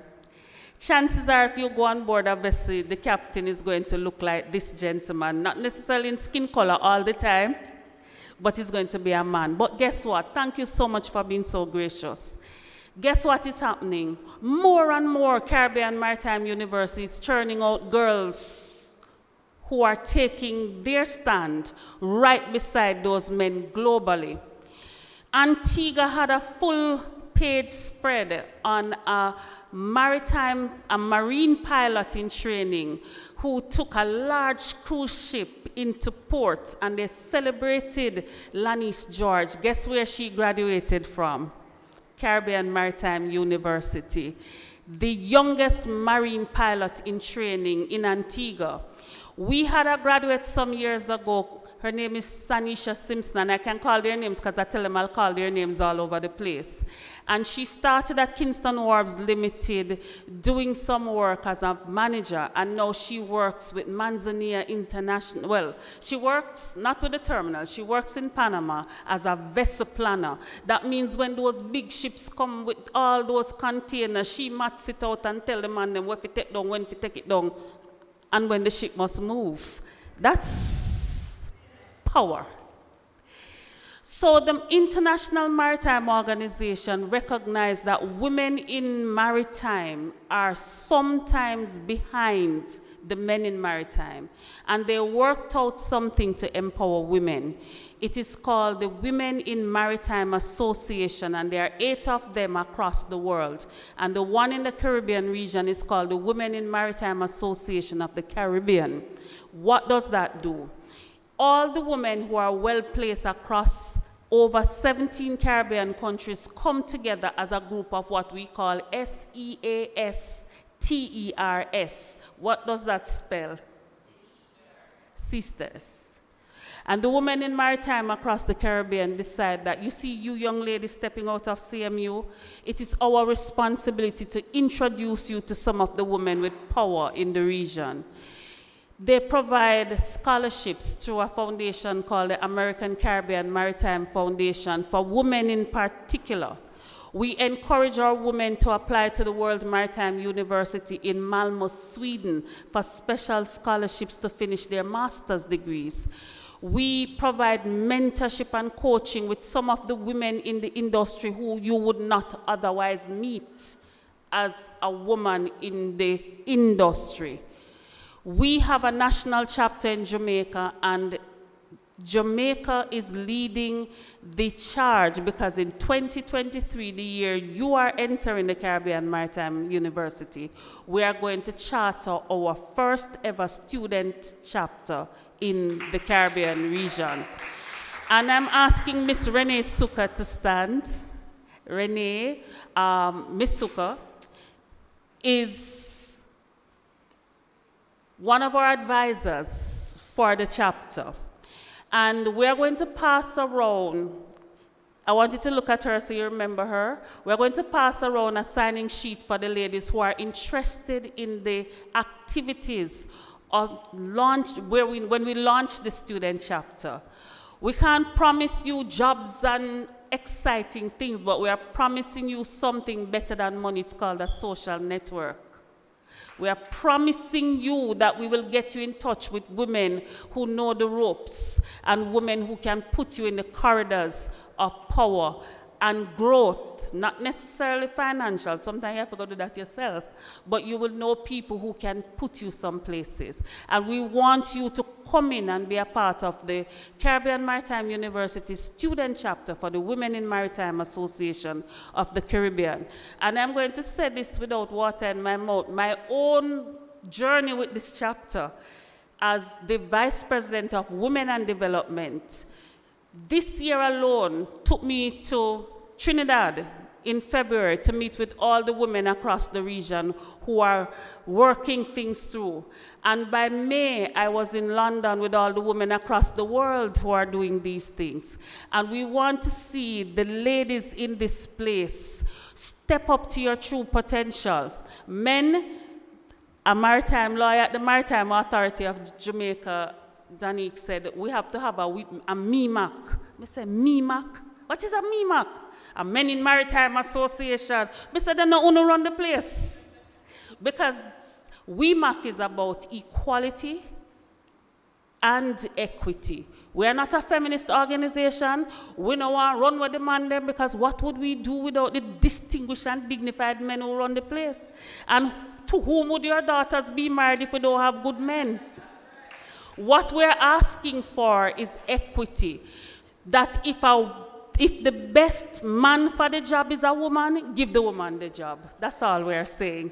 And we want you to be a part of that excitement. So when I pass the sheet around, you're going to sign, and you're a part of a global movement. It means that when the schoolwork starts, juke you. Let me fix that in English. I'm a teacher of English.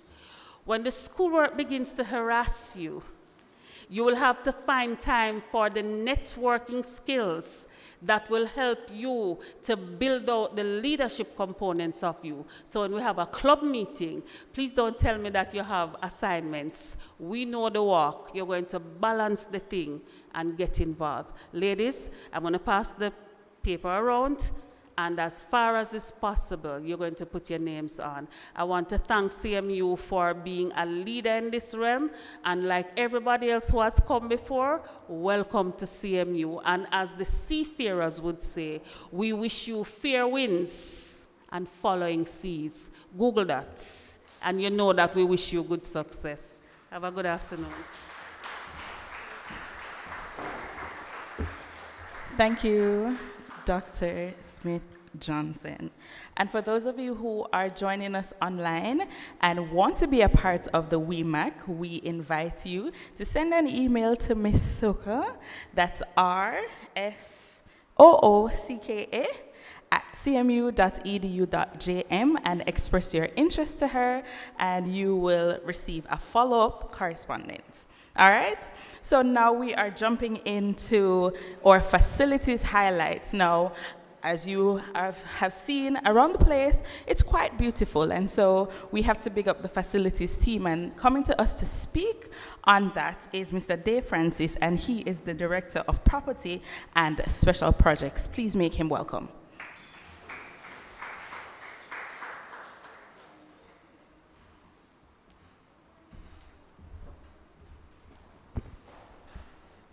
Hi, good afternoon, student and parent, presume.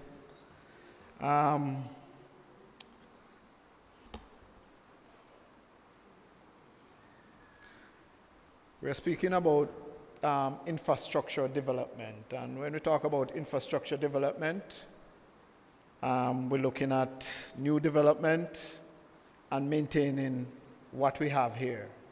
And just to give you an outline of, I would say, an understanding of CMU infrastructure that we have here that you will be encountering every day of your life at CMU.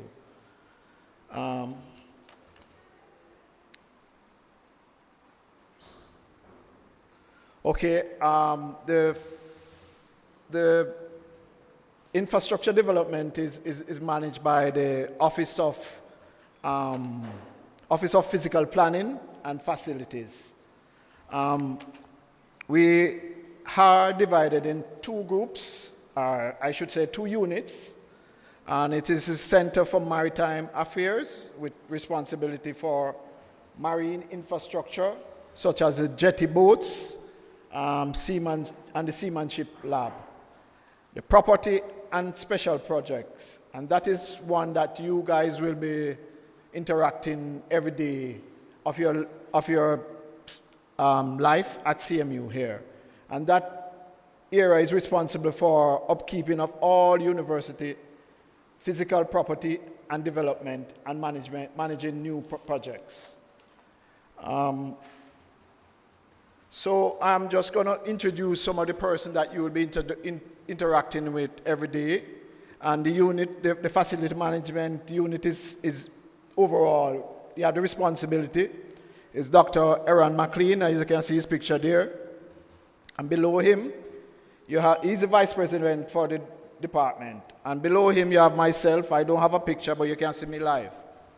I'm the director for property and special projects. And then you have Donovan Smith, who is the facility manager. And I know you guys will have a lot.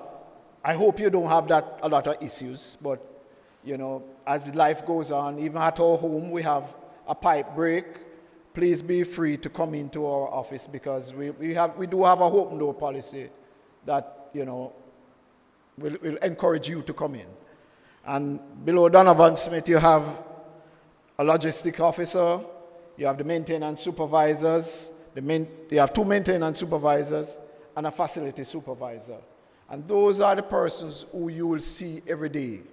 And, you know, get to know them. You know, when you see them there, you tell them that you see their picture up, so you get to know all of those persons. Get this thing on. Yeah. All right. Just to outline one of the areas, that's the logistics office. And that logistics office manages the fleet. All the fleet vehicles that you see are like the buses, you have the buses, you have the coaster bus, you have a bus that you guys probably will get the name of. It's the Dragon bus. That's a big bus outside there. So you guys will get familiarized with those buses. And those buses will transport you from between Harborview and main campus and Port Royal. Those are the areas that it covers. So the buses goes to Harborview or pick you up from CMU, bring you to Harborview, or from Harborview to CMU. And we have a schedule for the buses. We have a schedule for the buses that I will outline to you guys as we go on. The logistics office also schedules like meeting for rooms and other spaces. So that is one of the purpose of the logistics office. Yes, as you can see, the CMU, the bus schedule now, we have a time departure for all the buses from 6 a.m. The buses start, main campus to Port Royal and Admiralty House. 6:50 a.m. you have main campus to Harborview. 7 a.m. Harborview to main campus. 7 a.m. Bull Bay to main campus. 7:30 a.m. Harborview to main campus, 8 a.m. Harborview to main campus, 8:30 a.m. Harborview to main campus, 9 a.m. Harborview to main campus. So you're not, nobody is supposed to be late coming to class because you have a lot of transportation in the morning there to reach class early. You also have a 7 a.m. Harborview to Sorry, I think I skipped one. 6:30 a.m. from Port Royal to main campus. 7 a.m. Harborview to Port Royal. 8 a.m. Harborview to Port Royal. 9 a.m. Harborview to Port Royal. I noticed somebody taking a picture, so you guys can take a picture of it and keep it with you, so you can know what time the bus is scheduled. The buses are out there. The buses are out there. We're moving on to the maintenance office. Oh, sorry.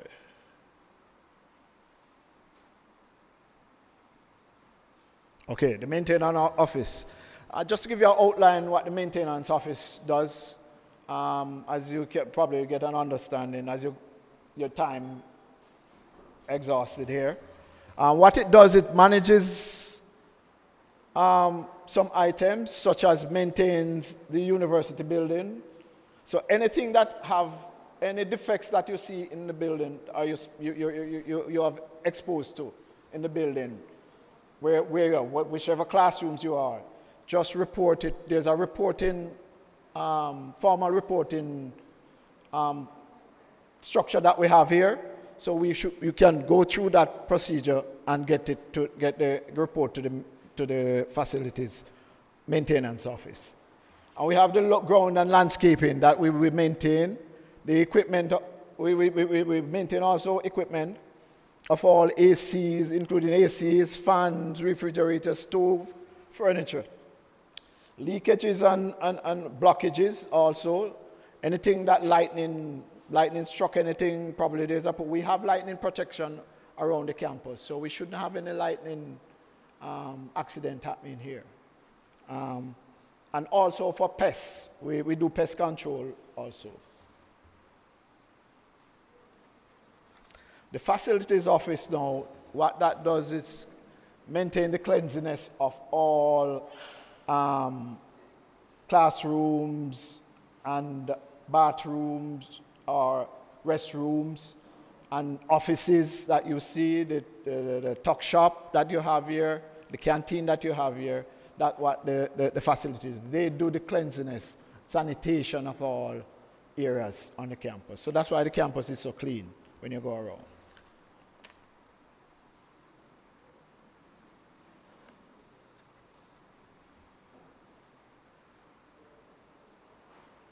So I was mentioning the formal way of reaching us, and this is how you can send any defects or any concern that you have, or if you're not comfortable with some items of what we demonstrate. Just go through this procedure that here, and it outlines how to reach us. You have step 1, send an email to facilities@cmu.edu.jm.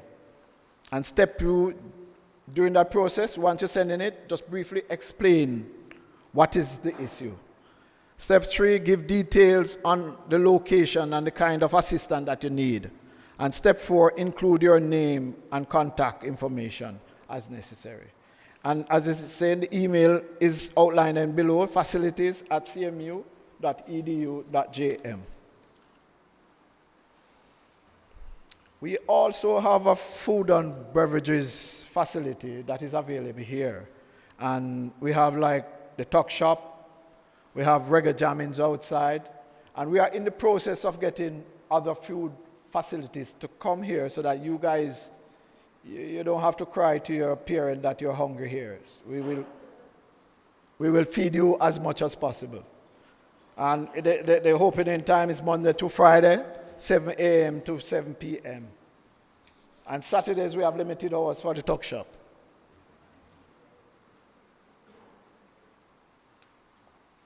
Other facilities that we outline here, we have the computer labs. We have computer labs for you guys.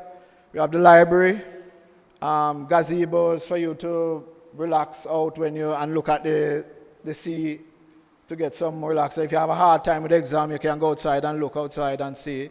The sea is very relaxing sometimes when it's not rough. Outdoor seating is provided for person who choose to sit outside. Also, I should mention, we have the dormitories. We have one at Port Royal, that the Admiralty House. That is where we will house students who require housing. And we have also at Copacabana, that is in Bull Bay. And, you know, we have limited amount of space. So you guys have to, if you want space, you have to go on it early.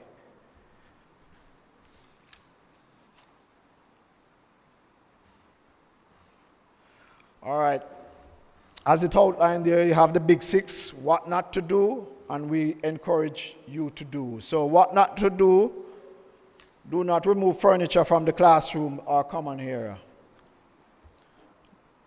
Do not waste, remove consumables, and that is hand paper, towel, tissue, other items, because we do place those in the bathrooms for you guys to be used. Do not use your cell phone to control the AC.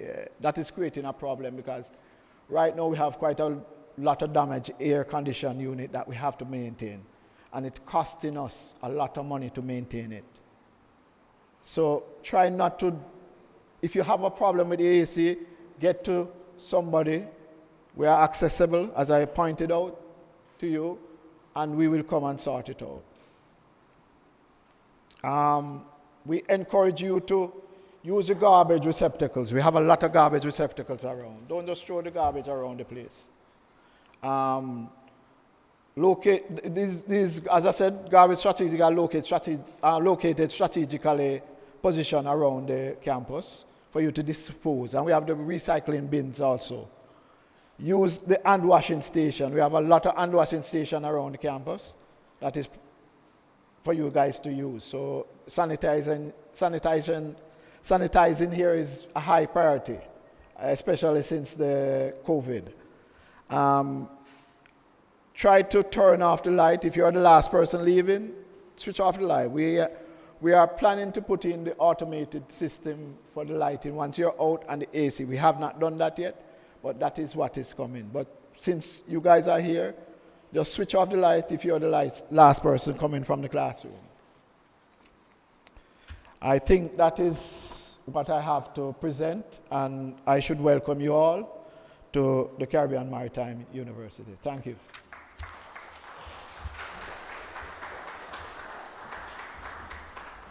Thank you so much, Mr. Francis, for that very informative presentation. All right, we are jumping into our second to last presentation for the afternoon. We are inviting Ms. Colleen Johnson-Davis to come and speak to us about adjusting to tertiary life. Ms. Johnson-Davis is a lecturer and one of our program coordinator. Please make her welcome.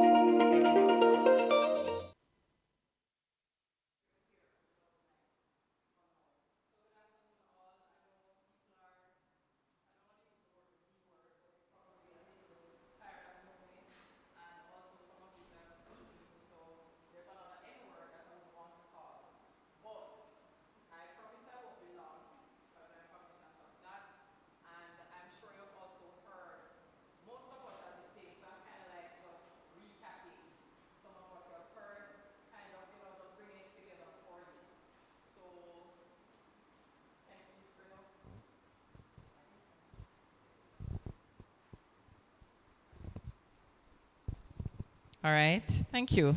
You can bring up my presentation, please, and thanks. I'm going to skip over some of the stuff as well because, as I said, I don't want to, bore you or anything like that. But it's a new environment for you. A lot of you are coming from home, so you might not be accustomed to being in a type of environment like this. So I'm just going to give you a little advice. Now, you're going to be here for 4 years. Some of what I say may jump over your head, but I really want you to, be as keen as possible. Remember that I said some of these things to you. They're going to come back to you at some point. So this is where you're going to be in September. That's just next week. You're going to be sitting in classrooms pretty much like this. This looks like C block. And the intention is to get you here. This is a day when everybody is happy. It's a glorious day for everyone. It looks long. 4 years looks long. But trust me, it rolls very fast. By the time you quint, 13 weeks have gone, and we are now facing final exams, right? It goes very fast. And so will the next semester, the summer, even though some of you may be going away, the summer rolls off very fast. So next one. Right, so I said this already, that you, well, we're not seeing it on the screen. Sorry about that. I am not accustomed to. All right, so there are things I'm encouraging you to do, and the first one is to know yourself, right? Know yourself as an individual. A lot of you are coming from Christian homes. You're coming from, might not even be Christian, but decent homes. You're coming from a particular way of life. Don't come to university and all of a sudden you turn into something that nobody recognizes, that not even you recognize. I saw this happening to persons who I, left high school with, and they went to university, and everybody turned into all kind of things. Pierce up, tattoo up, bore up, gonna party every minute, all kind of different things going on. But just be in control of yourself as best as you can. You can enjoy, but you don't have to go overboard and get too excited. Just remember your upbringing. Don't disappoint your parents, your family, your community. All right? Exercise self-restraint. It's a part of knowing yourself. And I know that a lot of you are still probably like 18, 19, that type of age group. And some of you are also older. And even in your 30s, in your 40s, you still don't know yourself so well. You know what I mean? So this is going to be like a discovery point. Some of you have never cooked for yourselves before. You have never washed your own clothes. Sarfuno, very rough, steep path coming this way. You've never done certain things for yourself. There's nobody to wake you up, right? There's nobody to tell you to go to your bed or to bathe and brush your teeth. It's on away, but I know that some of your parents still do that, right? But that done, so you're now an adult, you have to figure it out, right? And a part of that is exercising self-restraint.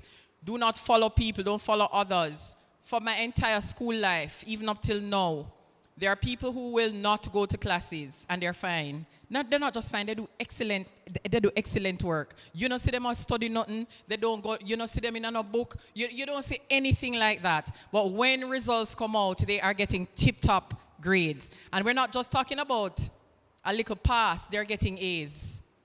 You think you should follow them? What do you think? If you're not that type of student, you have to understand who you are. Don't follow. So hold on to yourself as best as you can. Do what is good for you, not what you see others do. So don't skip classes. So I'm that girl. I cannot skip a class. So even if the person is speaking rubbish, right? I'm saying that soft, right? I have to be there to hear the rubbish for myself. I have to figure it out for myself. I have to figure out if it's even rubbish I'm hearing for myself, right? I ensure that I'm there for myself. I'm on leave at the moment, and yesterday we had staff meeting at CMU, and guess what I did? I have many friends at CMU. I could call anybody and say, what did President say? But what I did is to take up my body, bring myself to CMU, and I attended the meeting for myself, even though I'm on leave, because I don't like to hear things secondhand. Some things you don't want to hear secondhand. So when it comes on to your classes, make sure that you're attending, follow no one. Prepare yourself for daily tasks. So the night before, don't just go to your bed so. Ensure your uniform is ready. Electricity can go at any time. Ensure you figure out what you'll be eating, how you'll eat for the day when you come to CMU. Do you have your laptop? You have your pens? All the things that you'll need. And if you're a seafarer, what are the things that you're going to need for that day? Depending on, what it is that you do. If you're an engineering student, are you going to need, whatever tools, or prepare yourself to use the tools? Do you have your overalls, the things that you use in the engineering labs and so on? Make sure that you're ready. The picture that you're looking at is the welding lab. So some of these things, I guess, are provided. I can't tell you the details, but there are things that you will need to be prepared for class. So whatever student you are, whichever faculty you're in, be prepared for your classes. Start from the night before. And I find that works a lot. Even for those of us who are mothers, if you start sorting things out from the night before, you don't feel flustered the next morning. True? True? Good. Get involved. You're in university. Don't just be here, just come, go to class, go home. That's what you call boring. Get involved in something. If it's even one thing, you should try to get involved in. I think your student union, I don't know if they have already made a presentation or whatever. Tomorrow, right. So you'll hear all the different things that you can do, you know, all the different things that are happening. I believe that you should stay in touch with social media, Instagram, and so on, the one that you use the most. I think CMU has a TikTok page as well. They have all of them, but I'm saying the ones that I know they are more inclined to use. So you will keep abreast of the different things that are happening at CMU and that your different clubs and societies are planning for you. Be receptive towards others. We're different, you know, color, different size, different backgrounds, coming from different schools. We may even come from different islands in the Caribbean or elsewhere. But try to be, you know, open to other people. Don't lock yourself off. Don't pretend to be better than anyone else. Remember, you know, we're all coming together. We're all after the same degree. I was explaining something to my husband the other day about certain behaviors in a class that I'm in. And he asked me, so Kelly, is 1 degree going to tear up for everybody? And I had to laugh. Right? We're not getting peace of a degree. We're not tear up one paper and everybody get peace. So we don't need to fight for our peace. You are all going after a bachelor's degree, correct? Yeah, and nothing is wrong with that. Everybody's going to get their own degree. So work together. Be open to each other. Be welcoming. Some people shy. Some people scared. You know, try your best to be as nice as you can. Be respectful. Be tolerant. Some people love to use, so they put makeup on me a while ago. I have on lashes, right? Let me tell you this, I never wear this yet. I'm always a laugh after people when it look ridiculous, and yet still I have on lash now, right? So therefore I will stop laughing because now I've learned that I have to be tolerant. Yes, some look really way, you know, out there, but it means that everything can be done in moderation, correct? Yes, and it's not that bad after all. So the point is respect and tolerate. So some people love makeup, some don't. Some love putting weave, some don't. Some like short hair like this, some don't. There's all kinds of things out there. So girls especially, I'm telling you, girls, get along. Learn to appreciate the differences between each other. You're going to have to work in groups. You're going to be working in union, students groups, clubs, societies. You're going to be playing games. And of course, there's your classwork. So learn to work with each other. Stay focused. We see some people here having a good time. And you will have stuff happening. CMU is no UWI. We have parties every week. But there will be activities from time to time similar to this, right? We hope that you will, of course, drink responsibly when the time comes. So you're going to have some fun, but remember that you are to be as focused as you can as a student. And not every pan, where the old people say it, not every pan that knock, you have to be present. So some of the things you can say, boy, may I go sit this one out because tomorrow morning I have X. You understand? And because listen, these things are not going anywhere. The only thing we stop you from going is if God take away your life. But once God spare your life, you will live to go another day. Amen? Yes, may I follow Miss Bishop from this morning. We're going to say amen. Yeah, so you can do other things later on. So give up a little fun sometimes and do what it is that you have to do. So a gentleman I like, Stephen Covey, he writes a lot of books on management and things along that line. And he has habits that highly effective people tend to practice. And number one is to be proactive, not reactive, proactive. It means that you're going to foresee that things may occur. What is the eventuality? For example, yesterday when we were here at rehearsal, so we don't just come up here this morning dry and say we're going to make presentation. You understand? Lots of things went in for you to see and to get what you're getting today. Trust me. I don't think some of you even see around there. So, but a whole heap of people around there. So, if you make this and that, and seeing gentleman over here is just one representative of the many that are around. The point that I'm making is that things were forethought. Maybe I may make up that word. I'm not sure if that's a word. But we think of things ahead of time, and you prepare for it. So yesterday I was saying, what if the electricity goes? How will we, tolerate ourselves in here? So in my pocket is my phone, and my presentation is on my phone. And I have two presentations on my phone. One without pictures, because in some of my slides, my pictures are going to go over the words. You're not going to see it, but it's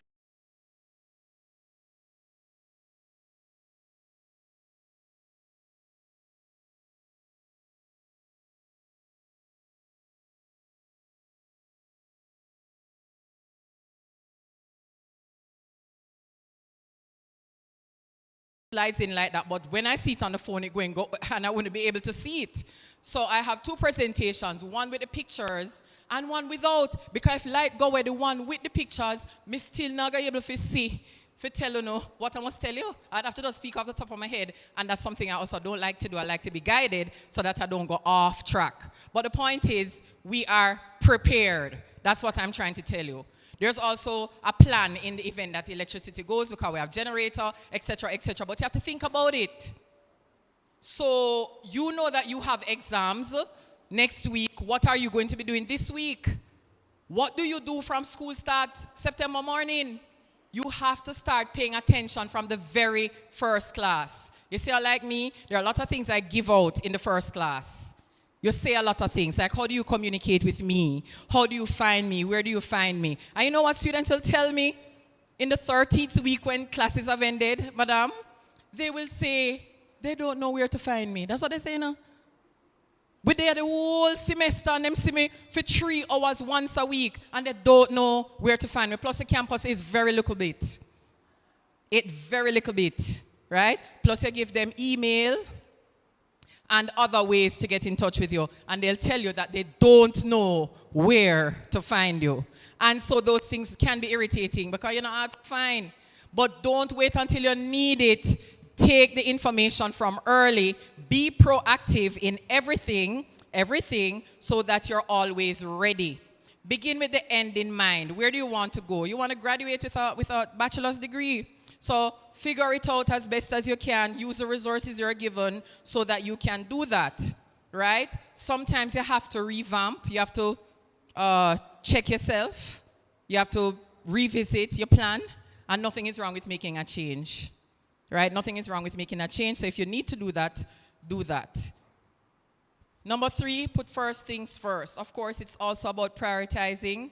Know what it is that needs to be handled now or tomorrow morning, and the other things will come after. Value the things, plan for them.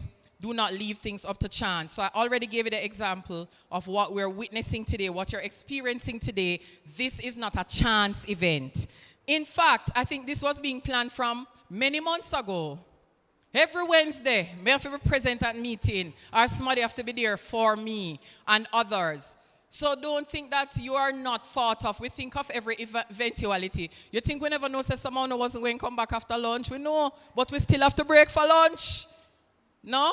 It will be a very tiresome day.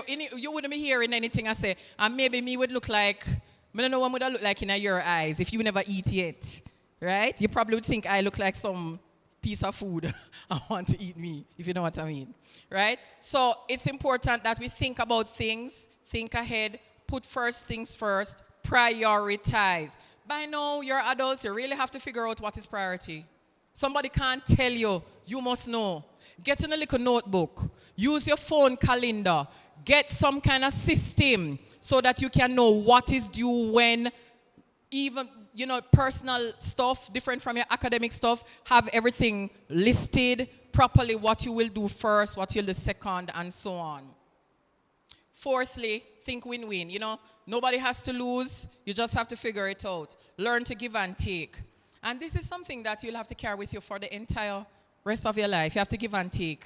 It's not just for school. In your personal lives, you give and take with your parents. You give and take with your spouse, your children, even your workplace students, you give and take with. Because I could easily say I'm on vacation. I ain't doing nothing for CMU because I'm on vacation. I'm going to want to bother me, blah, blah, blah. This is how people behave. But I still take myself and come because it doesn't matter. I have to give and take. This is how work is. This is how people are. This is what we have to do sometimes in life. It's just an adult thing. So we're talking about adulting, right? Learn to share responsibilities and understand the priorities of others. When you're in groups, you have to understand that some people have issues. So for my entire sojourn here at CMU, I've been at CMU for 15 years, I recognize that sometimes there are persons in groups who have problems, but they are not telling the group mates.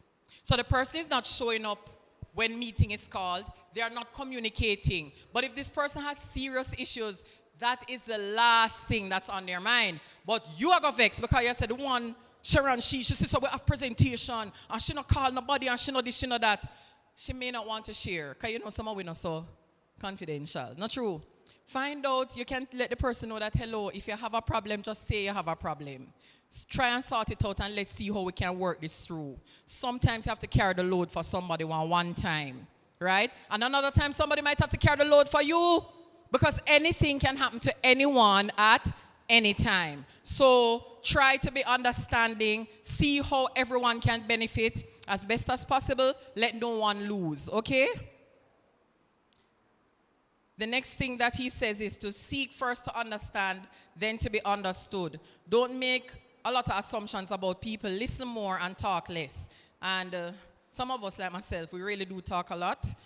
So this is always a lesson that we learn as we go from day to day.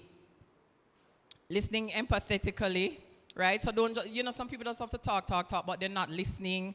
They are not trying to understand. So you listen for listen's sake. And when they respond, they're not responding to what you said, but they're continuing what they were saying before. Anybody know what I'm talking about? Yeah, man, it's like a dead-end conversation you're having with that person. Try not to be like that. Listen emotionally, listen intellectually. In other words, listen to understand. Right? The skill of listening leads to effective communication and faster problem solving. If each person is saying what they want, not in response to the other person, the conversation is going nowhere, and at the end of the day, the problem will not be solved. And what we want is for students who will know how to think critically and to be able to solve problems, even interpersonal problems. Synergize. What does that mean? Synergize. And as you said, as you see this on the screen, teamwork makes the dream work. So we know what that's about. It's about working together. When we give, all of our lecturers that are here can testify that when you give out group assignments, you can tell easily, right, Mrs. Walker-Brown, when a group worked well together. When the group did the work, and everybody, you never ask Christ. As them would have said, it is just so blatantly clear that this group did some good work together. You don't have to ask. You see the group when they don't work together? You see one stand up over there, so you see the little mumbling between them. You just have to see some little body language. You pick up very easily. So this group are very splintered. And their presentation is not going to be good. It's not that you're prejudging, but you can just tell. And this comes from experience. It's not a matter of how people dress, because everybody have on uniform. It's not a matter of how people here look. It's just how people act, how they gel together or not gel together. That gives it away. So as best as you can, ensure that you're synergizing, that you're working well. Figure out people and start working well with them. Use your first semester to do that. Combine the strengths of people through positive teamwork to achieve the goals. Everybody have them different strengths. So some of us can speak well, some of us can do the PowerPoint well, some of us can research well. Bring it all together. Bring it all together and do your best work. Value and celebrate the differences. So if one person has some itches in how they speak, not everybody is really going to speak the Queen's English well. That's the truth. We're living in Jamaica, and patois is a part of our culture. Not everybody really masters language well, but we don't need to laugh, right? Don't let anybody feel small, because then again, when you go to foreign, everybody wants to hear you speak Jamaican. So the Jamaican where we scan, the world want to hear it. They'll follow you around to hear you speaking patois. So let's work together and not judge each other too much. Two heads are definitely better than one. And Stephen Covey's last tip is that you should sharpen the saw. So you're here and you're studying, but try to renew yourself as best as you can. Take little breaks in the day. You won't be able to take these big old massive breaks like go on vacation, you know, in some place like Hawaii or wherever. You might not be able to do that. You might not be able to spend a weekend at a hotel. And if you can, kudos to you, that's even better. But throughout the day, what can you do? What can you do? Some small things that you can do in a day to, you know, make yourself feel nice. Anybody want to tell me? Things that you do then. What do you do? I can tell you what I do, but I want to hear from you. Others might be able to learn. What can you do to feel nice at the end of the day? You know, relax a little bit. What do you do? Sleep. Eat ice cream. That's nothing wrong with that, but you know, I eat that every day because, you know, the fat and thing, but every now and again. What else? Music. Go to the beach, and especially if you live near to the beach, you can take a walk. These are things where you can do almost every day, every other day, depending on where you are in Jamaica, right? For me, drinking a nice cup of coffee with my TV on, or I'm going to go on TikTok where I get a lot of joke, right? I get a lot of jokes watching TikTok most times. I laugh out loud, and I get jokes on Twitter as well. That's my thing, right? So I'll do that. What else do I do? I like shopping, so I'll just go on Amazon or go on some sites, and I'm just looking at frock. I look for frock, I look for boot, I look for bag. I'm going to pack up my cart. I don't buy them now, but I know so when the time come, I don't have to look too hard because I already have plenty things. I'll wish list. Oh my God. I shop for everything. I shop for glasses, I shop for boot because I buy my glasses online. So, hence my cute glasses here. Yeah. So I'm always shopping. That's one of my things. And I know that women love shopping. Who no love shopping? Which woman in here don't like shopping? I know a few women don't. She doesn't. Right? It's not general, that general, but for the most part, most women do. So I'm saying things like that. Guys, I can't speak much about what guys do, but I guess you play games. Right? My son plays a lot of games. His ear is always plugged. Whatever it is that you can do to relax. Get a little candle, them ladies, a little scented candles, and, not burn down the people in the house, though. But, whatever it is that you can do, pause. Do something, go somewhere. How about some of your classmates? I'm meeting some of my classmates on Friday, and I can't wait. We're just going to go out to eat and chat. Of course, we're going to chat the teacher them. A joke. But, we're going to talk about our lives and stuff like that and have a drink or have something small to eat. And then we go home. It's a break from the monotony. How that sound? We're not going to have beach and seaside. Some of you may be in Port Royal or wherever. You can take a walk. Be careful, though. Do it securely. But you can do whatever you can do so that you can have some mental break. This looks nice, right? That picture. I'll show you again. If I can get it. Right? Being on the beach, as I had said. Anyway, a ship is safe in harbor. I'm ending now.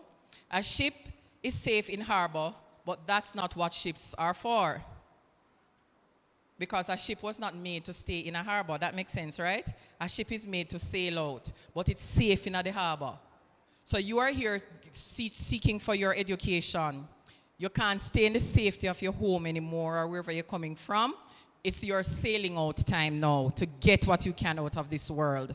Education is not the learning of facts, but the training of the mind to think. And that's from Albert Einstein. Some of you are coming from the high school situation where you regurgitate facts, but now you will have to think. You will have to analyze. You will have to speak and write like an academic. You don't know how to do it yet, but certainly we are going to be teaching you. Welcome to CMU, and I look forward to seeing many of you in my classes. God bless.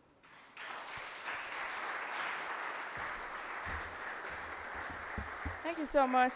Thank you so much. Thank you so much. So before we take our final presentation, can I see a show of hands who has a digital phone? Star 121 star. All right, them wake up now, Tisha. Them wake up now. Star 121 star. When you're ready? You're turning on the phone. Star 121 star. Lord, miss, we can't wait on you one. Ready? 7564508749177 number sign.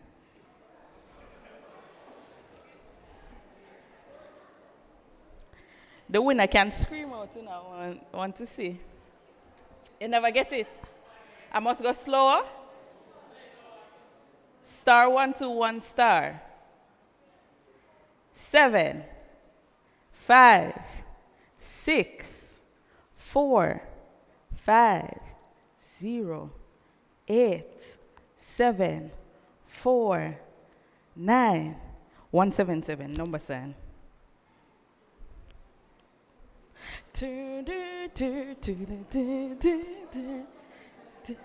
Somebody get it? No, man. Somebody get it and not say it, you know. Somebody get it and, see, she agree with me. Somebody get it and them not say it. It's already used, so that means there's some, wonder if it's online. If I feel somebody online get it, you know. Oh, let me see if I can go around the back and find the next one and come back, right? Wanna feel like we can do that? Shouting out Office of Student Affairs, we need another phone credit. If someone from Office of Student Affairs can assist me, thank you. Appreciate that. So, how are we feeling about being at CMU? Feel good, feel all right, we feel like we can do it. We feel, talk to me, how are you feeling? Tired? Mm-hmm. And it's not even the first day, I don't understand. It's good. All right, anybody else? All right, that's okay. Once you get into the groove of things, you'll be more talkative, I promise you. I promise you. So at this time, I am going to bring to you our final presentation for this afternoon, and it is from Miss Tisha Walker-Brown, and she is the Director of Student Affairs. So the first thing we're gonna do is ask her about the credit, right? Right. Come, please make her welcome.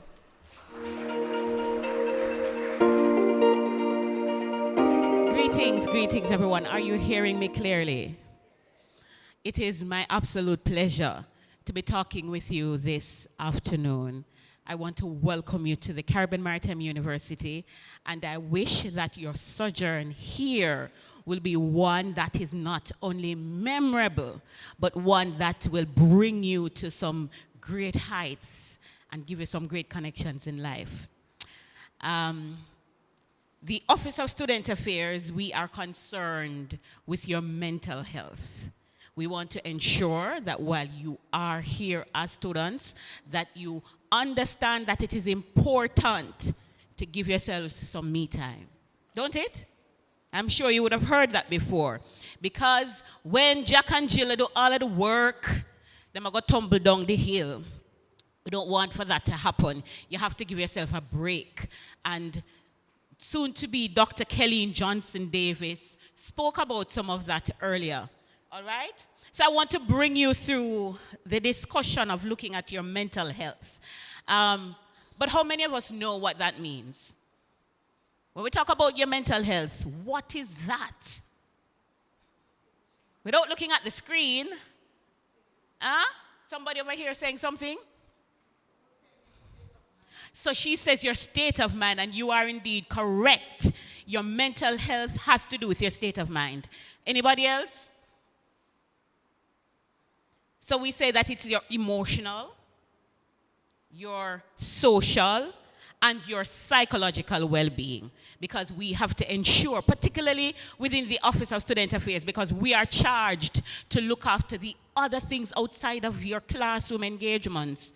We want to ensure that we make you into wholesome individuals, that when you exit the channels of the CMU, that you'll not only represent us well, but that you'll represent yourselves well, and that you will leave this space with what you came here to attain.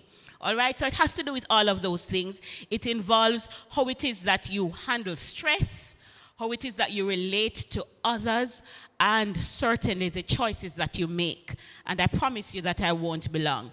Your mental health is important, and certainly when we look at where this all started, what are the factors that contribute to your mental health, we're thinking about some biological factors.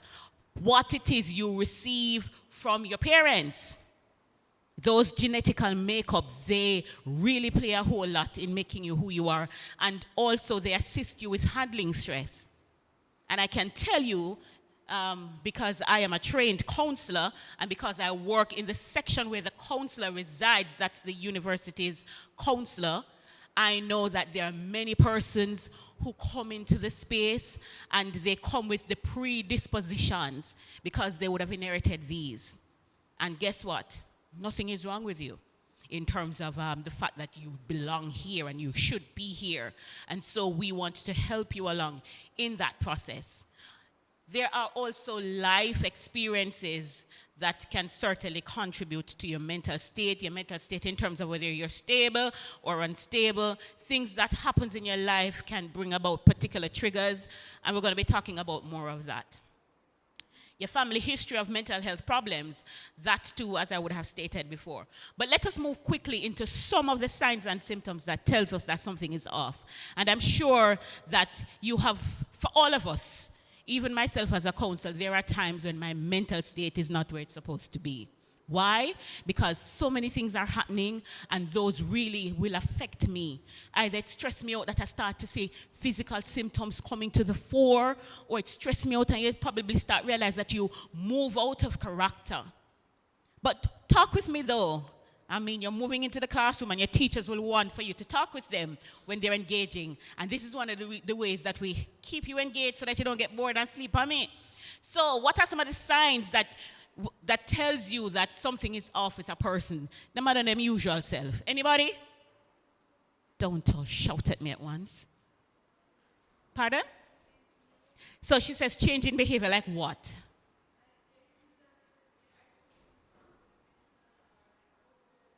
Right. Important. So you find that somebody who is usually a very outgoing individual become, very recluse, them pulling on one shell. They're not their usual self. Withdrawn, that's right. Anybody else? Aggressive behavior. You see some of them listed on the screen. Eating or sleeping too much or doing so too little. If you realize that that is happening, you probably need to look into, what is happening with yourself. Pulling away from people, having low energy, feeling numb, having unexplained aches and pains, feeling helpless and hopeless. If it is that you realize that you're smoking, drinking, and using all manner of drugs, then look into that. What is pushing you into doing that? Apart from the peer pressure that will come at this stage, and that too you'll have to manage. When you yell or getting involved in fights with your friends and things like that, the inability to perform daily tasks like taking care of your kids or getting to work or simply taking a shower. No. It is important that you understand that when the work pack on, at this stage of the game, it is different from the high school. In high school, you have, for the most part, the teachers will come in the classroom and they will put some of the notes on the board, or they'll give you notes to take home. In this space, you realize that you will have some of your lecturers coming into the classroom space who will talk, and there's no notes. You have to take your own notes. You have to go on probably those resource centers that they send to you to do additional reading to keep yourselves abreast. When I was at university some eons ago, I remember I had a particular lecturer who came and just talking in the classroom, and many times even some of the content that he would present, they were totally off. And as I said in the video that was presented this morning, it is important for you to do your own studies. Many persons got thrown off. Many persons started complaining and doing all manner of things. But what did I do? I learned a strategy, because that strategy was told to me from someone who preceded me, that you have to make sure you get them past paper there and study them. And the lecture was so, let me tell you, him so consistent that when you get him past paper, you see the very question them. We come on the past paper the years before. So you have to find ways and means to cope. It is important. All right? When you look at, let's move to understanding some of the triggers that will happen, because there are times you're fine, and you're going through, but the work pile up. The projects due, all of the deadlines, the mid-semesters due. You find that they put you in a group. Sometimes if you don't put yourselves in those groups, that it just painstakingly, so you have to go through the motion in handling the issues. What do you do when all of that tumbling down upon you? What do you do when, in addition to having the stressors here, you also have those at home that you're dealing with? You may even have a death in the family. Somebody close to you would have died, and that is affecting you.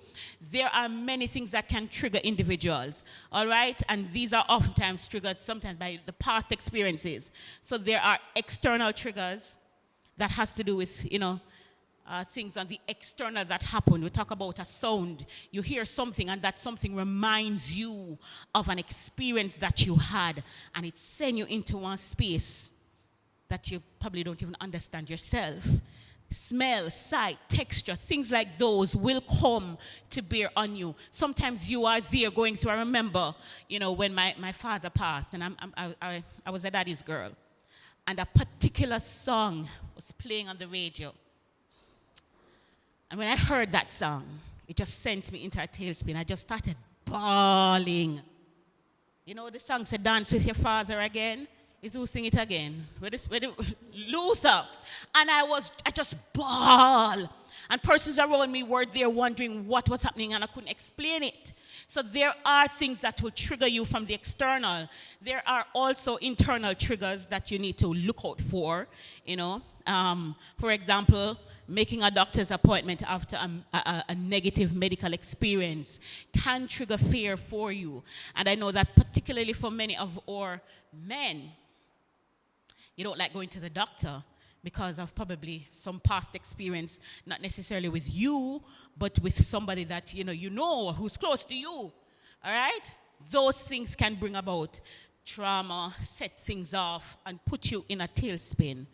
Trauma triggers also include strong feelings that arise based on past trauma. An example, the sound of a firecracker can be trauma trigger for veterans of war, it is said. Symptoms of trigger: a physical change can trigger larger mental issues. Sometimes when you move somebody out of a space that they're comfortable with and used to, it can bring about some amount of distress for them. And here you get some other examples. So here are some coping strategies as I close out for those of you who may get triggers because of whatever reason. And I, as I told you earlier, it happens to the best of us. Life is happening, Whether or not we want it to happen, it will happen.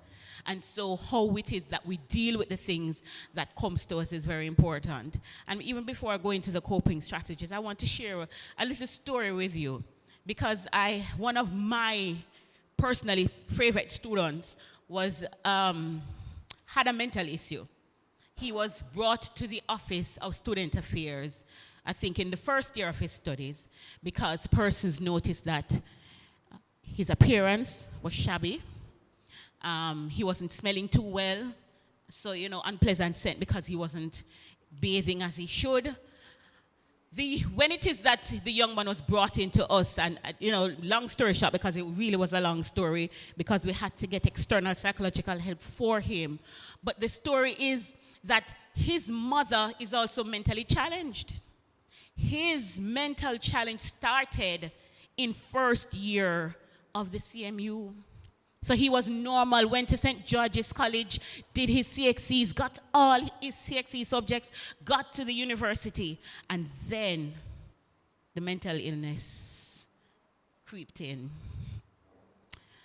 We tried to help him as best as we could.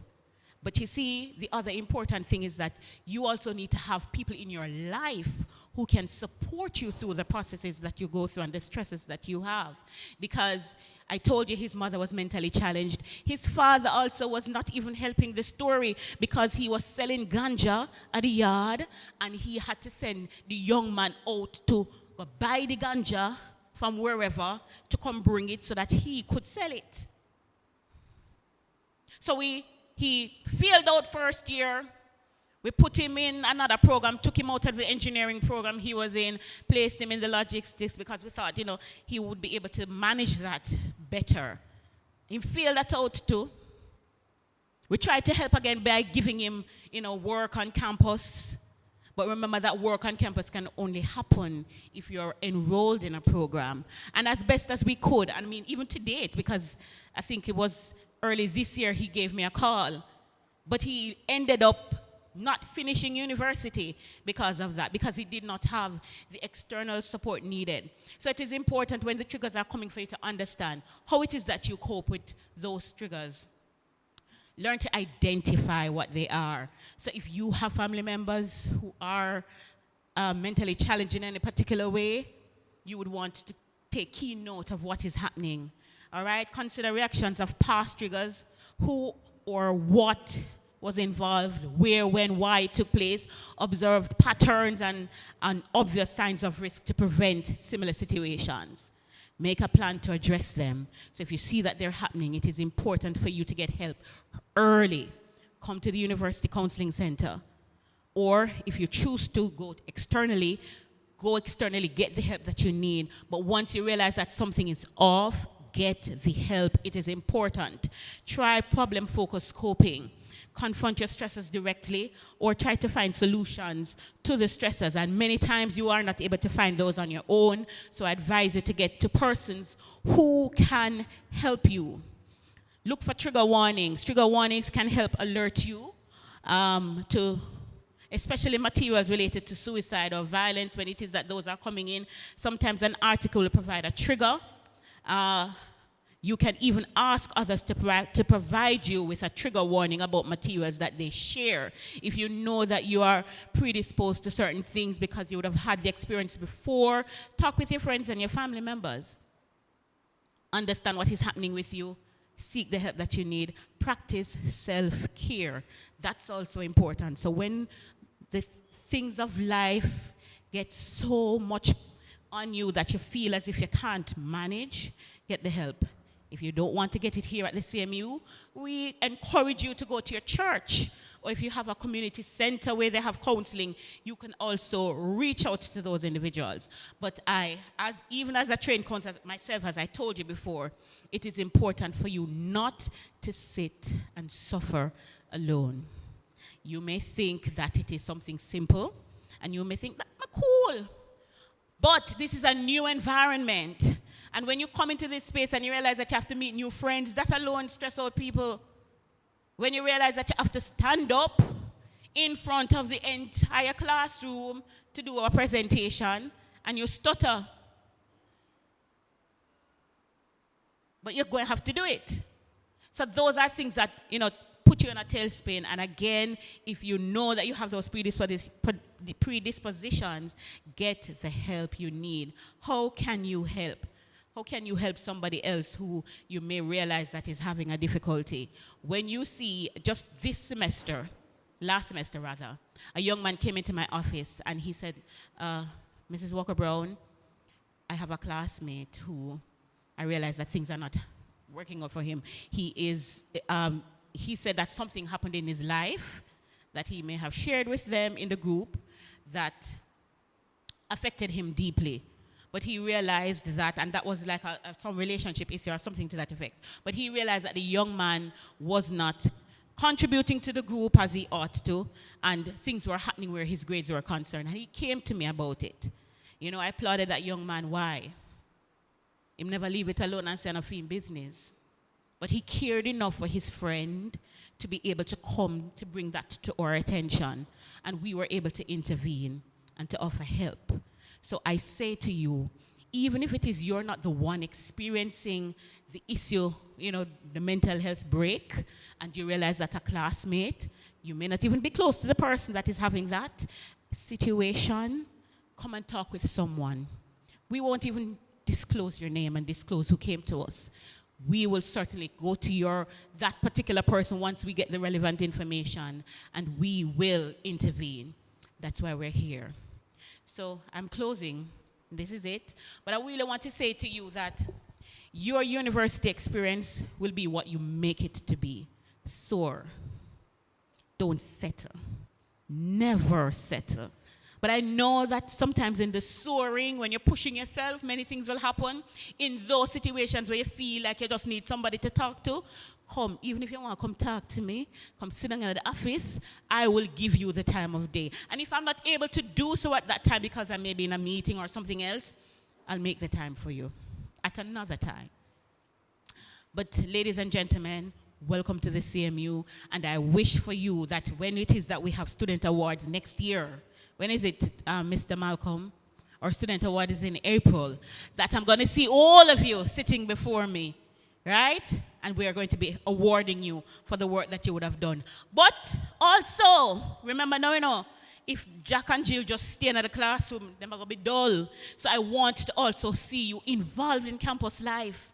Yeah, man, we want to ensure that you get involved in the clubs, the society, the sports, leadership, all of these things, because we want to make you into rounded, wholesome individuals. Ladies and gentlemen, it's my pleasure. Welcome to the CMU again.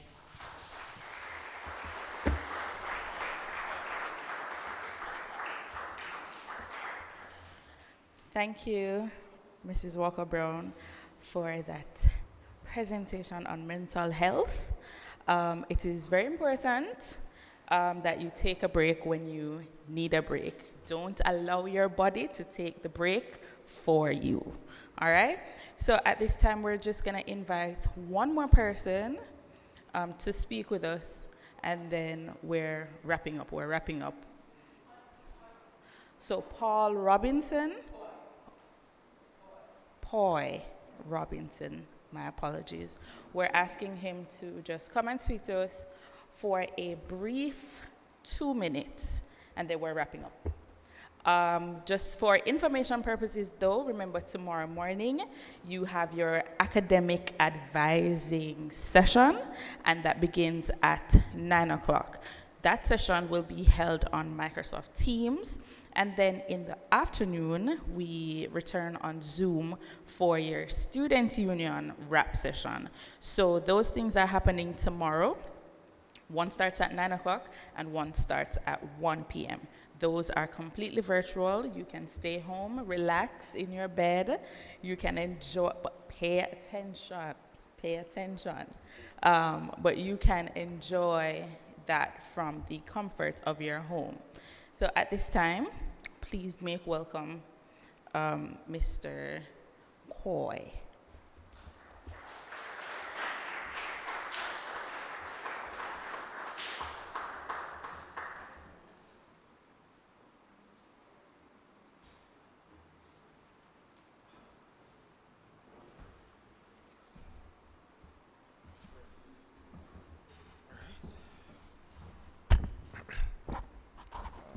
Afternoon, everyone. All right, I'm really grateful for the opportunity to address everyone inside here. For those who may not know who I am, my name is Poi, that's P-O-Y-E, Poi Robinson. I'm a past student of CMU. I graduated in 2013 as valedictorian, and this is also where I pursued my master's in 2014. You all have made, parents and students, you all have made the right choice and you won't regret it. CMU stands out amongst all other universities, and I was happy. I'm happy that I got the opportunity to have studied here. So I guarantee you all you won't regret it. What I'm here to speak to you about today, a few of you I've already spoken to. I'm the CEO of International Travel and Cultural Exchange, which is a work and travel agency. What is work and travel? It's a cultural exchange program that was initiated by the US State Department in 1961, and you get the opportunity to travel to the US, to learn cultures found in the US and share your Jamaican cultures.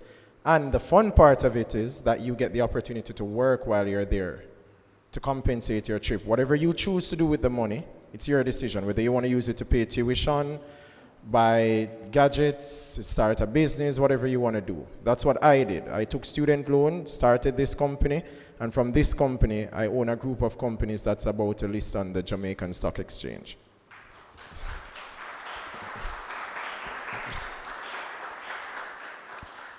So, ladies and gentlemen, how do I get started? The first thing is to go to our website. One of my employees should be handing out some flyers here. For those who may not know, I'm also visually impaired, so if I'm not looking directly at you, don't feel offended, please. How do you get started? You go to a website, www.goitce.com, and you create an account. You pay the registration fee of $65 US, covers registration and orientation, and it's non-refundable. We have a promotion running that if you pay $1,000, that's $1,000 US on or before September 30th. So that's $65 registration fee and a deposit of $935 equaling $1,000. On or before September 30th, you will lock in the program fee at $1,670. Because come October 1st, the sponsor is going to change the program fee. So once you pay that $1,000 US, you get access to the job list.